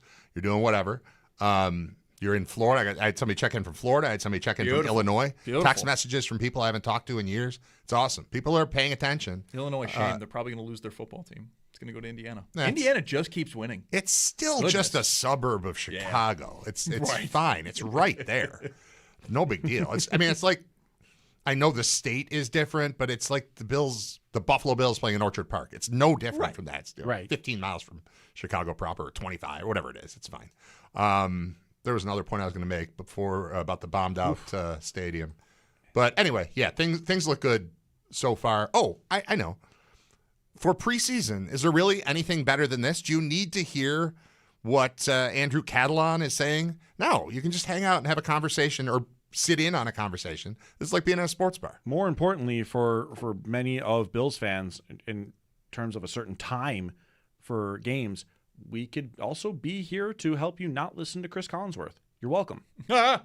He has so many fans. He has so many fans. I'm a fan. Oh, good. I'm a big fan. We'll get into that. Yeah. That is the end of the third quarter. The Bills are up 16-7 on the Carolina Panthers. It has been a pretty darn good afternoon for the Bills as they get their preseason action underway. Zach Jones, Derek Kramer, Brad Ryder. We'll be right back. You're listening to Buffalo Football Gamecast on WGR.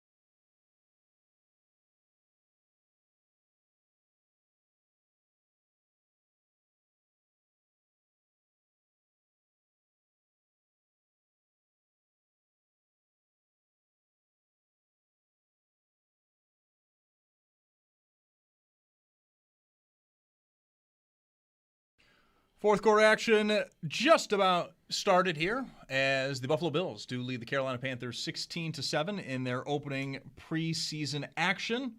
It's been a pretty darn good day. Zach Jones, Derek Kramer, Brad Ryder. We're at that point now. We are well into backups playing.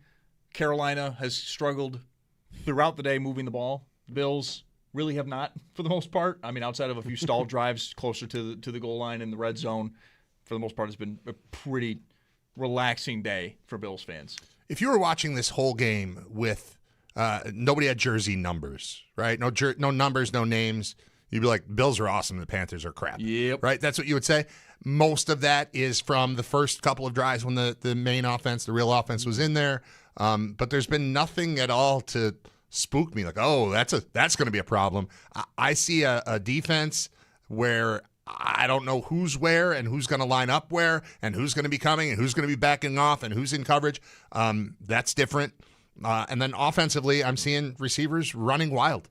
So and on the ground, they've been good too. I mean, we've been stressing the pass game so far, but the Bills have carried the ball 16 times for 93 yards. You're averaging 5.8 on the ground, and that does not involve Josh Allen running. It's Hardman for 27, 1 for 27. Davis, 3 for 21. Cook, 5 for 21. Frank Gore, 5 for 19. Ian Wheeler, 1 for 3. Kyle Allen, 1 for 2. And again, that adds up to 16 carries, 93 yards, 5.8. On the other side, 13 carries for 34 yards against the Bills D, and 19 of 24 for 97 yards through the air against the Bills D. They're doing just fine. Stats of the game brought to you by Level Financial, helping you retire better at levelfa.com. Something noteworthy that I'm recognizing here is the fourth quarter has begun. TJ Sanders on the field on this drive into the fourth quarter of the preseason game. Still going. Not a good look, I would imagine. Somebody's got to play. I guess somebody's got to play, but also I don't. I'm going to read you the names. I was not expecting of the Bills' defensive linemen, and you tell me who you're okay with playing right now. Ready? Mm-hmm. Cody Houseman. Yeah. You made that up. No, I didn't. Tommy Ekingbosete. He can play. Fedarian Mathis can play. Yep. And then we get into Dwayne Carter. Maybe. Ed Oliver. Nah. Zane Durant. Sure. Zion Logue. Sure. Landon Jackson. Yes. Deion Walker. No. TJ Sanders. Yes. I'm fine with this. That fits. Mike Dana with a sack here just a moment ago. So going fairly Where's well. that sack number at this point? Yeah, I was going to look that up here in a moment. I think that's our fourth. Might be 4 sacks. That's 4. 2 for Mike Dana. 1 for TJ Parker, 1 for Deion Walker. There you go. There we go. 4 for the Bills defense. They've done very, very well against the Panthers offense. Panthers, I think, have just gone over 100 total. Yeah, they're at 121 total yards. Bills at 326. It's about what you want. The real issue today has been if you really want to nitpick, the Bills have converted 1 third down. They are 1 for 7. And Tyler Bass did miss a field goal within his range, that 40 to 49-yard range. More importantly, the Bills were also 0-5 at halftime. More importantly, they also didn't punt. So that's right. Like I feel like I haven't punted negates any sort of third down stat there is. I've watched the game, half watched it. I'm hanging out with you guys, but I'm trying to picture, like, reenact a game in which your team goes 0 for, what are they, 0 for 4 on third down right now? Yeah, how have they gone? How are you 0 for 4, but you haven't punted? Yeah. They're 1 for 4 on fourth down. So that negates one of them. So now you're down to 0 for 3. Like drives that ended with that, but it didn't end in a punt, ended in a field goal attempt. Right. Ends in points still. They ended in field goal attempts. Yeah. How do you, seriously, they're 1 for 7 on third down and they've punted 0 times. Yeah.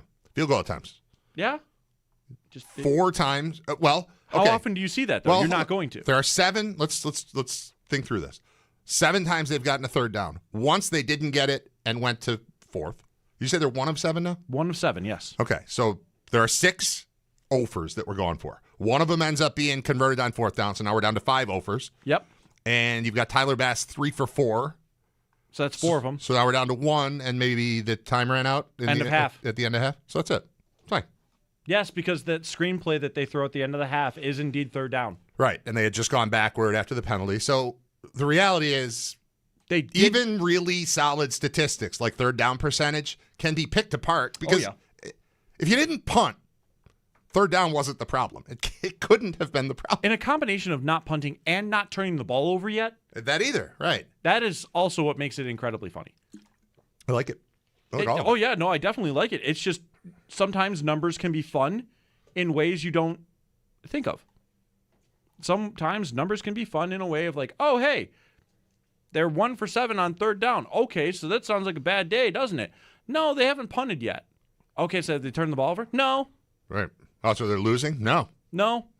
They're also outgaining the other team by like 200 yards. Yeah, this has been very good. Very encouraging that just the overall philosophies on offense and defense and the overall personnel you're in the right place. You got the guys in the right place. That's how it feels. This will all change when they don't have a game like this, but what can you possibly take away from something like today other than, all things are on track? All things are on track. You got to see the starters for a little while. That probably should be the last time until Houston. Probably, at least for most of these guys. I don't know. Maybe this is the move. You get, in the old days when there's 4 games, you would play into the third quarter probably with your starters in game 3. That was the dress rehearsal. Well, you only have 3 games, and you're going to spread it out a little. Again, you've got different reasons every time. You're right. I don't have a reason for Josh Allen take the field in Cleveland. Like, there's no... Other than it looks cool, yeah. It's sort of.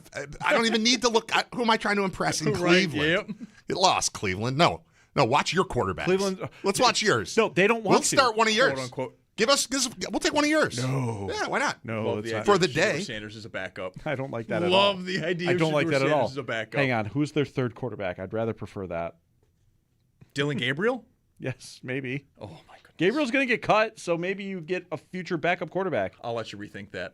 No, that's also still not a good idea. This is probably the last time we're going to see the starters, or for many of them, until Houston, and it was a really good sign, right? DJ Moore looks about as advertised. Brad, you've been mentioning a lot the different philosophy we're also maybe seeing from Brady of actually throwing the ball more. It's not. Have we heard everybody eats once this offseason? No. It's a philosophy we all bring up because that was initially implemented when Brady comes here, but it has not been uttered. It's a response from Diggs. Yeah. That's all it is. It's all it always was. Instead, I'm hearing Deion Dawkins on with Kay Adams going like, DJ's going to make Allen's life easier. He's going to get open. Right, everybody eats after DJ Moore. Right. Eventually, you'll get to eat. But we're not eating equal portions. You will get to DJ Moore gets a big piece of chicken. That's just the way it's going to be. Ian Wheeler, last drive. My favorite play in football might be starting a drive with an 11-yard run. It's what I got so used to with Brandon Oliver at UB and with Jared Patterson at UB. It's like, all right, we're up 10. We get the ball to start the second half. You get it at the 35. First down, boom, 11 yards. First down, 12 yards. First down, 14 yards. First down. It's so fun. And the Bills just pulled it off with Ian Wheeler. We got 10:55 left here in the fourth quarter. It is second down for the Bills. They are driving there well within Carolina's territory. Probably one more play. They're going to be in the red zone here. And they are indeed. Oh, that was... there's something to that, Brad, too, as well. Like, you talk about like those run plays. Isn't that part of like the demoralizing factor? 100%. It's exactly what it is. A pass, it hurts. Don't get me wrong. But like there is that feeling of we're getting run on.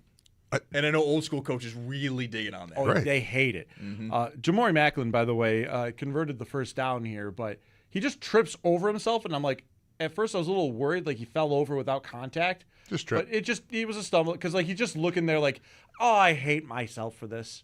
Like hands on hips, like, All right, well, we're in the fourth quarter, so let's go through the game as a whole. Of course, the Bills are still driving here. They are still playing. We'll keep you posted if they do score here, as Shane Buechele is in at quarterback. A number of other backups are as well. But defensive play of the game, that is brought to you by Roswell Park Comprehensive Cancer. Spend just one day with us. It's a while ago. It's back in the first quarter.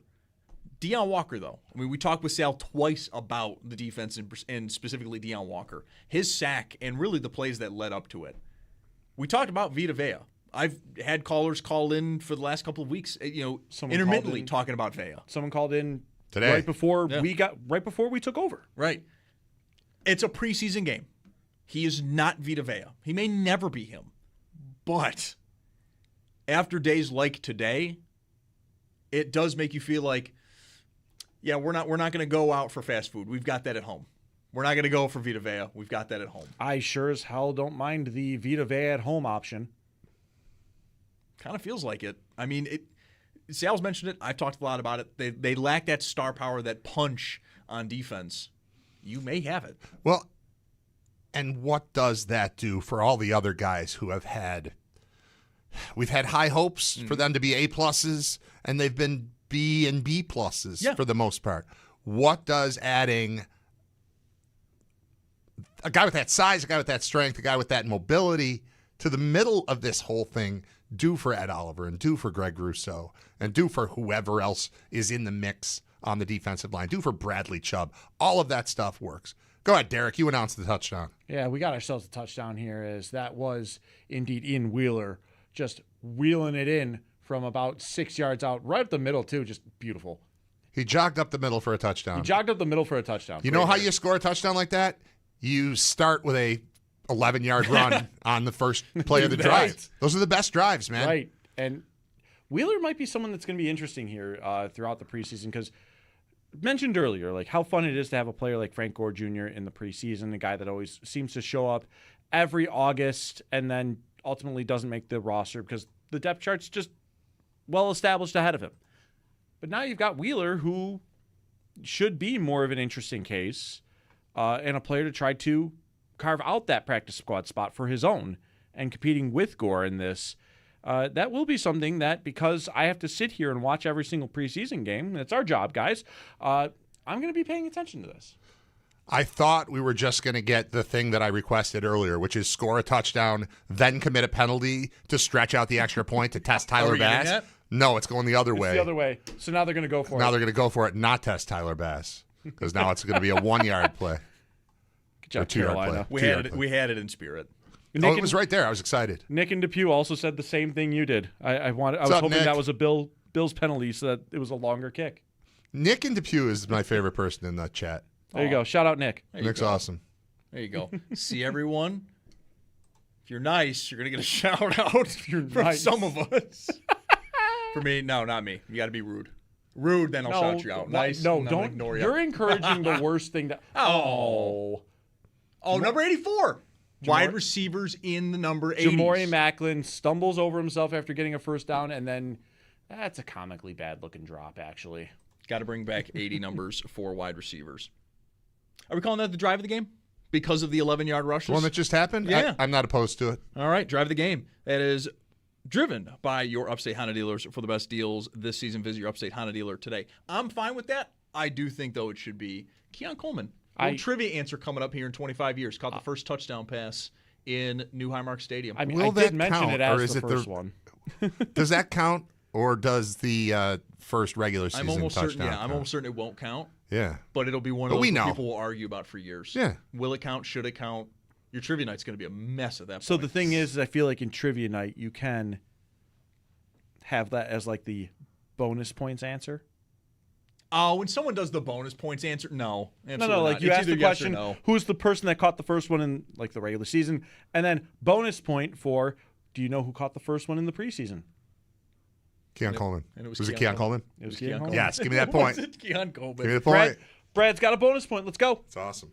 Bills are up 22-7 here with about 8:45 left in the fourth quarter, as it has been a very, very nice afternoon for the Bills. Zach Jones, Derek Kramer, Brad Ryder. We'll be right back. You're listening to Buffalo Football Gamecast on WGR.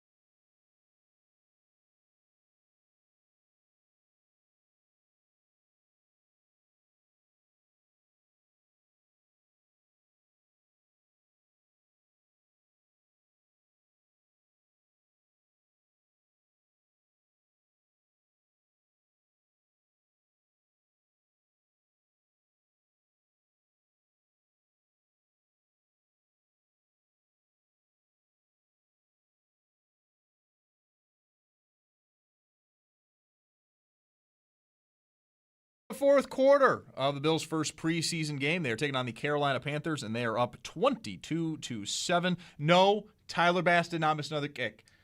Carolina committed a penalty. They went for 2. They did not get it. It was a drop. But it's all right. Bills are having themselves a very good afternoon. Zach Jones, Derek Kramer, Brad Ryder. This is WGR's Gamecast, and we're just hanging out. We're watching the game with all of you guys in the chat. It's been wonderful to kind of have everyone come in. I know we started it, I think, earlier on in pregame with Joe Cali, and we're just riding along here. We're all enjoying it. So this is very much I think, a really, really good time. It's also preseason, too, where we're all doing this. We get to the fourth quarter, and we're all just hanging out together. There's not anything necessarily grandiose you can take from this, but it is nice that the Bills looked good. They looked prepared. I think if you were worried about Joe Brady, it's not going to change everything for you. It is nice, though, that the team looked prepared and looked good to this point. By the way, just checking the chat, something that I'm having fun doing here. Stormy saying, Zach. Yeah, I burned myself here. You better level the outfit up for week 1. You can't be coming with the heat like that for preseason and not raise the bar for when it's showtime. Guys, we want to see you dripped out. This is a vacation look. It's the preseason. There is something to be said for making that your uniform and never having to think about it again. I could do that. That's why they do it for schools, is so the kids don't have to think about it. It doesn't distract. So it won't distract from the show. This is just how you dress. Superstition time, though, also. They've had a fantastic day, Zach. Oh, the preseason, doesn't really fall within the superstition worries. I'm not saying I'm making the rules, but I kind of am. We can probably do this. I could probably pull this off. I have a bucket hat as well. Just do it every game. I need to see you in the Hawaiian shirt in December. That's right, like -4 out. Like the shorts included, too. Bring these. Oh, man, I'm not doing that. I've never been a shorts and winter guy. Absolutely not. Absolutely not. You're assuming, like, you're kind of alluding that I am. No. No, I'm not. Because you're saying you got to bring out the shorts, too. Can't do that. AC Man saying bucket hat. I can do that. No, I got the bucket hat. I can absolutely do that. Other scores going around the NFL as well. We have 2 other games happening at the moment. The Bears are up 24-10 on the Browns, and the Vikings and Giants sees Minnesota up 13-10. Again, both those are also in the fourth quarter. We've been burning through this one today. It's been a relatively quick game. I think the stadium has looked beautiful to this point as well. I'm getting used to, though, there are some stadiums that have a very distinct look on TV. And I was wondering if New Highmark Stadium was going to have a very distinct look. Like whenever a game's in Minnesota, you sort of know. Seattle, you kind of know. Yep. I haven't gotten that feeling yet with Highmark Stadium, which it's not necessarily a complaint. I was wondering if we would have that distinct feel and distinct look, and it hasn't happened yet. Hey, one thing that happened in this game that we didn't mention, I think we all were not looking and then looked up at the last second. There was a fumble in the game by Dante Pettis on a kick return or a punt return. Mm-hmm. The Bills recovered it, so it was no big deal. And maybe if they had done a replay, maybe he would have even been, I don't know. But for all the good stuff we're talking about, there was one fumble that they just didn't lose it. He recovered it himself. Yeah, Pettis does end up falling on it himself, so it was like one of those like momentary scares. But if you're competing for a roster spot, that's something you don't want to have. Well, you don't want to have fumble loss. You do want to have the fumble recovery. What if he's really good at recovering fumbles? I mean, it's a good stat to have. Yeah. It's a good stat to have. Then you're playing the wrong position. That's probably right. Buddy, got to get you on defense here. Let's go. We're doing it wrong at that point. That's a pretty good stat to have. Is that one, though, like you lead a conversation with? Like, yeah, guys, 90%, 95% fumble recoveries. Like, is that how you start a conversation? You build into that. No, you probably just leave it off the resume. You leave it off the resume? Yeah, probably just. You utilize that only in arbitration cases. Right. Yeah, if you have to stress something. You know what you never talk about is my fumble recovering.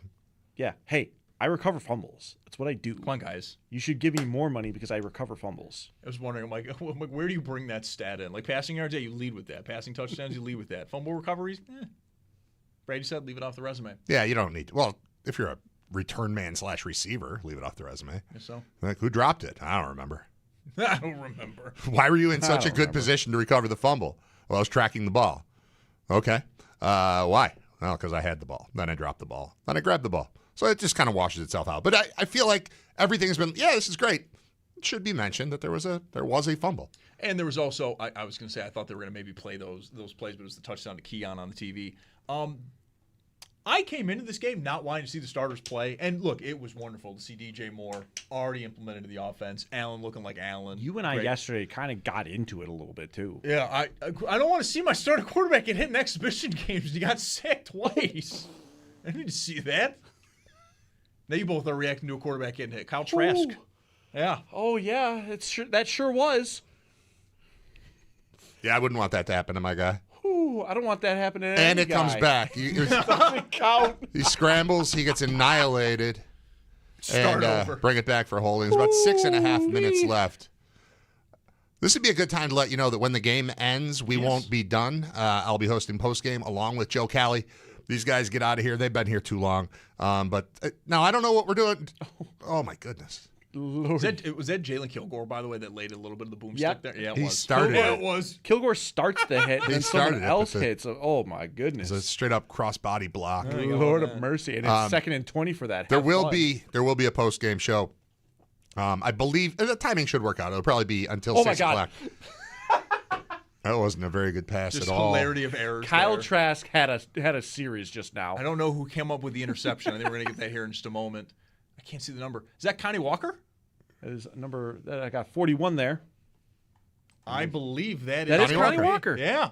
Undrafted free agent. He's been a star at camp. Connie Walker. Didn't know if he'd play today. Jumped the screen Yep. perfectly. Hey, again, talking about the screen game both offensively and defensively. What the hell is going on? How about that? I mean, that was read perfectly. That was the kind of play we used to see Khalil Mack make at UB.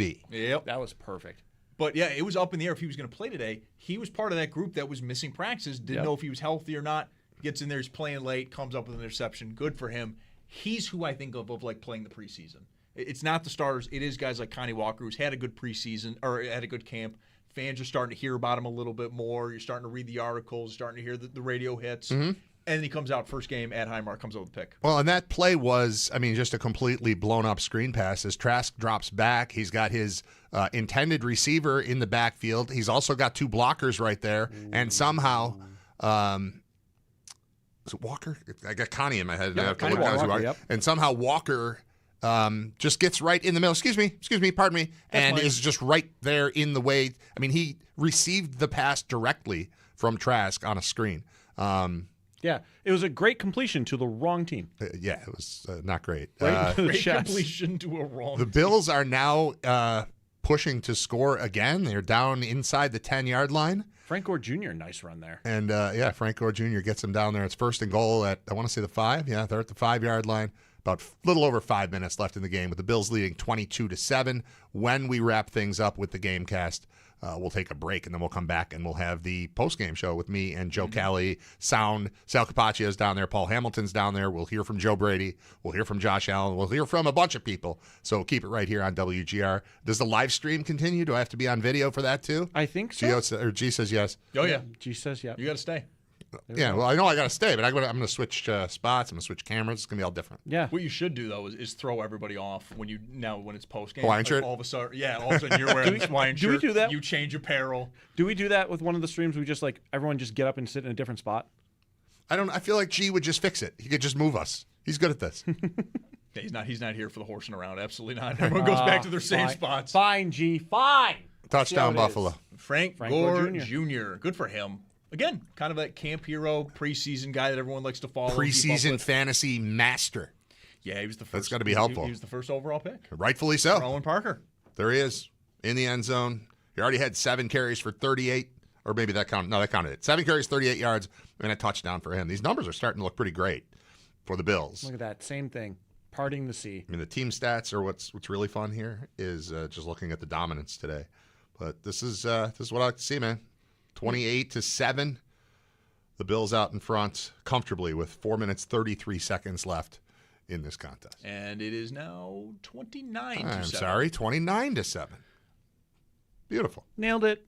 As a Carolina Panthers fan, though, I mean, and we've been here as Bills fans. There have been certain preseason games that, oh boy, that was so ugly. You can't help but be mad, right? Like Week 2 Chicago. Yeah, it's preseason, but you watch that and you're like, how in God's name can I not be upset about having this? Having to do post game for that game stunk. But if you're Carolina, what was their positive today? Your starting offense, in which you kind of need to know, is it any good? Is Bryce Young any good?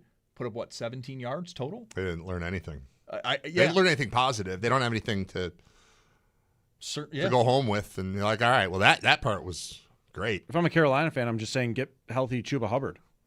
Right. It's not like I can run away going, well, Jonathan Brooks looked awesome. He didn't even hit 10 yards on a parlay. Yeah. Thanks, man.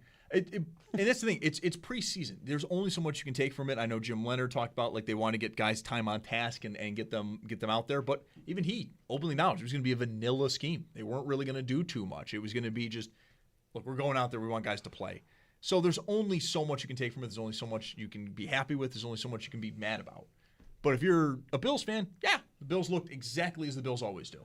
They looked very good. They looked on time. They looked precise. Perfect. If you're a Carolina fan, you're like, yeah, we look like the Panthers. And the score finally reflects the game. Yes, it does. Because for quite some time there, we're looking at the numbers and like, if you're not watching, this doesn't look like a dominant performance. It absolutely has been from start to finish. The score reflects it now, 29-7. But the yardage, 397 to 132. The only turnover is in the Bills' favor. First downs, 27-12, 6 of which came on the one scoring drive that the Panthers had. They had none until then. The rest comes against second and third stringers and guys who aren't going to make this team. Penalties, a little bit of an issue for the Bills. Both teams, 8 penalties. The Bills penalized for 92 yards, Panthers for 78. First game, preseason, whatever. Third down, a minor concern, but how big of a concern is it to go 1 for 7 if you never punt? Right. So that's fine. Fourth down, they go 1 for 1. The Bills do. The Panthers are 1 for 3. Bills are 3 of 6 in the red zone. And time of possession, heavily in favor of the Bills, about 33 minutes to 23 minutes. By the way, Connie Walker's pick, we're going to call that the perfect coverage of the game that is brought to you by United Healthcare right here for Western New York's teams on and off the field. Very good for him, the undrafted free agent. Been a bit of a star, an underrated star at camp, and immediately his first kind of viewing for all of Buffalo fans comes up with a pick. We want to talk about perfect coverage. I was like, do you mind if I stand here to the Panthers? And they're like, yes. And he's like, I'm going to stand here anyway. It kind of goes to your point, too, about screen passes a little while ago where you're like, I don't really like it. Like, you take all the decision-making out of Allen. Right. And Trask is sitting there like, all right, well, let's go in there. I guess I got to throw it. I don't know if Trask might still have been like, oh, that hit really stunk. Well, yeah, he got crushed on the play before, and then he turned and threw it to our guy. Just hilarity of errors there. It's the right way to do it. Yeah, it's just an unfortunate drive for a guy like Kyle Trask there. Is Josh Allen walking with more swagger than usual? I know it's the preseason, and he doesn't have shoulder pads on, and that's what makes it look. Yeah, he's got like a Vince McMahon walk on the sideline. He's like all of us. He's just having fun out there right now. It's nice. He looks very tan and ready. Everyone's very having, tan. Doesn't he? Ready. He just looks like a dude who's been in California a lot. Everyone's just having a good time here today. That's all it is. Good crowd still in the lower bowl anyway. I mean, this looks bowl. When I saw when they started in the second half, I was a little concerned because I thought, oh man, did everybody go home? But no, it just takes people time to get back to their seats. It's 3 minutes left in a blowout preseason game, and the crowd's still looking good. Also, I was wondering real quick because I was wondering about that. Like, once the starters were gone, would people be like, I'm going to go check out the new place? That's probably There's probably some of that. Yeah. That's probably what that was initially with that shot is I'm going to go check out the place right now while we're in the half. Yeah. And then lower bowl's still filled in. I mean, it is a preseason game. I'm not really going to hold it against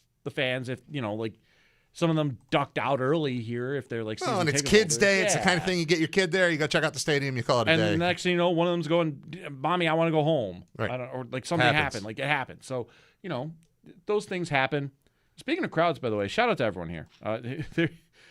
We still have everyone hanging around in the chat. Like, you guys, we are getting paid to be here.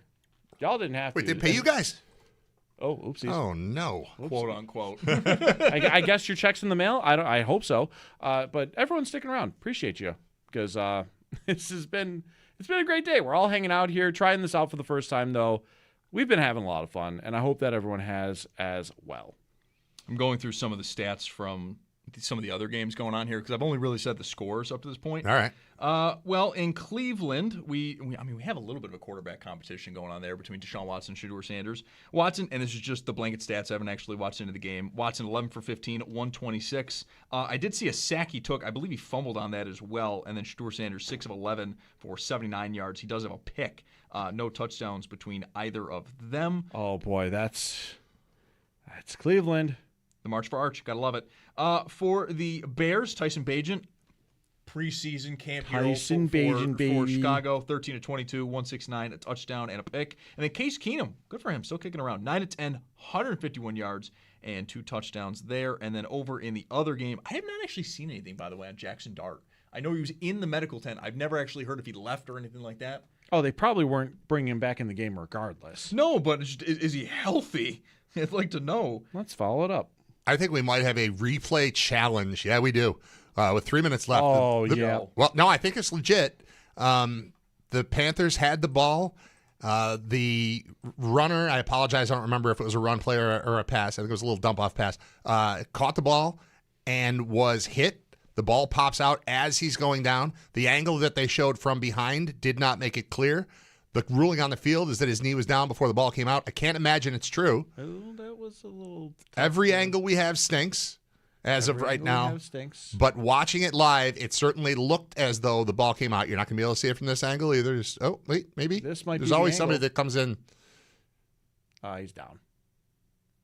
The body gets in the way. Someone gets in the way. Yeah, there's no way to discern, irrefutable evidence or whatever you're looking for. Either the shot is from behind the guy who's running with the ball, or there's somebody in the way. But it was popped out.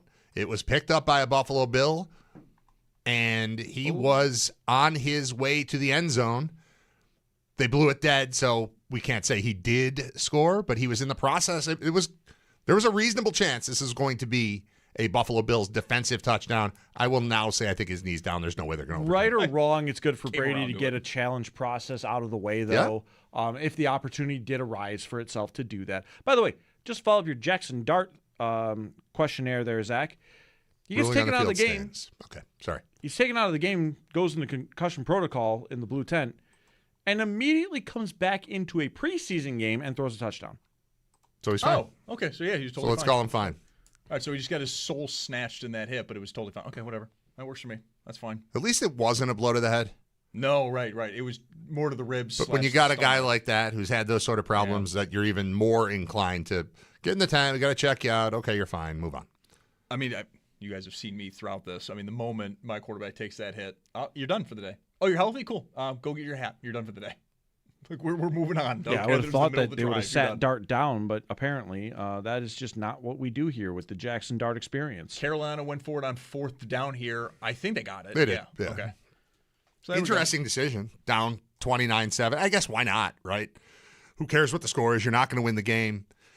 But going forward, are you on your own 30-ish, 4th and 1 with 3 minutes left in the fourth quarter of a preseason game is an interesting decision. I wouldn't imagine that they really have it backfire. Probably not. Right. I mean, they're at this point work on 4th and short situations. Sure. Or That's just really try to about give these guys an opportunity to get some tape. Like Right, still that go. right there. What the hell? Who was 34 for Carolina? Whoever it is, he ran through like 3 different people. And I mean through them. Anthony Tyus the third. Oh, I gotta love when a third. Will it have that on his jersey in the back, the third? I hope so, because he ran through 3 people. Yeah, that'll be nice. I like that. Brad, you were mentioning too, like we don't have the first initial anymore on the back of jerseys. Yeah. I do like junior or the third, the fourth. I'm a big fan of that. I'm all right with all of that because you're paying tribute to your dad. What I don't like is when Steve Smith has a kid, names him Steve, and then adds senior to the back of his shirt. I thought that was stupid. Okay. Like, nobody's going to confuse you for your toddler, sir. We promise. It's fine. You know, hey, I'm when the using Griffies are both playing at the same time, I'm okay with senior being there, or I'm okay with Griffey and Griffey Jr. Yeah. But you almost never need to add senior. All right, it is the 2-minute warning here. Zach Jones, Derek Kramer, Brad Ryder. As Brad mentioned, we're going to keep on rolling here with the pregame. Brad is going to be along with Joe Cali, but we'll take a quick time out here. You're listening to the WGR Gamecast, and we'll be right back.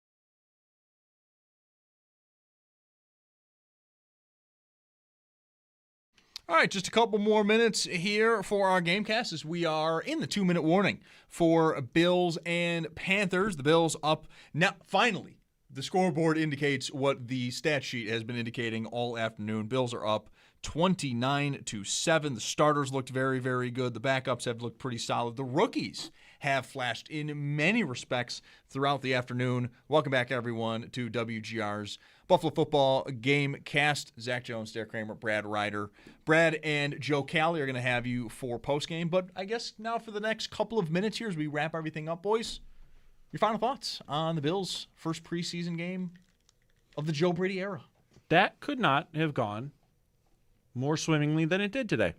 I mean, it could have. I mean, Tyler Bass missing a kick, I suppose, is really the only problem I have here. But combined passing, 26-33, 245 yards and a touchdown. Running the ball, 25 carries, 152 yards, 6.1 yards per touch, 2 touchdowns rushing. The receivers getting involved, DJ Moore with 61 yards in just 2 drives. Khalil Shakir, 41 yards in just 2 drives. Like, that's already really good production. You have a great game from Deion Walker within a couple of drives in the first half. Gets himself a sack, yep. You have 4 of them in total on the entire game, so you're getting defensive pressure. I mean, if I had to, and it's nitpicking, it's Tyler Bass missing a field goal and Spencer Brown a couple times kind of being made foolish by Jalen Phillips. Well, Josh Allen being touched is a loss. Yes. And that happened 3 or 4 times in his couple of drives. Yeah, that goes more into the Brown point.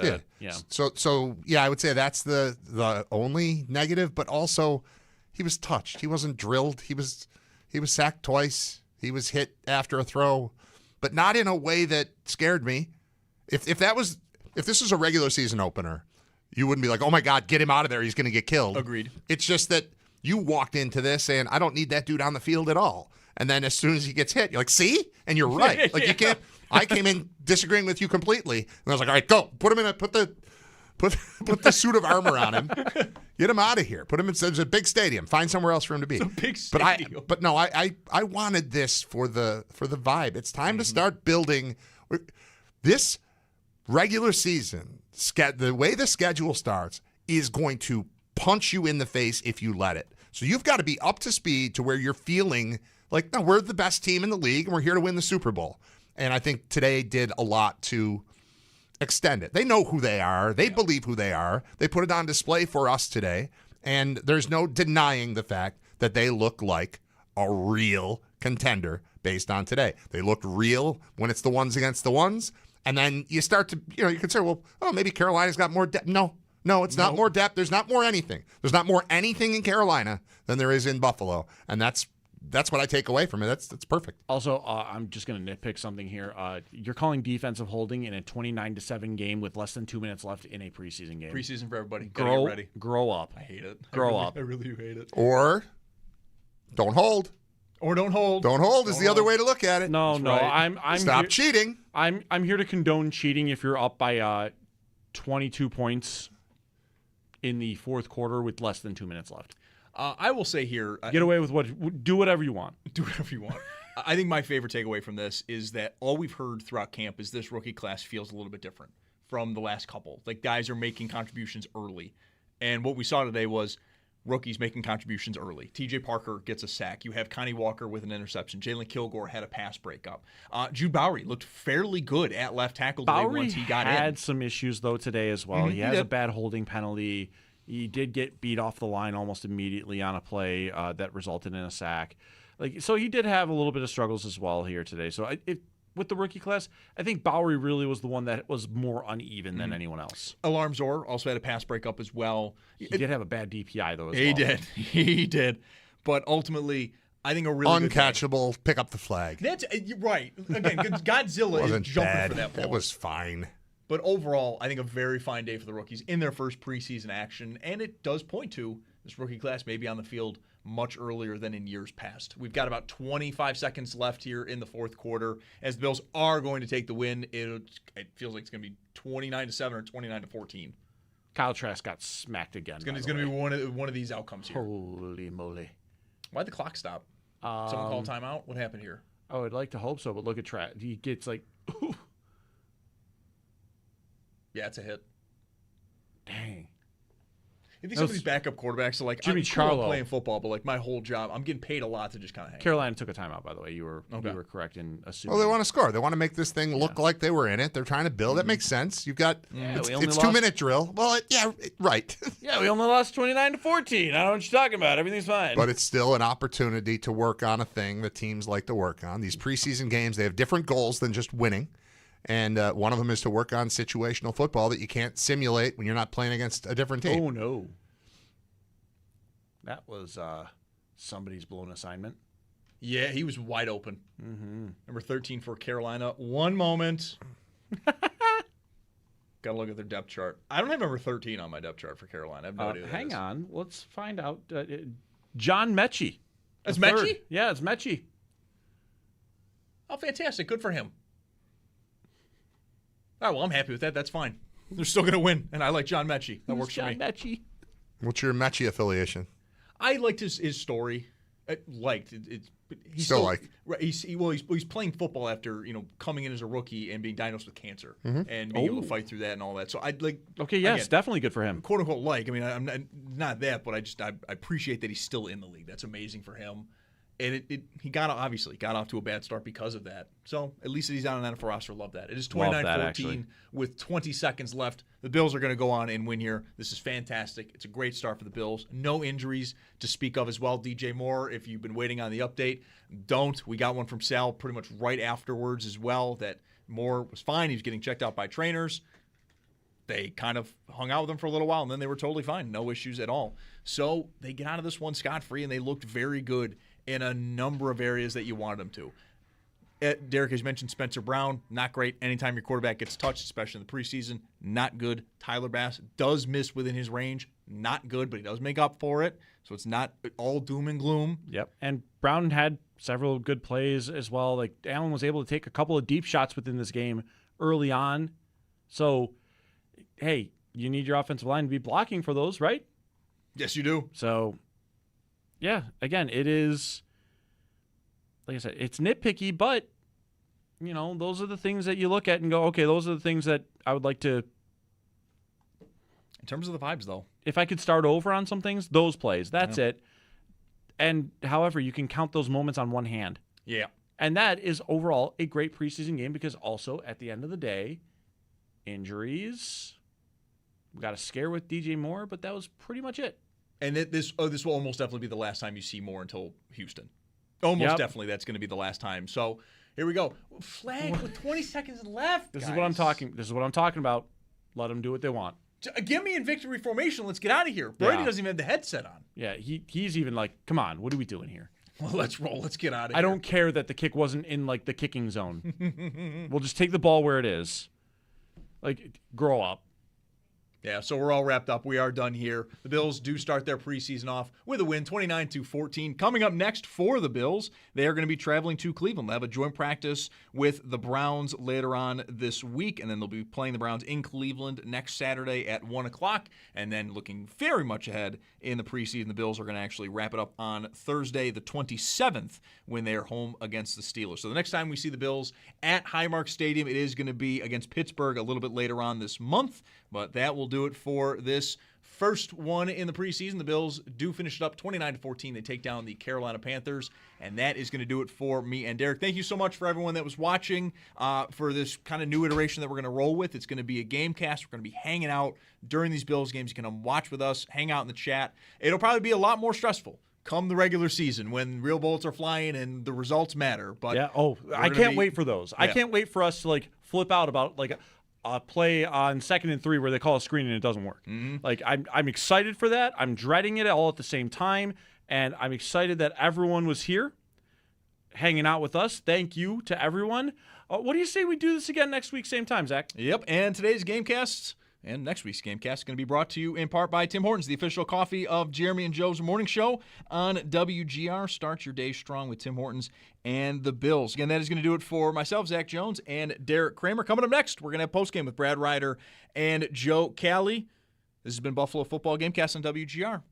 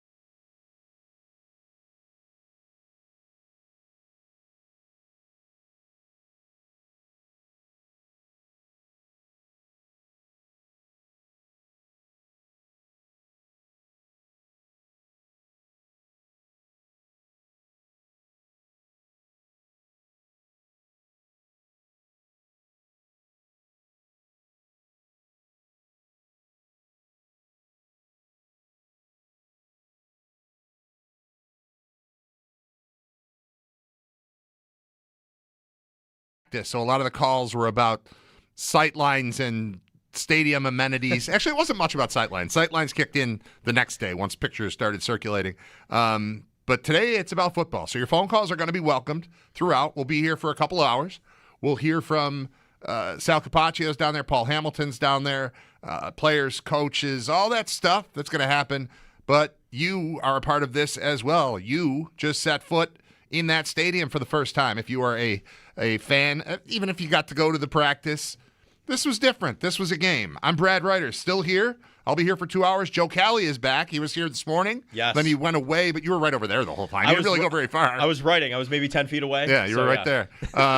So you're writing, but you were watching, and you're observing, you're paying attention, and I feel like I've been talking the whole time during the game. So let's get your fresh thoughts on what you just saw, because otherwise it's just going to be me repeating, yeah, that was perfect. That was exactly what I was looking for. Yeah, I'm my sentiments exactly pretty much at that point. I think that I couldn't have watched a better preseason outing for the Bills, a better first preseason outing, especially getting the starters involved and how efficient they were.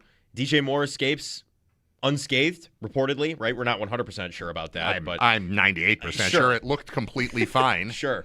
So he's chatting with the teammates and everything like that. Allen looks great. Their connection looks good. Khalil Shakir's averaging more than 3 yards depth of target. They're going down the field. James Cook looked good. And then the backups even.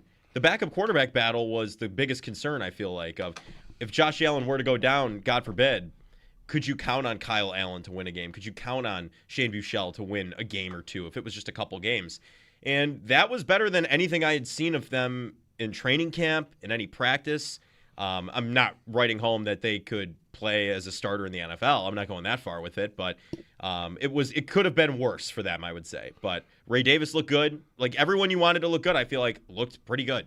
And the defense as well. I mean, I didn't even get there. Yeah, the team stats when you add them up, it's a dominant performance by the ones and the twos and the threes, and the score reflects it pretty accurately, 29-14, but yardage and things in this game were very lopsided in favor of the Bills. Talk about quarterback, and that's one of the first things we're going to do here on the postgame show is have our eye on the quarterback. It is brought to you by Great Lakes Building Systems. We keep an eye on your business so you don't have to. Great Lakes Building Systems, our business is protecting your business. And we'll go right back where you started with Josh Allen and DJ Moore on the field at the same time.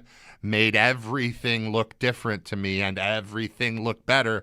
And it is incredibly reminiscent of when the Bills picked a guy who was a few years into his career and about 6 foot or 6'1" and established on multiple teams and had made big catches in the league and went to Maryland for college, and you added him to a team to make Josh Allen's weapons better. Yep. You're not fixing it with Keon Coleman, but you can fix Keon Coleman and his effectiveness within your offense if you're not expecting him to be the replacement for Diggs. DJ Moore replaces Diggs, but it's a reset. It's not a replacement of Diggs at the end. It's just trying it again at the beginning. Yeah. It worked great the first time. It's back, and I thought the offense looked, again, I know it's the preseason, but It was starters on starters. I don't want to have to say every sentence, I know it's preseason. We all know it. We all know that this didn't matter and it doesn't count. Establish that now. I was just looking for a good vibe of what does this all look like? Because while we spend the offseason talking about wide receiver, I was looking at that list a couple weeks ago and went,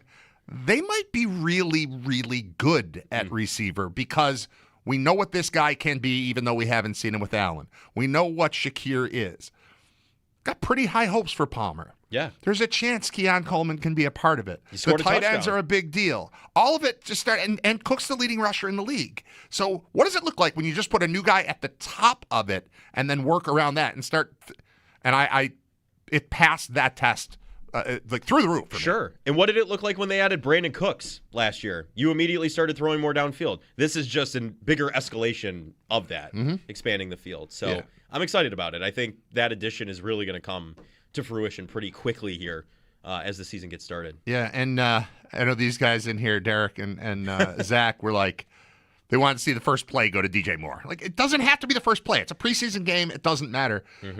But the first drive of the game for the Bills winds up being a field goal drive. It's, let's see, Allen deep to Shakir for 21. Yep.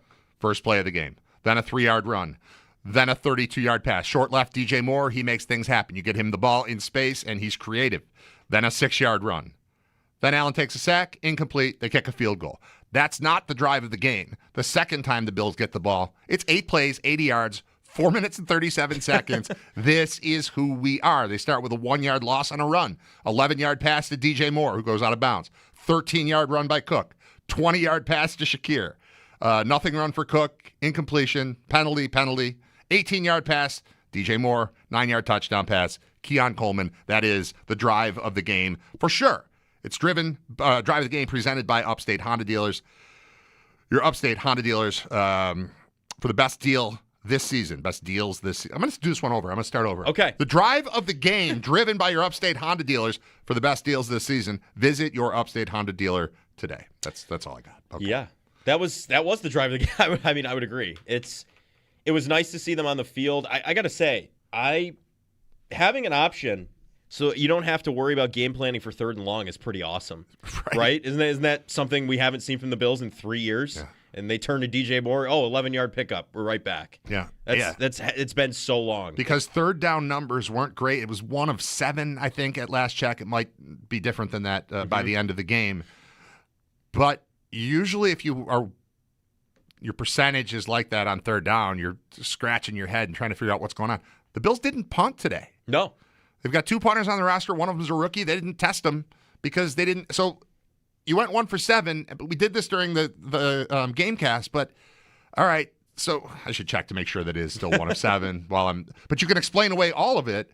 One of them, they went for it on 4th down and got it. Mm-hmm. One of them was the end of the half. The drive ended on the half. And then the others, it was just kick attempts. We didn't get it on 3rd, so we're kicking. And that's it. Maybe they had 1, but they didn't punt. So I'm not too concerned about those particular numbers on the 3rd down stat. Yeah, 1 of 7 is where they wind up, but 1 of 1 on 4th, 3 of 6 in the red zone. Time of possession, 33-27. Mm-hmm. Yardage. Eventually, Carolina gets up to 200, but for a while there, it was like about 400 for the Bills and about 100 for the Panthers. Yeah. I will take that all day, every day. I'm Brad Ryder. This is Joe Cali. Phone lines are open. As you're making your way out of the stadium, or if you just watched on TV or just listened to the Gamecast, whatever you did, now's the time for your calls at 803-0550 because we like to connect with the fans. Brought to you by Northtown Kia, Western New York's #1 Kia dealer. Shop online at northtownkia.com. Joe and I have you covered until 6 o'clock tonight. We'll hear from Josh Allen. We'll hear from Joe Brady. We'll hear from Sal Capaccio. Let's go live to Josh Allen right now. In addition to the coordinator, did you feel any of that?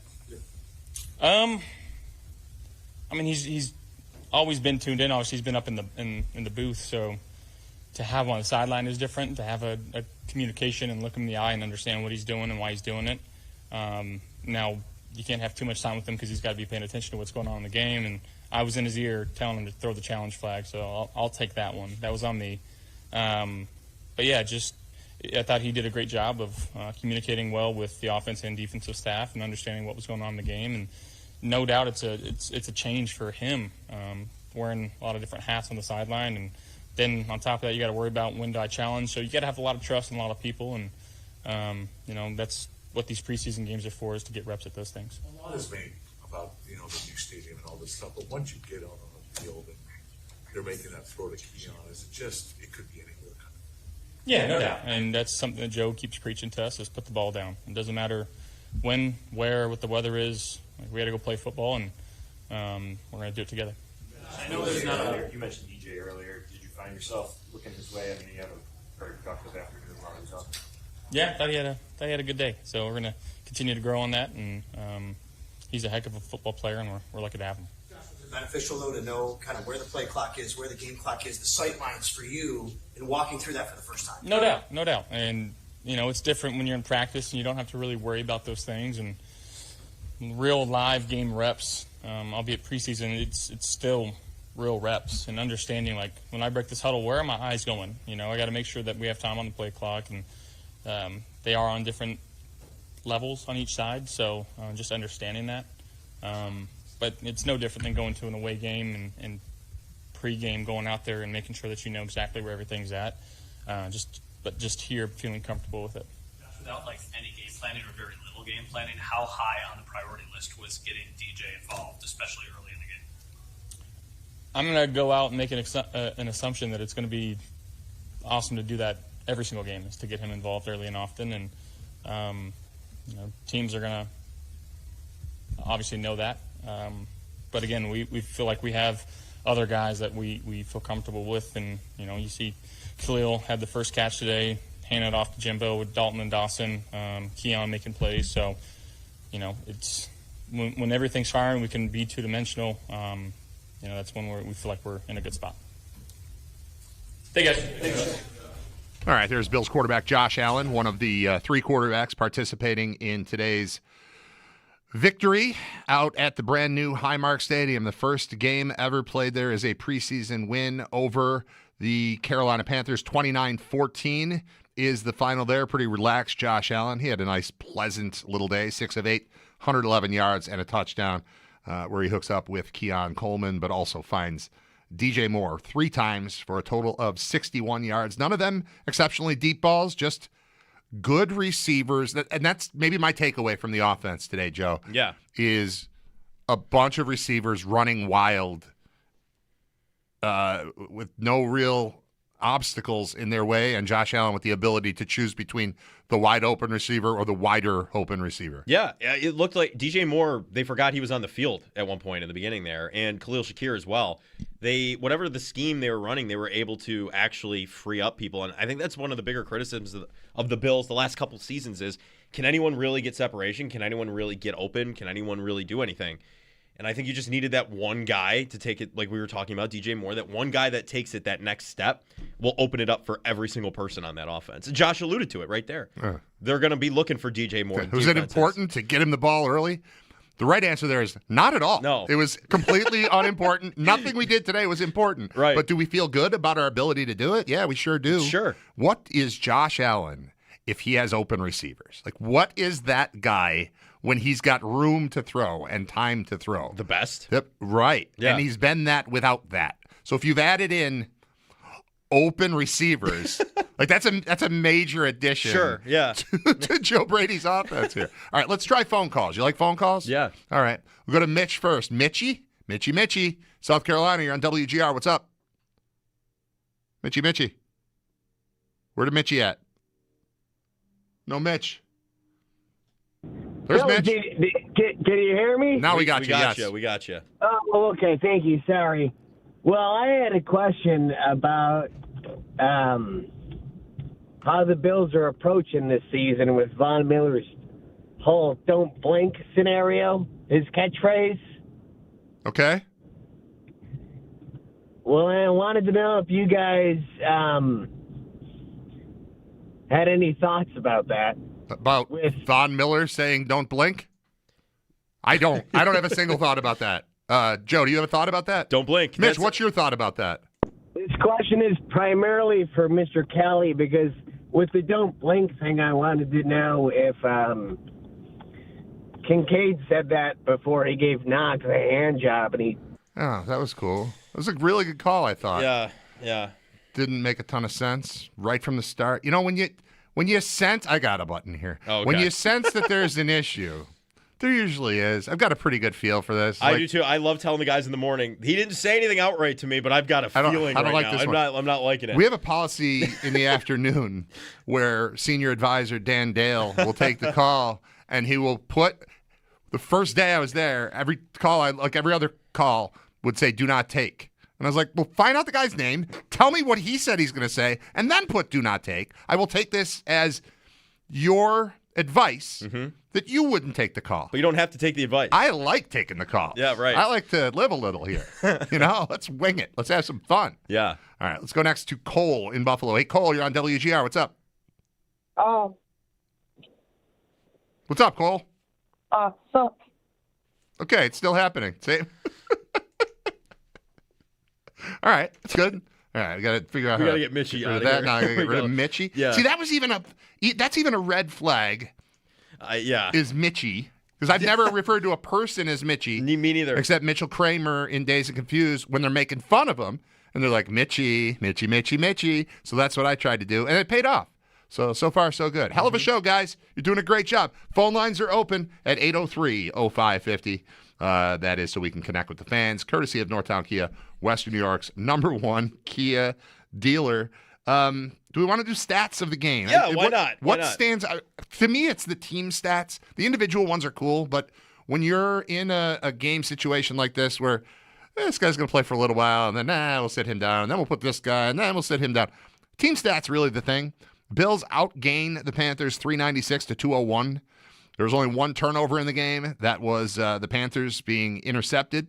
Yeah, that was a great play by Connie Walker. Connie Walker. Yep, sounds like an old baseball player, but really, it's Kani. Connie Walker. Connie Walker. He had the interception on a screenplay where he didn't. You're not.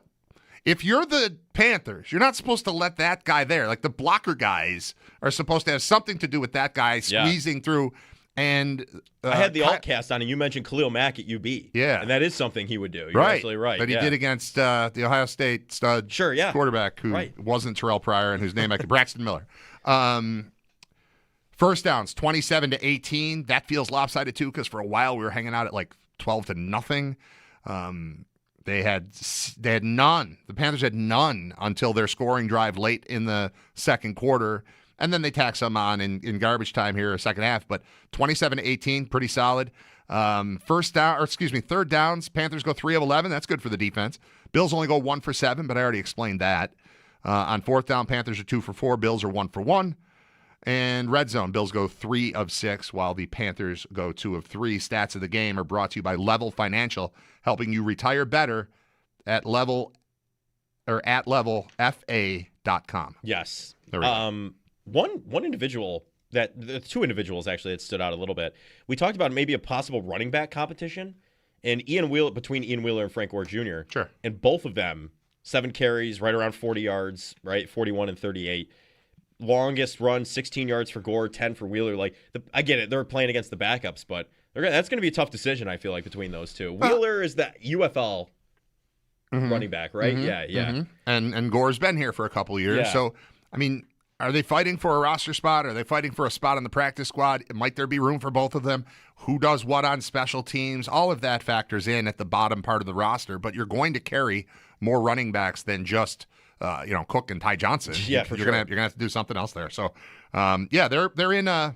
I don't know if battle is the right word. It doesn't feel like it just doesn't feel like a battle when it's game one and everything goes right. Sure, yeah. When they're pretty much equal stat lines, it doesn't, yeah. I mean, you look at who you're mad at after this game, and nobody. No. Literally nobody. Everything's great. Not even Tyler Bass. Not even Tyler Bass. When that kick didn't go through, what did you think? What was going through your head? The same thing that's been going through my head the whole time, and that's that he has been an acceptable kicker for the Bills.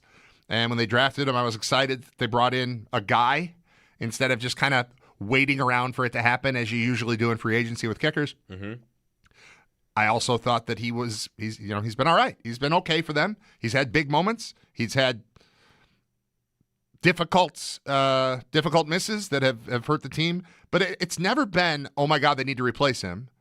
But it's also never been, he's definitely got to be my guy because he's a weapon. So I'm up in the air on it. Yeah. And then he misses an entire season. And then he's the only kicker on the roster. So that's a weird way to play it from a personnel standpoint if you're the Bills. But there is the thought that the best way to give him confidence and bring back his confidence if he's lacking any is to show full team confidence in him. And then when you decide you don't have it, then you let it go. So you don't need somebody in there to compete with him. But it is odd to me that I don't need both Ian Wheeler and Frank Gore Jr. on my team, but they're both here on the roster to see what happens. Mm-hmm. The Bills aren't doing that with kicker. They are doing it with punter. They've got a rookie punter, and they brought somebody in.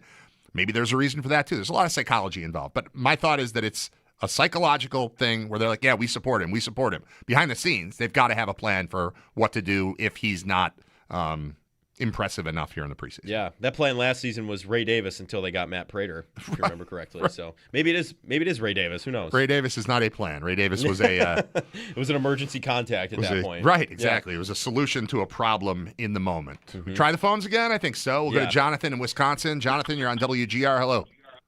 Yes, hi. I didn't get to see the game, so I was listening to you guys. But I was kind of just wondering, how did some of those young rookies look at Skylar Bell and Kyler Amos-Moore? I'm just really curious. Did they look the part when they were out there? Bell didn't play. Eli Armzor, we saw make a couple of. He was involved in a couple of plays. Nothing that really stood out. Is there a rookie that stood out to you? I don't know. There was a sack late in the game by Parker. TJ Parker had a sack in the game. That was cool. It was more to me about second-year man Deion Walker, who was a massive impact player right from the start of the game. He's the kind of guy, we saw glimpses of it last year, but I didn't see any problems last year. It was either him dominating for a couple minutes at a time or just not really thinking about him. And with the rotation, he wasn't in there all the time, but he has slimmed down a bit and looked every bit the part of a star player on the defensive line today. Again, all with the caveat, it's preseason, it's Carolina, all of that stuff. But is Walker that's who stood out to me. Rookie? No. Undrafted free agent? Or is he older? Second year. Oh, Connie Walker, undrafted. Yeah. Would we count interception? Would we count him as a rookie? Yeah, that was good. Yeah. But I'm very curious about Skylar Bell too. But he's been a little bit banged up, so he was not a part of today's action. Thank you very much for the phone call, Jonathan. Appreciate it. That opens up a line for you if you're on your way out of the stadium. Stadium talk is still inbounds, too. I know that there are people who either weren't there for the practice but were there for the game, or maybe you were there for the practice, but this is an entirely different scenario, the way that people are moving around, the way that you're actually focusing on what's happening on the field. We will take stadium talk because today's day one of the Bills playing a game in a $2 billion stadium we've been waiting years for. So to pretend just because we talked about that last week, it's not time to talk about it again would be crazy. Right, Joe Cali? Yeah, you're absolutely right. All right. Joe Cali's here. I'm Brad Ryder. We'll be back in just a moment taking your calls. The Bills win this one handily, 29-14 at home against the Panthers in preseason game number 1, and we'll continue talking about it. We'll hear from Joe Brady and others as we continue, along with your phone calls at 803-0550. We'll be right back on WGR.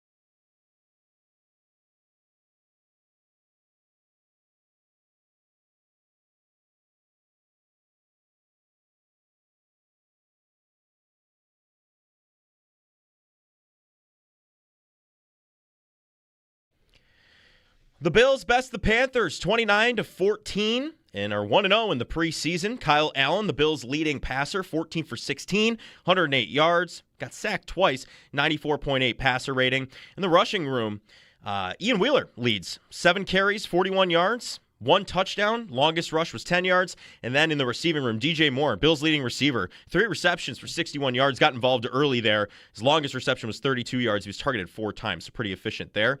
And then Kenai Walker, with the interception late in the game, is a big defensive player as well. Looking around the league, some scores from the same window as the Bills. The Vikings beat the Giants 13-10, and the Bears, they beat the Browns 34-10 as well. Scores from around the league are delivered by Mike Barney Nissan. Awesome cars, great dealership, lousy jingle. I'm Joe Cali for Western New York's Voice of the Fan, WGR.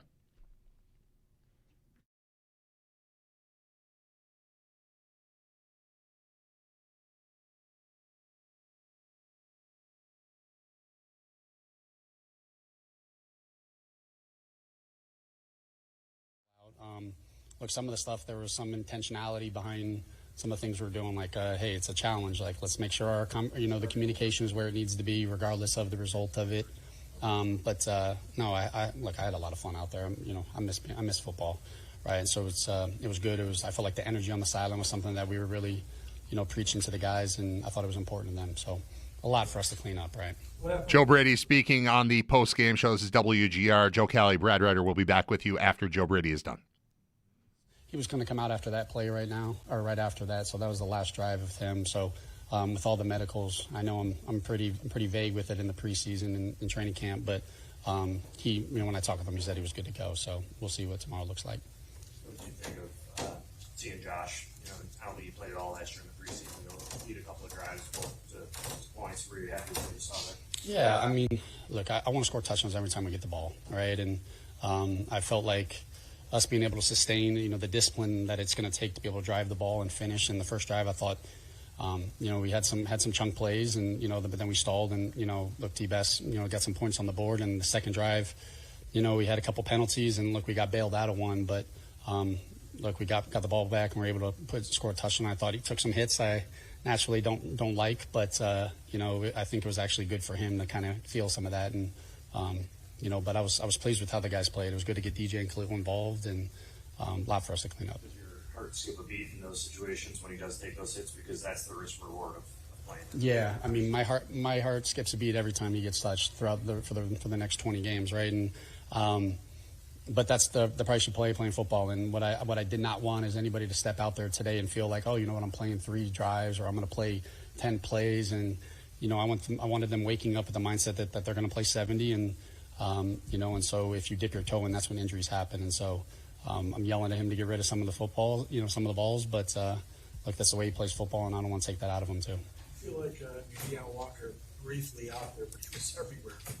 In 9 snaps, but he was involved in 3 of the tackles. Is he a guy that could be emerging as a real stud for you guys? Yeah, I mean, he's. I felt like he was a emerging stud last year. Going back and obviously watching the tape with it, and I mean, he's so mature. He's his size and his length and his versatility up front.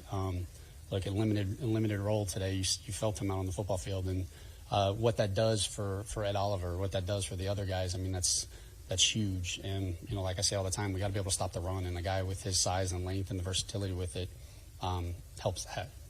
Keon got in the end zone. What did you make of that play in his afternoon? Yeah, I love scramble. You get in the red zone, rarely are plays thrown on time, and it was we had a movement play, and I think the DN pinched, and we were a little quick on the flat with Dawson, but Josh extending plays, and that's we always say scramble's going to be the best play in our playbook. You get in the red zone and just being able to extend it, and Josh finding Keon and just making the plays, right? That's the big thing of the preseason. So let's not make the game plan is not a part of it. Let's just do the basics, at an elite level, and it was good to see them capitalize on it. Joe, it looked like Keon maybe got banged up that last catch he had. Is there any concern on him? No, they were both good. Him and DJ were both good. Talking to them after. Again, we'll see what the medical ends up looking like. What did you make of the energy that the rookies played with? I'm sorry. What did you make of the energy that just the guys on defense? I love it, right? I mean, you guys go back to our first day in pads, right? Everybody that started a fight was a rookie, right? And there's a mentality and the passion for football that we're looking for. And to me, this preseason game was the most important thing, right? And a lot of times, there's nothing drives me more crazy than people are like, well, you know, it was the preseason. Like, no, we're going to compete in everything we do, and the standard is the standard. And I was pleased with. I really liked how those guys playing. Like, I don't care if it's the fourth quarter and we get a stop, like celebrating on the sideline. That's important to me, and so it was good to see those guys out there. There's going to be a lot on tape that, you know, I'm out there watching, taking notes. That's like, man, that situation or the way that we handled that play, that rookie from that. But seeing Kanai go in there and catch a pick, you know, like those, that's fun, right? And those are moments, and they got to play football, so love it. Hancock, another guy who just seems to be, you can use him in a lot of different spots, and he seems to flash. Yeah. You, when he's on the football field, you notice him, right? He flies around, he makes plays, he looks like he has fun playing football, and he's a chess piece for us. And it was tough for him in the spring, right? He was out the entire spring with, you know, didn't get to participate, and that's hard to come in here and then, you know, be a part of the scheme without getting any reps. And but he plays football the way you want football to be played, and it was fun to see him make some of those plays today. It's one thing to make some noise in training camp. It's important then to translate into the game. Can you just kind of give us your impressions of Kanai and you mentioned him making that play, but just throughout the summer?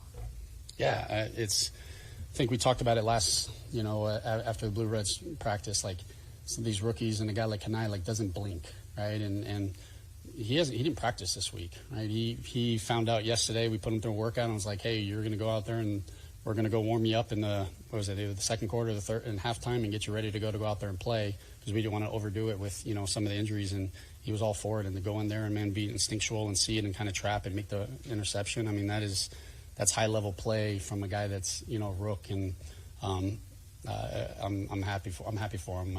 There's a lot of emotions that are going on when you're just sitting on the sideline. For him to not blink, and that was pretty cool. Tyler Bass getting a chance to kick, you know, you guys trying to block it.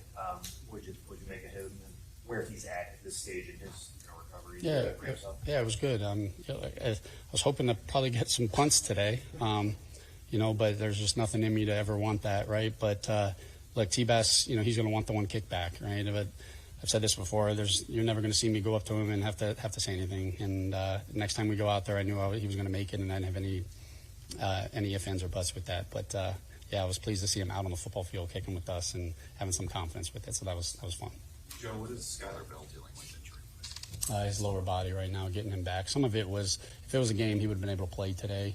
But we also, I got a joint practice in the preseason. Like, I want to be able to see these guys be able to put together some of these tough practices and games going. So look forward to kind of seeing them next week. Joe, we talk about the preseason being important for the players, but for you, how beneficial of an experience was today out there?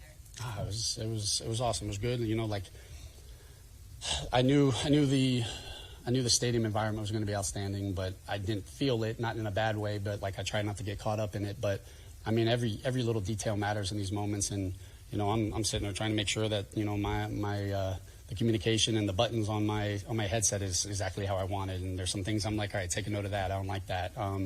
So everything matters, and some things I was over communicating just for us to kind of go through it. You know, like delaying the game with a challenge, but. It's everything is important, and it's opportunities for us to kind of sort through it to make sure our systems in place are where it needs to be come week one. You know, you talk about the emotions, all of them going through your head after Kanai's interception, but you see the way your team reacts to it.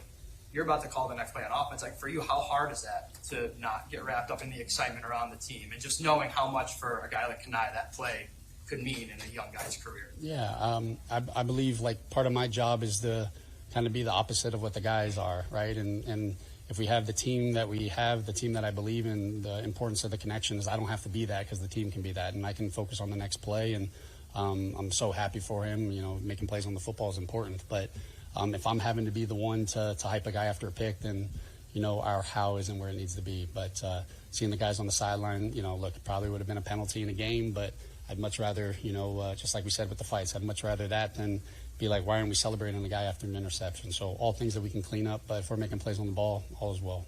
How specifically was the play calling while being the head coach on the sideline for you? This is your first time doing both. What was that like? No delay of games, right? No, it was good. I'm still figuring out exactly where I want to stand and all that, but I felt like our tempo in and out the huddle, our communication on the sidelines, I didn't feel like there was ever a play where I was like, oh, what do I want to call right here? Like, it didn't feel like it was any different from the box. And no, I felt good about it. I'm one of those guys that I get mad at some calls. We had a second down in the red zone. I called the naked, and they blitzed off the edge. And in a preseason game, I don't have alert to get us out of it. And Shane does a great job. So I get mad at some of my play calls in those situations. But the flow of getting it in and out, I thought it went smooth. Joe, I know you guys aren't doing a lot of exotics with scheme, but Jim's group looked really good early on. How did you work in communication with him and see his guys respond? Yeah, I wanted us to be able to. Can we master the basics? Can we play our our day one install and just do it at a high level? And there's already enough emotions of a first preseason game, and everybody flying around. And if we try to do too much, we'll slow them down. And we have a lot of volume in our defense and the playbook. But when we get to the in the games, let's just see what they can do. And it was cool to see the starters coming off, and I'm pulling them, and they want to keep going, right? And so I thought they handled it well. And look, you guys talk with Jim. Jim's outstanding, and there's a reason he's our coordinator, and I love the mentality that he brings. You and Jim, where's that relationship come over the course of your time together? Do you kind of feel like going into this season with the expectations? I know we've talked about it, but you guys are kind of in it together. Yeah, I mean, I'm in it with everybody in that locker room, and I believe that. Like when we don't play well, it's because of me, and when we do, it's because of them. And it's no different with the coaching staff. Like we'll handle and we'll have accountability and everything, but I'm not scared to say what's on my mind, and I want a coaching staff that's not scared to, if they believe in something, they have conviction to respond with it. And we've had a lot of good dialogue in terms of the type of defense that we want, as and with the guys that we have, and but his mentality, his personality, it's exactly what I was looking for, and the guys are embracing it, and he doesn't get too high, doesn't get too low, and I think that's exactly what I wanted. Awesome. Thank you, guys. All right, there is Joe Brady following his team's victory today, 29-14, the final score. Bills over the Panthers out at brand new Highmark Stadium. Phone line open for you at 803-0550 as we will connect with the fans in just a moment. Joe Cali is here along with me, Brad Ryder, taking you up until 6 o'clock. And we'll take calls. We'll hear from players. All that stuff is going to happen. Let's do the perfect coverage play of the game right here, and I think this is an easy one. It's brought to you by United Healthcare, right here for Western New York teams, on and off the field. Kani, I don't know how to say that because it's not a name I've encountered in life. Yes. It's a backup defensive back who I've been hearing referred to on our station as Connie all preseason long. Mm-hmm. Derek and Zach were in here, and they were referring to Connie. So I went, all right, it's Connie. Then you came in, and you said Kanai, and I was like, everybody else is saying Connie. And you're like, I don't know. I looked it up. I'm like, all right, that's it. Joe Brady says it. Joe Cali says it. Brad Ryder says it. Double Joe seal. Kanai Walker, congratulations on your perfect coverage play of the game. Timeout. We'll be right back to your calls and more audio from down at, it's still One Bills Drive, right? Or is it? Oh, it would have to be Two Bills Drive. The corporate that's the other headquarters thing. What's is it still called? One Bills Drive. They're like 10 Plaza something. Down I'll look near into this. down near. It's still down in Orchard Park, down at the stadium. They are. You got to learn new ways to say all the things. 10 Bills Plaza. Ugh, I can't switch to that one. I can't just. It's no 10 Bills Plaza. You can't change everything on me all at the exact same time. Either way, they're in Orchard Park. They won 29-14. We'll be right back on WGR.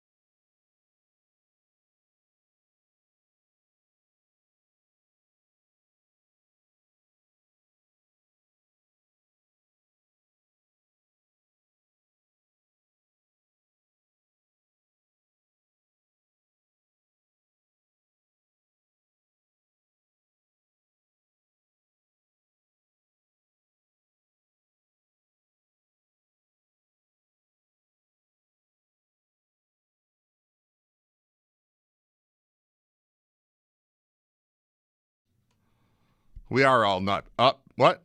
We're up all night to get yucky. My kid was lucky or well, yucky? my kid was little. He couldn't say the letter L. Oh. We up all night to get yucky.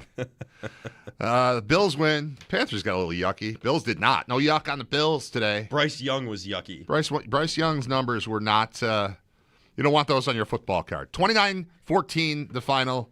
Bills really took care of business today and opened the stadium pleasurably for the fans in attendance down there at 10 Bills Plaza. Ugh. Oh, my God. One Bills Drive still exists, but there's no Bills Drive. And there's no Bills. The Bills are there, and it's a plaza, but you don't have to follow. It's Abbott Road. They're on Abbott Road. You don't have to follow the odds and evens right. on Bills Drive. It's non-existent. I mean, I get it, but I'm uncomfortable not saying One Bills Drive. 803-0550. We connect with the fans, courtesy of Northtown Kia, Western New York's #1 Kia dealer. Shop online at northtownkia.com. I don't trust that name. You trust that one? Sure. Let's do it. Okay, you do it. You push the thing. Brady? Yeah. We're going Brady next in Rochester. What you got for us? How you guys doing? I'm a first-time caller. Before I ask a question, I'm going to say right now, me and my dad both have a man crush on DJ Moore. Yeah. And I think he is going to be, in my opinion, the breakout player of the Buffalo Bills roster. Well, I talked about this during the Gamecast. I got a text this morning from my buddy who's in Vegas who said, I'm going to take the best quarterback in the league who's got a #1 receiver and make a bet on this. And he put $300 on DJ Moore as Offensive Player of the Year. It's a $300 bet to win about $40,000. Wow. And then 10 minutes later, he wrote, I like my bet, when he had 3 catches for 61 yards in the first 5 minutes of the game. Nice. So my question is for you guys, who do you think, in your opinion, will be the breakout player for this season for Buffalo? Well, I mean, we're already talking about Deion Walker a lot. Yeah. I think. He's going to be a problem. And then DJ Moore, that's not really a breakout. That's just he's on the Bills now, right? Yeah, a little bit. So that's not quite breakout. I mean, it might be, though, considering he only had like 900 yards last year. He was the third wide receiver on the Bears last year. He could break out back into DJ Moore form. Yeah. He's just a guy I've watched make massive plays in the league, and so it's not really breaking out, but it's new to Buffalo. I mean, I'll take it. I just don't know that I would classify it as a breakout type of situation. Who is next? All right. Mark in South Carolina, you're on WGR. Hello. Guys, thank you for trusting in me to take my call. I appreciate it. We're trying, man. It'll always be One Bills Drive to me. So thank you. Strong. Yeah. It was appropriate. I am in Charleston, South Carolina. The reason I wanted to share that is I watched the Panthers coverage down here on local TV, and I switched to you guys at halftime. You guys did a great job. I really enjoyed the Gamecast. Thank you. Approach, and I liked it a lot. So thumbs up to everybody that kicked in on Awesome. that. Thanks. Appropriate that I'm on after Joe Brady because I had no faith in him. I still my confidence is starting to grow. Okay. I just thought that his ascension to a head coaching spot was way too quick. I was leery about it. I'm still a little leery about it, but I like what he called. I liked his decision to play the starters. I liked his decision, some of the plays that were called early on. Granted, I know it's just a preseason game, but I liked it. I liked the way he sounded afterwards. I'm growing. He's growing on me. Let me put it that way. Yep. Considering the clock's ticking for this franchise and the fan base. Well, we'll see. It's been one game of what's going to be 20+ games this season, and I'm feeling a little better. It's one game where there was nothing to dislike, so that helps. If you're on the fence, you're not jumping up and down that Brady can't do it or shouldn't be there. You're just a little apprehensive, and I think he calmed some nerves a little bit today. Rock and roll. All right, thanks for the call, Mark. Appreciate it. Yeah. I wasn't super hot on Brady right away either, but as the offseason's gone on and seeing how he's handled the training camp, preseason, all of that, he's definitely growing on everybody. I feel like not everybody, but a good mass of people are starting to come around. Don't you just like the teams that have the young, energetic coach on the sideline when you tune in and watch on TV? And I'm thinking of pro and college. Yeah. It just, I don't know.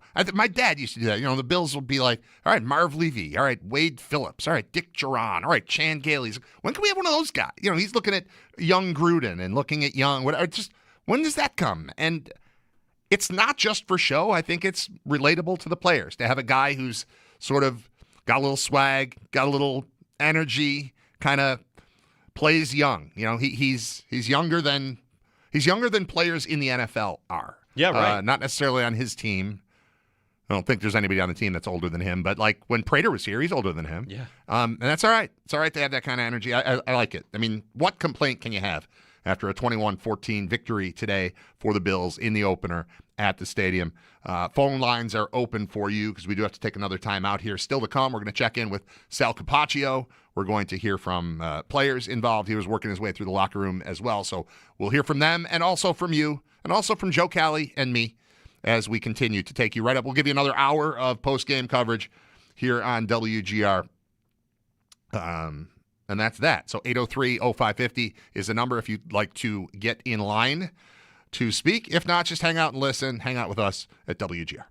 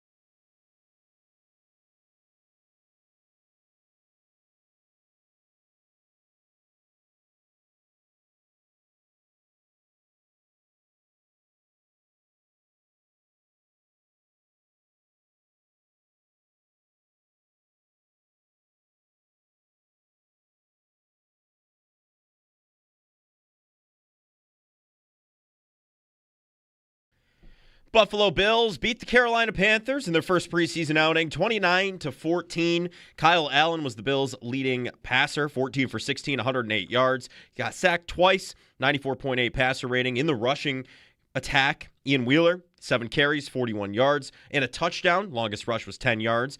And in the receiving room, DJ Moore with 3 receptions leads the room, 61 yards. 32 yards was the long one, and 4 targets, so pretty efficient there. And then Kenai Walker, the Bills' defensive standout with an interception on the day. Looking around the league at some scores from the Bills' window, the Bears, they beat the Browns 34-10, and the Vikings, they beat the Giants 13-10. Scores from around the league are delivered by Mike Barney Nissan. Awesome cars, great dealership, lousy jingle. I'm Joe Cali for Western New York's Voice of the Fan, WGR.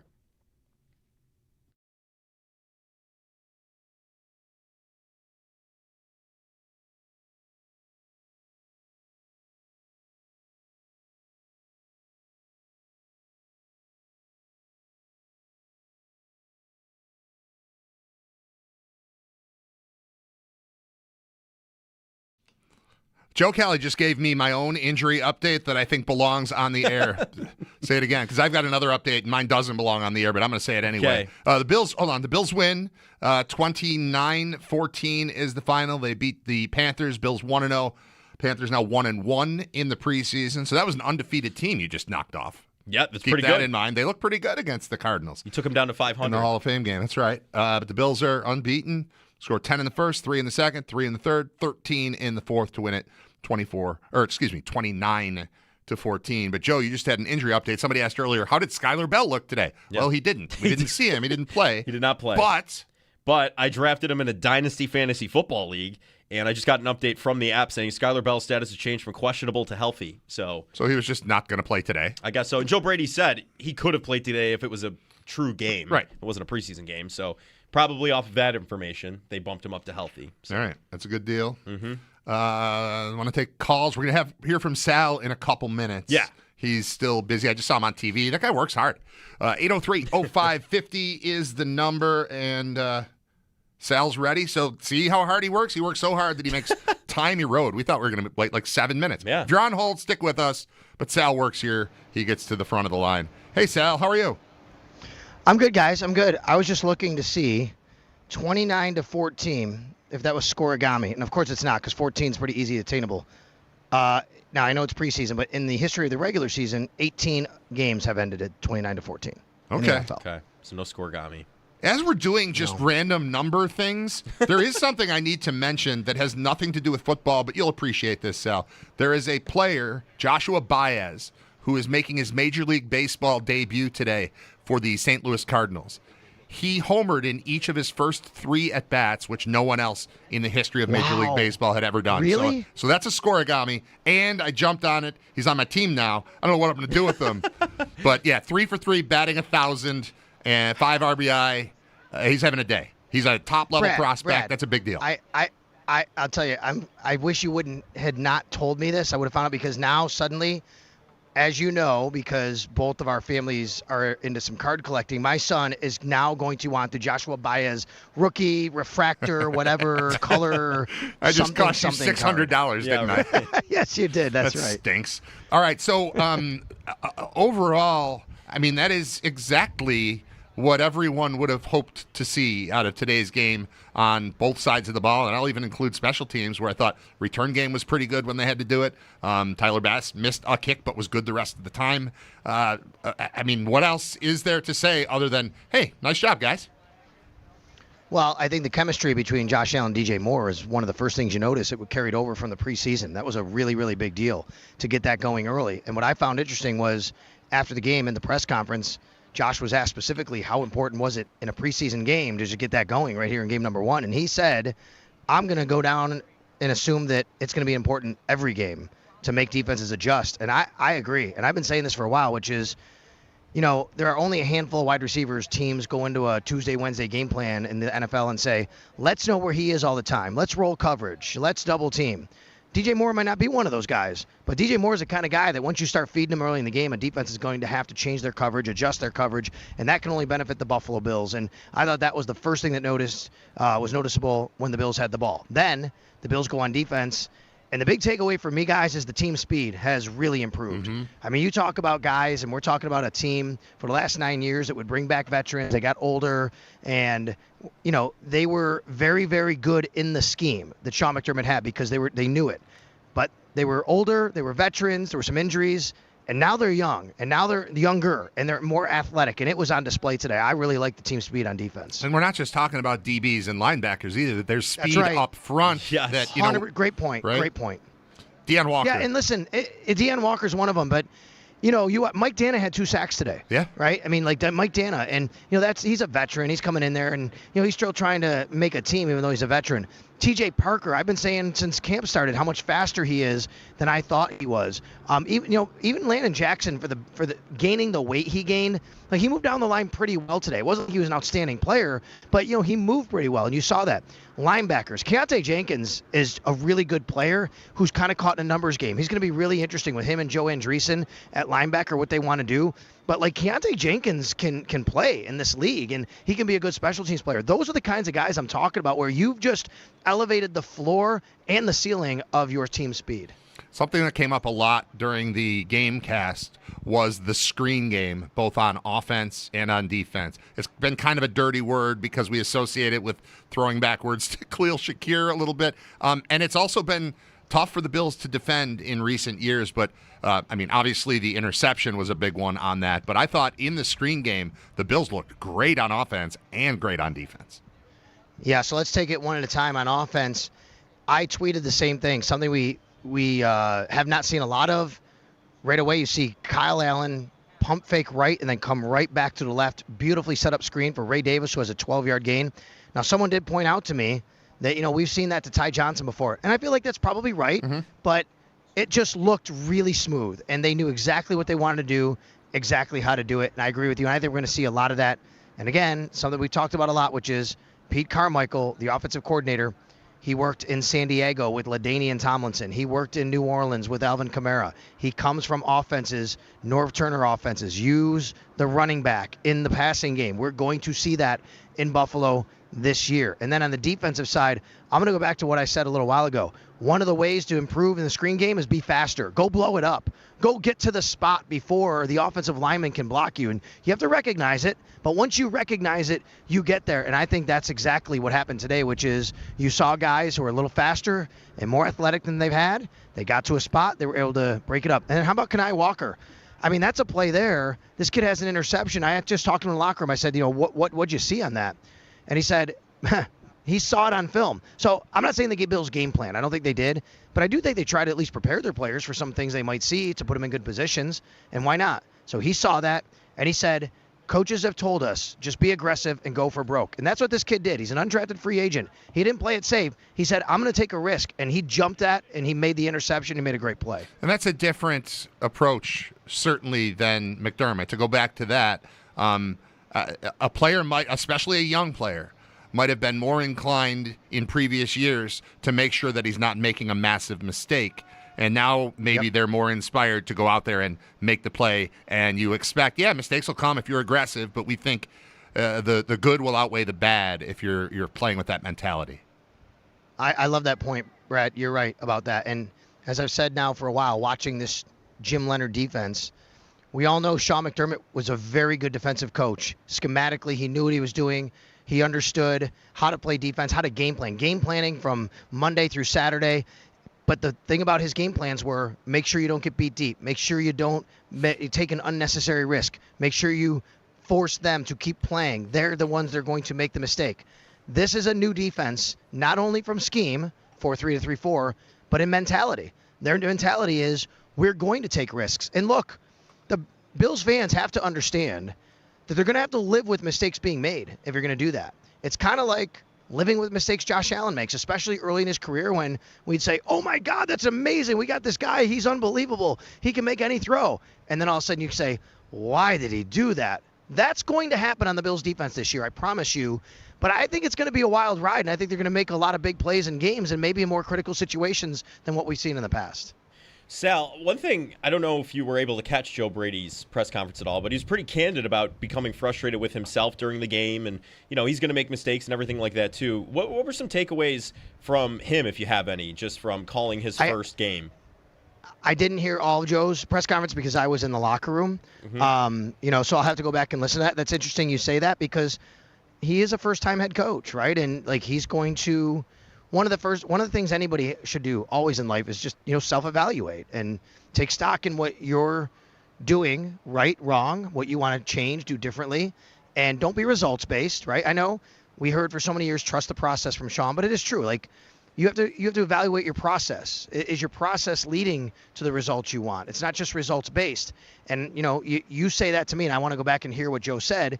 And maybe there's points about his process through the game that he's going to have to alter to make sure he gets the results that he wants. I'm sure it was emotional for Joe today. I'm sure he was a nervous wreck today. It's his first time ever as an NFL head coach in an NFL game. I know it's preseason, and oh, by the way, it happens to be in front of your home fans in a brand new stadium. Yeah, it's a lot to prepare for, and I think they had the right way to prepare. It's brought to you by Catholic Health, the right way to care. Everything just looks smooth, and the thing on the offensive side of the ball that stood out to me right from the start, and we can credit it all to DJ Moore, but I want to bring the coordinator into it. I want to bring the head coach into it. I saw receivers running free in a way that we just haven't seen in a long time with this team, reminiscent of other teams that have come at you with a group of weapons. And one of them's New Orleans, back when Drew Brees was there, where it was 5 receivers, and I don't know who's their 1, and I don't know who's their 4, but there are just guys running free, and a lot of it has to do with levels, whether you're, regardless of what scheme you're playing. They just found spots to not just sit open, but to run open and be thrown the ball in stride. That was the story of the first half. The first 2 drives to me is wide open space created by using the different levels. Do you guys remember, were you ever involved in kind of the discourse that was going on about mesh? And what the Bills running mesh, right? Yeah. So just to give everybody an idea, mesh is basically when you have receivers downfield who basically the offensive coordinator knows they're not going to get open on their own, so you mesh them together and you create a little conflict and chaos for the defense, and that's how you get them open. This isn't mesh. This is guys beating guys. Mm-hmm. This is guys running to spots open. It's scheming an offense that defenses are going to have to prepare for a lot of different things. I'm going to tell you, though, it really, really helps to have the league's leading rusher behind Josh Allen, because you have to prepare for them to run the ball and, oh, by the way, run it to all parts of the field. The Bills ran today, and I don't know how much they actually prepared or game planned.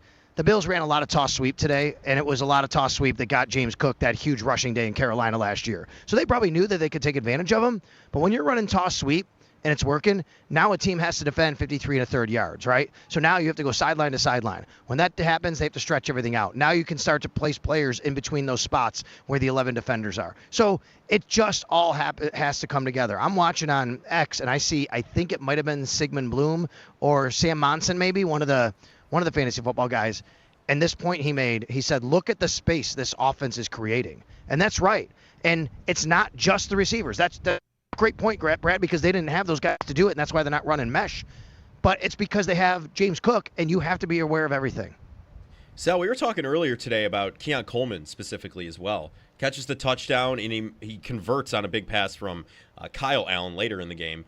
It's a pretty good, solid performance out of him that kind of goes along with some of the better parts of his camp, would you say? Yeah, I thought that Keon was good today. He just did his job. And number one job is to catch the ball when it comes your way. And I know it sounds basic, but he dropped the first pass at training camp. He dropped one right in his hands the other day at training camp. He's got to catch the ball when it comes his way. And then he has to get open. Well, guess what he did on that play? He became available for Josh. He became available when Josh was moving around and scrambling around. That's got to be something he's got to be able to do. This quarterback is different than most quarterbacks in the league. He's going to extend plays. He's going to keep extending plays. He's going to try to make a play anywhere on the field by extending a play. You just have to continue to make yourself available. Remember last year in the opener, you talk about the big catches he made. One of the biggest ones was off the hands of Dawson Knox on the tip ball on the fourth down, whoever tipped it. I think it was Dawson. But either way, Josh, throws it, it tips. And he happened to be in a spot where he was keeping himself alive, keeping himself available. And this time he did the same thing. Keon Coleman does not have to be a superstar for it to be considered a good draft pick and him to be a good football player. What he has to be is someone who contributes to a very good Buffalo Bills offense. He could be what Mac Hollins was a couple years ago, and it wouldn't have worked then because you didn't have DJ Moore yet. But once you start shifting the pieces around, you're not looking for him to replace Diggs anymore, as I feel like fans, just based on the sequencing of it, I feel like fans are like, well, this isn't working. And he's coming in as Gabe Davis is there, but then he gets hurt. No, this is a different thing, and that's your main guy in theory. But it just, the distribution of roles changes vastly when you add a player the caliber of DJ Moore, who clearly is already clicking with Josh Allen. I think Keon can work because we all agree that was a good game. 3 catches, 17 yards, touchdown. But that's all I needed from him. He didn't screw me up. He didn't do anything dumb. He was just a part of the offense, and that's all we're asking. I've used this example many times, so my apologies to people who've listened and say, okay, I've heard that example before, but I'll say it again because it's so true. And Brad, I'll say this because you're on the air and you have been around college basketball a long time, working over at UB and places like that. I believe what you just said very much reminds me of a college basketball team when you don't have a real point guard, so you move your shooting guard to point guard. Now you're down 2 spots, right? Because your best shooting guard is your point guard, and he's really not a great point guard. Right. So now your shooting guard becomes someone who shouldn't be there. You're exactly right. When you have to shift someone into a role that they're not the best at that role, it hurts multiple spots. You need guys. You have to find guys that fit a certain role and say, that's where he's best at, and I can keep him there, and that's exactly your point. Tyler Bass, how do you grade his day today? We had a miss that freaked us out, but for the most part, I mean, if you're making most of your kicks and you're not embarrassing yourself, we're not going to talk about you that much. 3 for 4, including a long of 46, plus 2 for 2 on extra points, is a good day, but we're still just hanging out wondering, is this guy fully back? So I don't know. What's your assessment of him today? Yeah, you have to make that kick. You have to make the 44-yarder. I talked to him in the locker room. He said that he went a little quick. He said he'll make an adjustment. He went a little quick on that. Now, I would also say this is not to absolve Tyler Bass. He needs to make the kick. He's working with a rookie holder for the first time ever in an actual live event. It's one thing to do it without a live rush at practice, but when you have 250 to 300-pound men trying to come as fast at you as they can to block the kick in front of you, I'm sure it's a little different for Tommy Doman, the rookie punter who's his holder. And if you watch that play back, the missed kick, it looked like Tommy Doman wasn't totally completely set when that happened. Tyler Bass had to rush it a little bit because of that. Everything was a little bit off. Mm-hmm. That's why the operation really, really matters. But he's got to make the kick. It's a 45-yarder, I think, officially. It's just outside extra point range, right? You can't really miss on those kind of kicks. Those are kicks Tyler Bass needs to make and make inside this stadium because he'll be kicking here mostly. That said, the rest of the day, really good. Not only on the field goals, by the way, the extra points and the kickoffs. So the kickoffs were where he wanted them, I think. And, that's a big part of what you need to do as a kicker in the NFL right now. I would say, of course he misses the kick, and you're going to get a lot of reaction, fan reaction, and rightfully so from social media and elsewhere.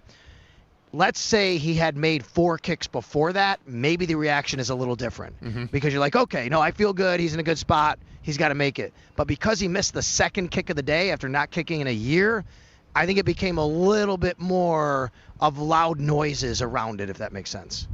Sal, we got a call or two on the stadium experience as well. For you, I saw Matt Bovee posting about this. The press box for you is open. You can hear sound, whereas the old one you couldn't. What was your experience like up there? It's not open. It's not open. It's closed with windows. Windows, okay. So there's small windows. The reason I say that, there are open press boxes, Joe, which means like there's literally no glass. Like you're part of the stadium. Yeah. It's mostly in domes though, right? If you go to go to New Orleans, it's no open press box. I think maybe LA has that. The Rams, it has an open press box, meaning there's no windows. You're literally sitting like a fan in the stands with no windows. Here, it's not open. It is closed, but they do have windows every I don't know. Let's see. I'm going to count 1, 2, 3, 4, 5, 6, 7. About every 10 to 12 panels. I'm not kidding. About 10 panels or so. And there's a few more there. Okay, that one's about 6 panels over. And then I actually watched the process of this. They have like a light switch up in the press box. One of the PR members of the Bills staff hits the light switch and holds it down, and the window electronically, moves, opens. And now it's basically like opening a window in your house where you can hear everything outside, but you're protected from the elements. And yes, I think it matters. As someone who's been down here on the field for the last 12 years, and I love the natural sound of the game, to be in a press box when it's a sterile, stale environment, that's, a lot different. So to get that sound and to hear that, it makes a difference, I think, to us in the press box to get that feel. And it was rocking in the stadium today. It sounded like it on the broadcast from the TV perspective, but in there, for a preseason game, it had to have been crazy loud. I thought it was very loud, especially early in the game when the Bills came on the field, when they made a couple of big plays early. You could feel people were into it. The energy was here. A lot of kids in the stadium today. A lot of people who aren't going to get a chance to necessarily come to the stadium or, wanted to come for the first time. And, let's see if they can come again sometime. Maybe they don't get back in here very often. So it was a nice day to see that from, people here. And, we've been building up this, the stadium for the last, years, and then the last several weeks. And then last week you had, obviously, what happened with the red and the blue, and then there was a lot of feedback and a lot of negative feedback from the obstructed views and things like that. And then there was pushback on that from people who were here and saying, come on, like there's not as many of those. But look, I think if you have any issue whatsoever that's a legitimate issue, of course it should be addressed. You should go to the Bills. They should address it. There's no doubt about that. I think the majority of the people, the great majority of the people inside this stadium today, at least from feedback I got from people who've never been here today, were really, really impressed in saying how beautiful it was and their experience was. It looked to me like the majority of the people stuck around to the end, too, for a preseason game that really it was never in doubt. This thing was over, and a lot of times you'll see people leave after halftime, but at halftime. It looked pretty full, at least from my perspective, watching it on TV, right into the final minutes. It's funny to say that, Brad, because it was the third quarter starts. I thought the same thing. Same thing. Here we go. Yeah, and Paul says to me, man, where did everybody go? Everybody left here. I said, Paul, it's a new stadium. They're walking around. Right. they're like in the concourses. I said, it's the first time they can actually go meet a friend in the other end zone. They couldn't do that before, right? I mean, like, seriously, that's what people were doing today. So they might not have been in their seats, but they didn't leave. They were here. They were out. There were people outside where the Bison are the whole day. It was packed. I will throw this in. I don't know that we've ever talked about this, Sal, but I talk about it a lot on the UB broadcast. That is the exact reason that if you're on the road, you want the ball to start the second half because the crowd is not there. They are ready for you in the first half. But in the second half, you're playing in front of a half-empty stadium for the first 5 minutes, 8 minutes or something, and that's when it's not a brand new stadium. So I always want the ball in the second half on the road. Yeah, for sure. I agree with that, and I've been in a lot of these stadiums where that's the case. And like you come out, a lot of times this happens to me. Like we do halftime stuff, whatever the duties might be at halftime, and suddenly you look up and you're like, oh, they're kicking off for the second half. I didn't realize it. Right. Well, that's me, and I'm doing my job. You're not in line. All the people that are at the concessions, right? The concession stands. I'm not in line to go to the bathroom or something, just waiting. Yep. Perfect. All right. Is there anything else you want to get off your chest before we let you go? No, I thought it was we'll get some updates on injuries. Yeah, please. No Cole Bishop today, no Maxwell Hairston today, no C.J. Gardner-Johnson today, no Ty Johnson today, no Connor McGovern today, and then during the game, DJ Moore. We'll see if there anybody else that came up with any injuries that popped up today. So we'll find out that next time the Bills convene, which might not be until Monday, by the way. Tomorrow's a Sunday, could have a day off. We'll see. The schedule's not out yet for the media, but we'll keep everybody updated on that. And then I know you guys are on, but Matt Bove and I are going to record. We're going to go live on a podcast on social, but we'll leave it at you guys. Keep listening to you guys is what I want to say because it'll be recorded. We're going to do it from down here on the field where I am right now, and we're going to put that out later at my YouTube feed at Sal Sports and, of course, wherever you podcast. All right. Sounds good. Thank you very much, Sal Capaccio, for your work today and always. And we'll talk to you very soon. There's Sal down at the stadium once again. Final score, Buffalo 29, Carolina Panthers 14, all around good performance, good weather, all of it. Well, it's a 1:00 game, so Yeah. you get a feel for if you were heading out there and you've only been to a practice at night, you get a feel for what this will feel like on a weekend heading to Orchard Park with the new stadium and the new parking and all that stuff. Cool. One thing I forgot to ask Sal, the sun. Will that be an advantage? There's a sun note in my phone, but I have 1% battery. No, that's fine. So I feel like right as I get to the Bills it's were gonna in not the work. shade by the end of the game, from what I noticed. So the way, especially in the wintertime, you're at a different angle, of course. The sun's going to be lower in the horizon. But it looks like the Bills did get some shade, if I'm not mistaken, from what I was looking at on the broadcast. All right. Well, hey, if you were a fan at the game and you've got thoughts on obviously the team and the performance, but the stadium itself, you are welcome to join us. There's a lot to take in today. A lot of it really good. Not much bad. 29-14. Bills over the Carolina Panthers in preseason game number 1 at brand new Highmark Stadium at 10 Bills Plaza. Yeah, that's what I've learned it's called. It's got to get back to one Bills You drive could at some change a point. bunch of the stuff. Just leave some of it. Leave some of it alone so that when I say the words, they don't make me sound like I'm ancient. All right, we got to take a break. We'll be back in just a few moments and continue with the post-game show again. 29-14, Bills over Panthers. I have multiple things that need to be accomplished in this. Joe, you have a great update after the commercials, and drag it out. All right. Because I'm going to be gone for about 5 minutes, and then I'll be back. Okay. We'll be right back. I'm Brad Ryder. That's Joe Kelly, and this is WGR.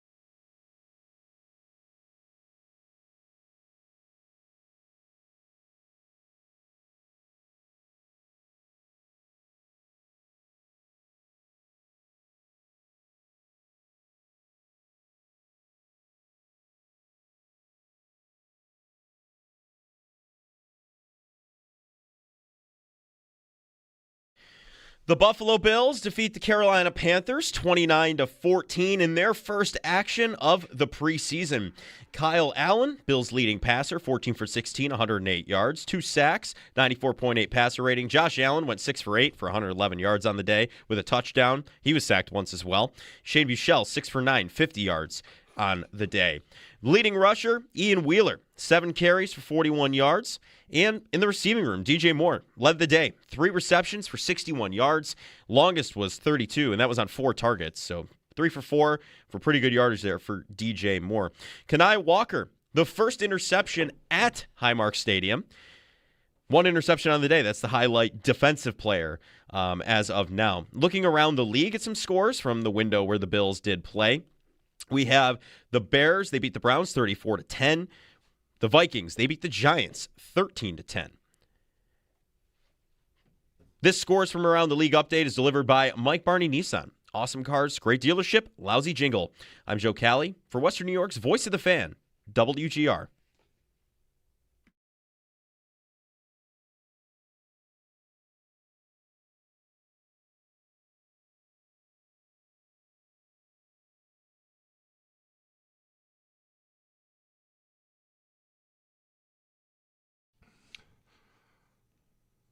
Post-game show continues until 6 here on WGR. The Bills knock off the Panthers 29-14. And you just heard a bunch of those numbers, but the offense looked great to start. The combined passing between the 3 quarterbacks, 26 of 33 for 245 and a touchdown. And all just very basic, simple, hey, I'm going to drop back and everyone's going to be open and I'm going to get them the ball. And that's how you wind up with Allen at 6 for 8.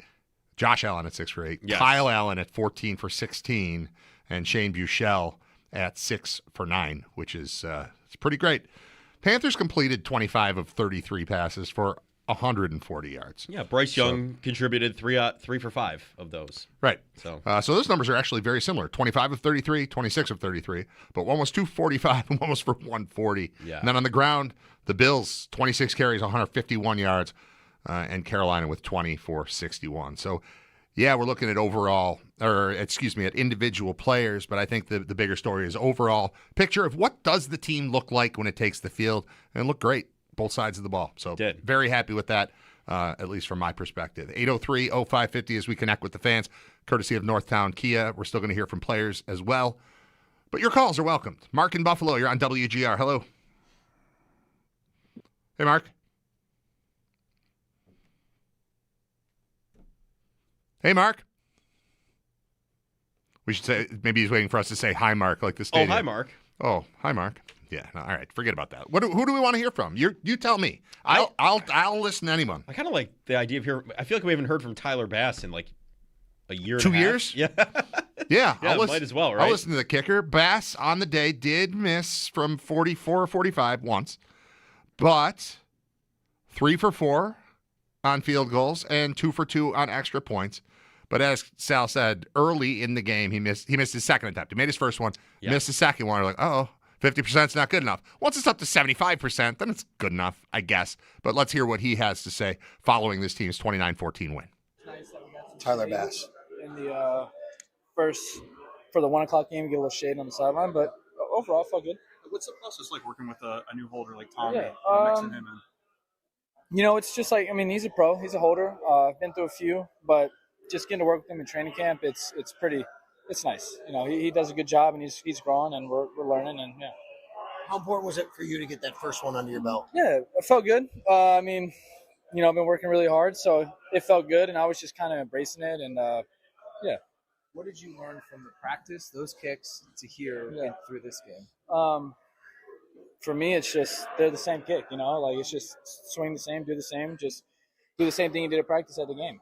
What about from a stadium standpoint? You getting any feels, or is that? Yeah, you just build confidence. The more you're in there, you just build confidence with it. And it did a good job of blocking out wind, and it felt good.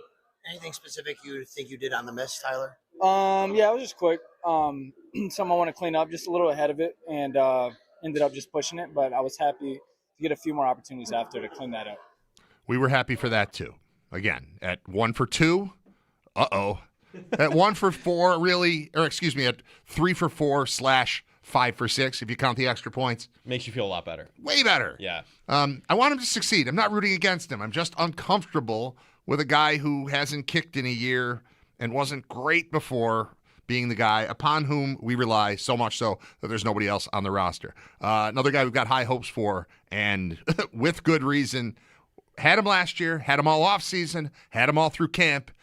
Deion Walker was a monster early in this game when he was on the field. Let's hear from the Bills' D lineman, second-year man, Deion Walker. Deion Walker. Literally see what it's supposed to look like and how it's when it's supposed to look like it.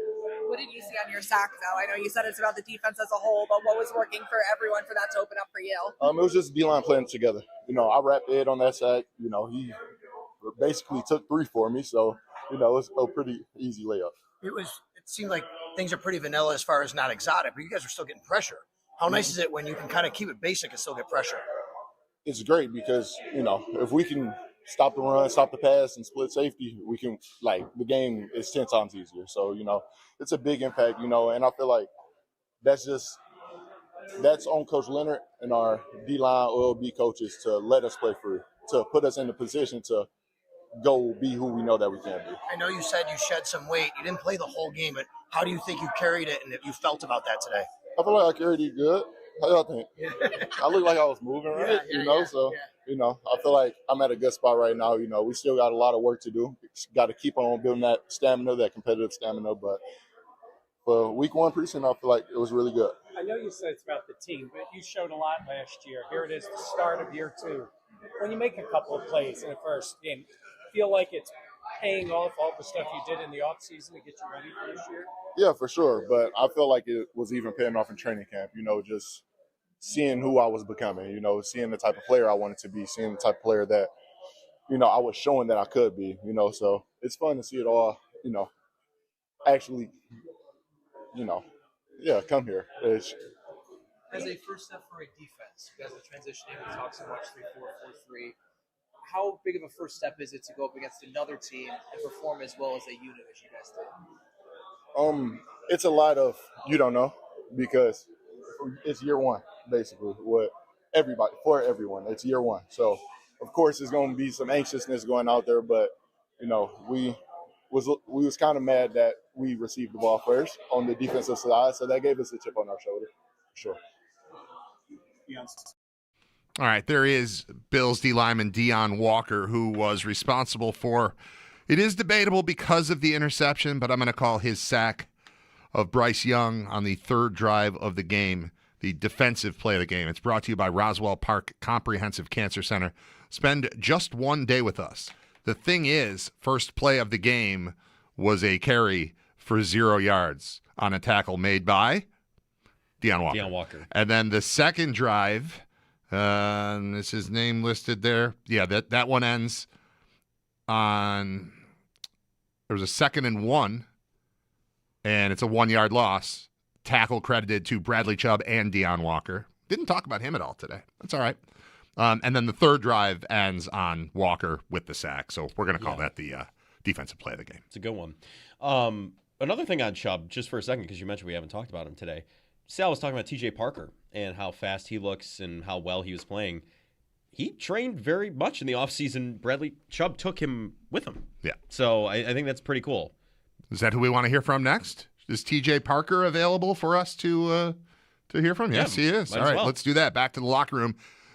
Bills rookie, TJ Parker. TJ Parker. Bringing it back to the sideline, really, just speed us up. So, when do you lean on those guys for information or insight? All the especially time. like Greg and Bradley. All the time. It don't matter what time of day it is. I lean on them as much as possible. And they feed me information as much as possible. And I'm just really trying to soak up all the information. They done seen a lot of football. They done seen everything that any offense can throw at you. So as soon as I get to the sideline, they're right there coaching me. This is what I see. This is what they see. And we collaborate and trying to figure out, where I can get better or what I need to attack next. So. TJ, every week seems like a new step, whether it's first practice, first open practice in the stadium, now preseason game. What do you think about this step for you personally? How it went for you? It went really good. I was super excited about, opportunity to just get out here in front of the fans and really show what I can do. and show my coaches and teammates what I can do, so they can count on me. And it was amazing. Obviously, I got things to improve on. You got to go back and watch the tape, see where I can get better at. But, it felt good out there to make a couple plays. Rookie linebacker T.J. Parker wearing number 99 for the Bills in his debut performance. 21-year-old, 6'3", 263 out of Clemson, and did have a sack in this game as well today. One of, was it 4 total sacks for the Bills? It was 4 at one point. I don't know if they added one late, but I know at one point 4 was the right number. Doesn't matter. Who else we want? Oh, we should take a break. I'm sorry. This says right here, take a break. That's what we're going to do. This is the Buffalo Football postgame show on the Voice of the Fan, WGR.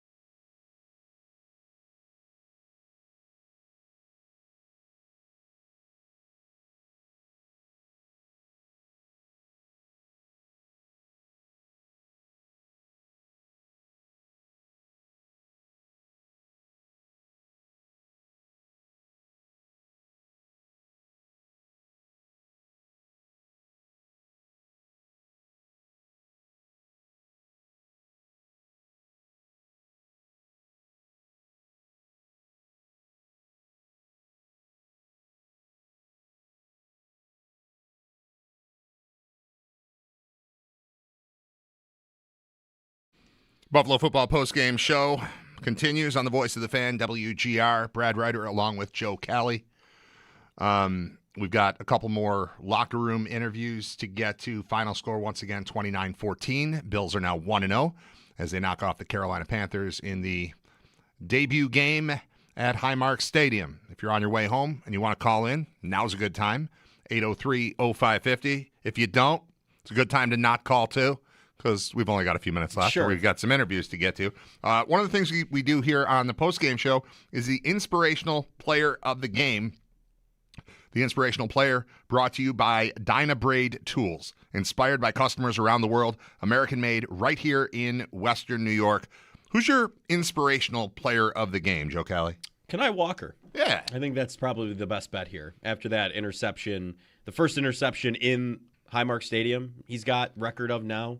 But just the fact that he's an undrafted free agent, the Bills pick him up and made a splash play in his first outing. You got to give it to him, I feel like. Yeah, and you saw Josh Allen going nuts. I saw a tweet that said, I think every single Bills player came up to Kenai Walker on the sideline to celebrate his interception. Yeah. His strong training camp and preseason continues. That's inspirational. 100%. Let's hear from the undrafted rookie defensive back, Kenai Walker.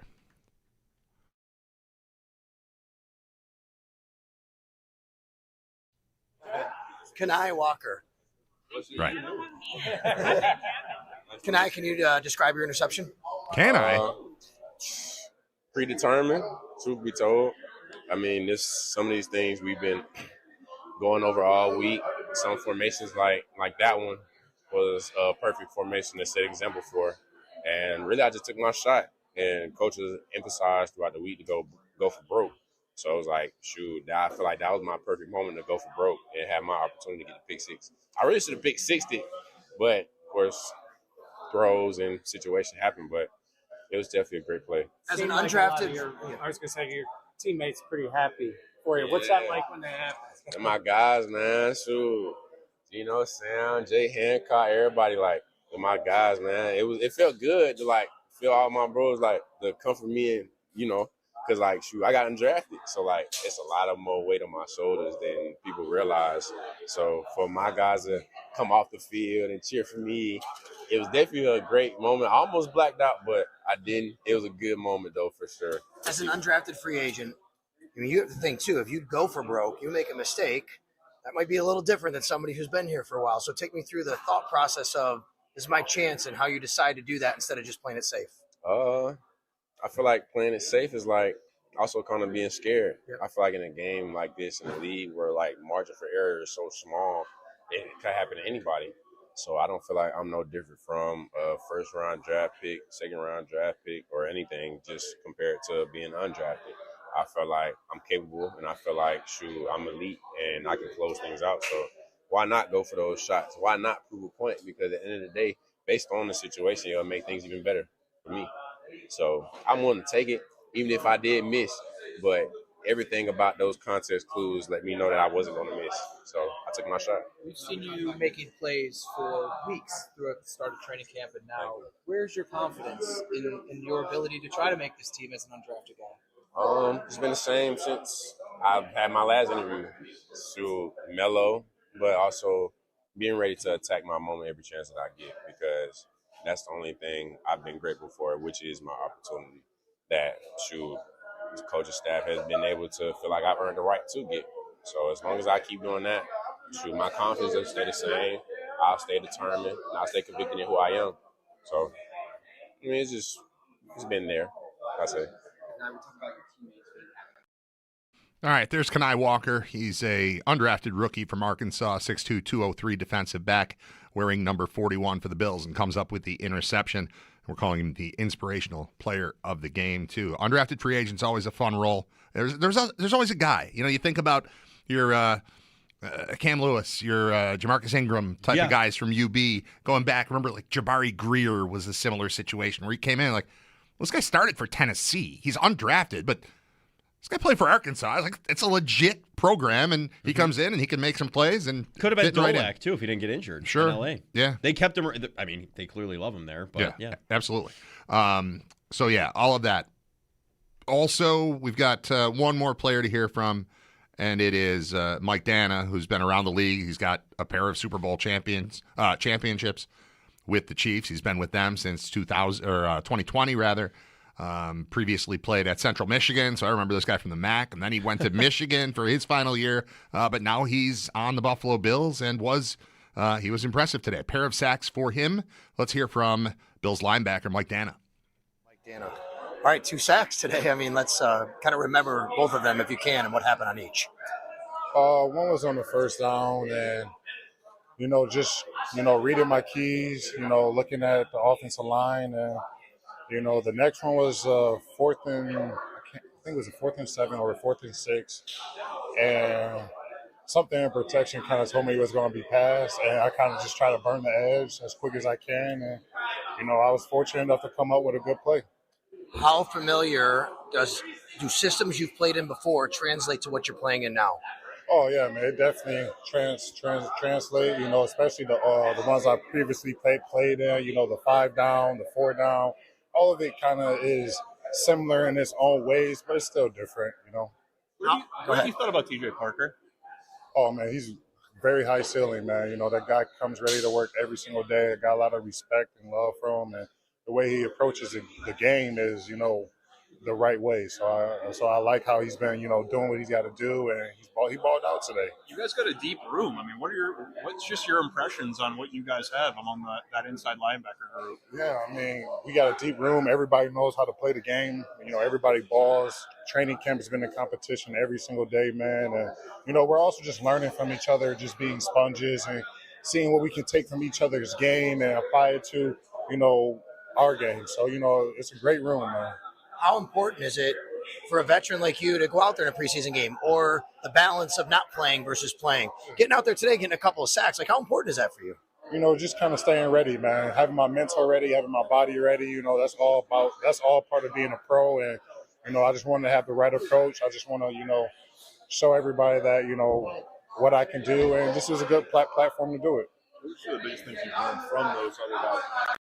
All right, there is Bills linebacker Mike Dana, who had a pair of sacks today in the 29-10 Bills victory over the Carolina Panthers. Or it's 29-14, excuse me. I said 10, and I don't know why. We've got a developing situation. What do we got? Catherine Fitzgerald of the Buffalo News overheard a radio call to security between drives that someone is currently trying to climb one of the Bison statues. Oh. Isn't that regular season behavior? I'm a little concerned my 12-year-old's out there. Oh, no. Oh, no. It's probably not him. Probably not. But he's faster than my wife. The two of them went to the game. He would be able to escape her, and that would be something he would do. But, probably not. Not in a crowd. It's something he would want to do, and I don't think he would do it. We're going to have that. Yeah. We're going to... Could foresee that potential. Yeah. Right. Surprised if Pat McAfee wouldn't climb up there. What about like a road team coming in? Oh. And like you beat them? It's going to get disrespected. You want your picture taken riding the buffalo, the bison, whatever you want to call it. It's like in Philly with the Rocky statue. That's what this is going to turn into. It might.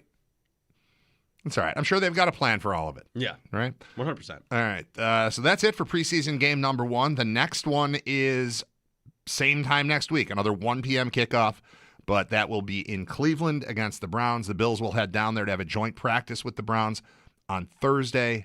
They'll have Friday off or a walkthrough or something like that, and then the game will be on Saturday. Then the final preseason game will be Thursday the 27th, just 5 days later. That's a 7 p.m. kickoff at home against the Steelers. And then it's time to get ready for football for real, where the Bills head on the road and then return for 3 straight games at that place that they opened up kind of last week, but for real today.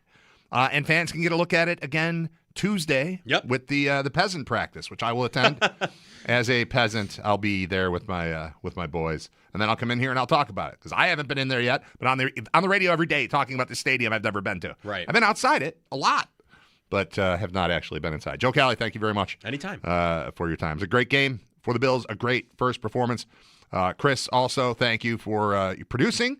Thanks to everybody who was a part of it all day long. Bills win 29-14, and you're listening to WGR.